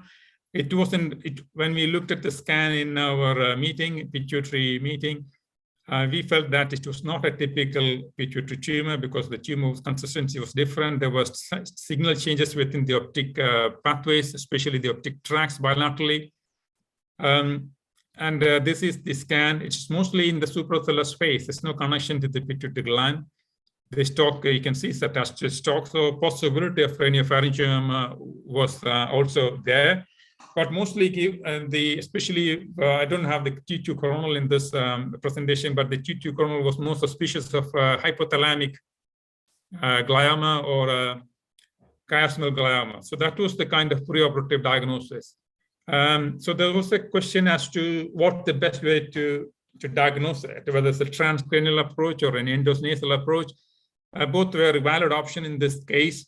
Given that my intention was only to get a diagnosis, we didn't want to disrupt the skull base, so went through an endoscopic approach. And the present preoperative diagnosis was a possible optic nerve glioma or a chiasmal glioma. So found this is the left side of the carotid artery is here. This is the antideclinoid. I just started opening up the falciform ligament to give some space because the whole optic complex was swollen up. You can see the optic chiasm is very swollen. And so there was no space to get a biopsy from this region. And one has to go under the optic chiasm. This is so I have to go behind the carotid. So just so here, this is the area where I biopsied it from. This is the carotid artery, it's a retrocarotid window.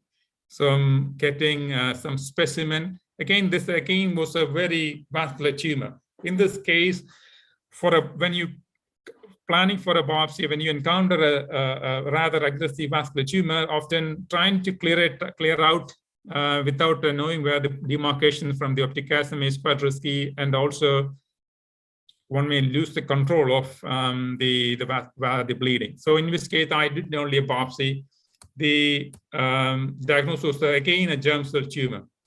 And these are tumors which as I mentioned before, these are tumor elegantly treatable with chemotherapy and radiation. And often trying to resect these tumors or trying to get more radical resection is probably not a good idea. So if you have some intuition that this is going to be a more aggressive tumor, which could be treated with more different techniques like chemo and radiation, probably my policy has been to try and avoid any further radical resection. So he had chemotherapy, and this is the most recent scan a couple of weeks ago, I think last week.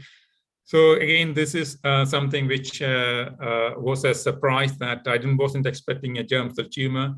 In some cases, you would expect germ cell tumor, especially location within the third ventricle is a very typical, and also if you see additional lesions within the pineal races, you will preoperatively do all the CSF workup or serum markers. In this case, the serum marker for beta-HCG and other tumor markers were not positive for him, so he needed a biopsy. So I'm not sure how much time. I'll just probably finish with one case if I have 1 minute. I think I probably, just because Henry showed that case, I thought it may be reasonable to show that case. Just won't have any videos, just show. This is a young female. She was only 22, came with like a cavernous sinus syndrome with ophthalmoplegia on the right side. And she was found to have this cavernous sinus tumor. So this was the tumor, not sure what this was. And you see a cavernous sinus tumor and granulomatous lesions and other cavernous sinus syndrome will come into mind.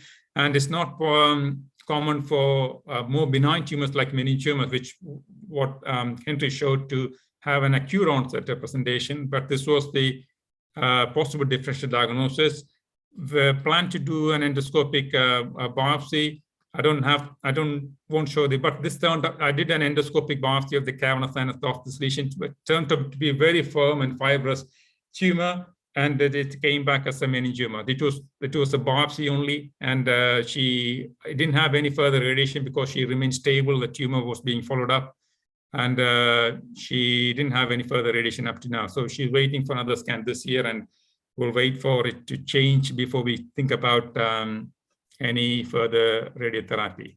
So I think that is it for now. Ek, thanks very much for the listening. Thank you so much, Ramesh, for an interesting potpourri of cases in the pituitary fossa. And first question I want to ask you, maybe you can elaborate a little bit on your second hypothalamic germ cell tumor case when you did an open approach. can you sort of give some advice to novices moving into this area? How do you decide on subfrontal, frontolateral, terional? How did you decide for pre-surgical planning, how you want to tackle a lesion that is not well differentiated from the optic pathway? Yeah, very good question. I think the preoperative diagnosis in that case was the chiasmal glioma. And in this case, as you know, we don't tend to operate on optic nerve gliomas or chiasmal gliomas unless there is a clear visual deterioration or if there is a progressive surgical mass, which you think you can debulk safely away from the chiasm. So the best way to get to that lesion will be to have a clear identification of a normal pathway. So if you know when you can identify the normal optic nerve and the normal optic chiasm or the retrochiasmatic pathway, then you know where the lesion ends and where the lesion starts. But obviously, you have a blind side. The undersurface of the chiasm and also the contralateral part of the tumor is blind from your side. So when you have a lesion which is more vascular and when you think it is going to be difficult to get access to the other side, when you cannot really differentiate from the normal pathways on the other side, you may have to stop at that point. But intention in this case was always to get a diagnosis. But my choice of approach will be like a terional approach where I can see all the pathways in the normal and abnormal pathways clearly. Anyone else from the panel who would comment on, do you get pre-surgical DTIs to delineate the optic pathways to make sure that you stay sort of out of it? Would you include that in your pre-surgical mapping and navigation? Or is this based on experience, you think fair to say coming in terional allows you to either go, you know, above the optic structures or translaminar terminalis? Yeah, I think that's a good point. I didn't do a DTI in this case, but I did have an optic nerve visual evoked potential, but I'm not sure the validity of that visual evoked potential, but we did use it in this case.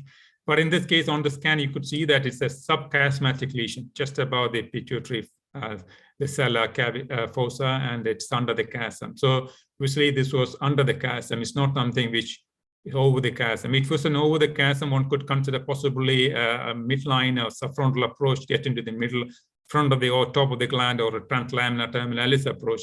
But it was clearly under the chiasm, which is probably, you know, I think it is a useful thing to have a DTI to delineate, define when you have lack of clarity as to where the chiasm is moving and where the optic nerve is traveling. But it was, and as I mentioned again, this was not the intention to debulk the tumor rather than get a diagnostic biopsy. Excellent. Anyone else from the panel who would like to chime in with a comment or question?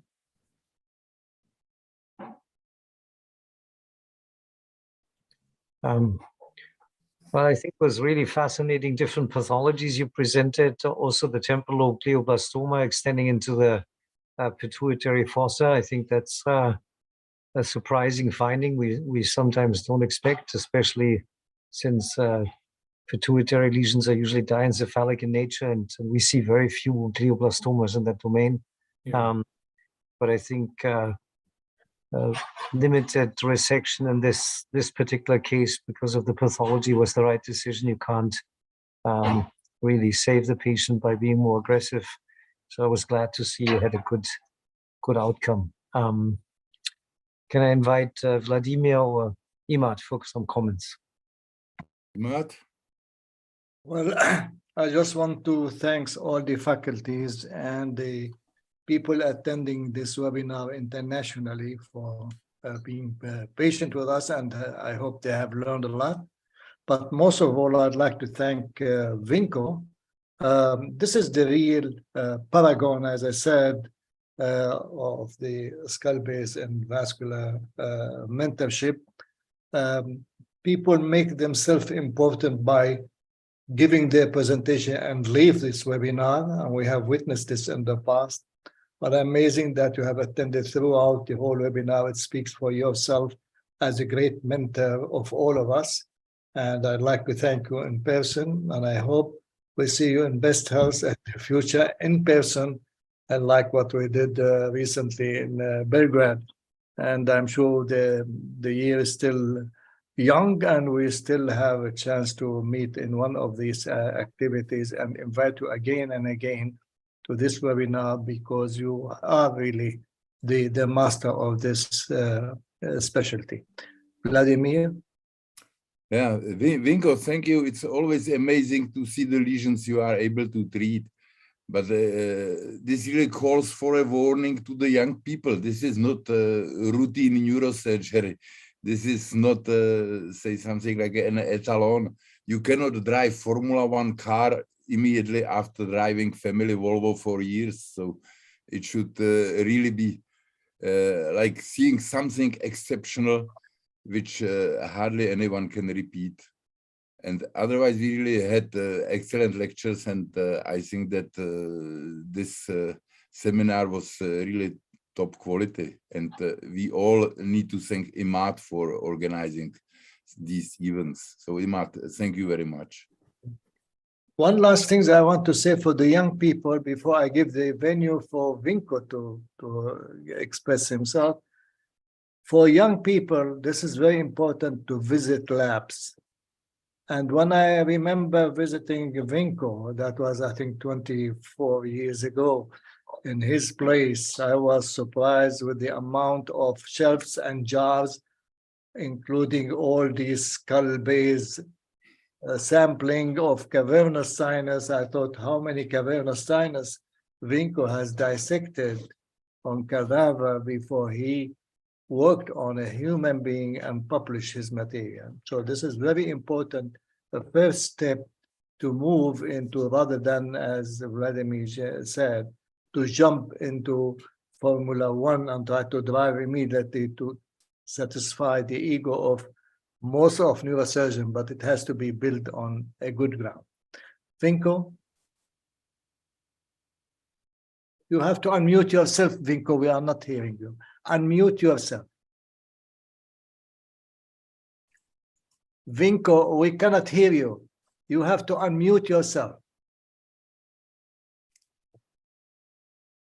Lower down. Low down. It's You off hear to the me? space You hear me now. now? Yeah, Now we hear you. yeah. I just would like to thank you. All you are wonderful, Vlad and Iman and all the others, and you made my day. I'm the most happy to see again and again how people are realizing that anatomy. And I can only say one thing. The eyes cannot see what the brain doesn't know. And the brain does learn in the lab. And I cannot say the other way, that the happiness because the skull-based surgery is flourishing, and it has a long way to go and to be refined more and more. Thank you so much to all of you. Thanks. Thank you, Vinko. Thank you. Thank you. Thank you. Very nice to see you, Professor Vinko Dolenc. Happy to see you. Thank you very much. Who's going to take the picture as a group picture? I have already done that, Imad. So Because Jacques just joined us. okay, I will take one more. We need And, to watch us. put your best face on. Take a smile and say yes for cavernous sinus surgery. Yes, thanks. Thank you very much. Thank you. Okay. Take care. Have a good day. Jacques, you are coming to Riyadh, I heard, to Jeddah. I'm coming this weekend, yes. Yeah, Yes. unfortunately, I won't be there. No, Jeddah, no, I cannot. Anyway, we talk offline. I'm going to Abu Dhabi. Oh, Vinko, great to see you. Great to see you, Jack. I hope I meet you soon. Same here. Vladimir, I will call you shortly, yeah? Vlad? Yep. Vladimir, we'll talk. Call me. I'll Yes. be back 9 p.m. Yeah. Or just now or not? I will call you just now. I need to talk to you Okay. about the trip Okay. and Pablo I'm as well. ready. All right. Good. All right. Hey, Bye-bye. all the Bye-bye. more we keep Bye-bye. us Bye. updated. Take care all. Bye-bye. Thanks. Takashi, say hi to our Japanese friends, yeah? Yes, some of my colleagues attended, so they're very interested. So, we keep attending, we keep notifying. Thank you so much. Great. Take care. Yeah. Bye. Bye. Excellent session. Bye, guys. See you soon. Bye-bye. Bye-bye.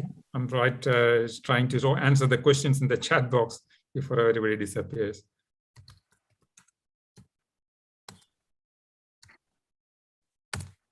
Okay, thanks very much.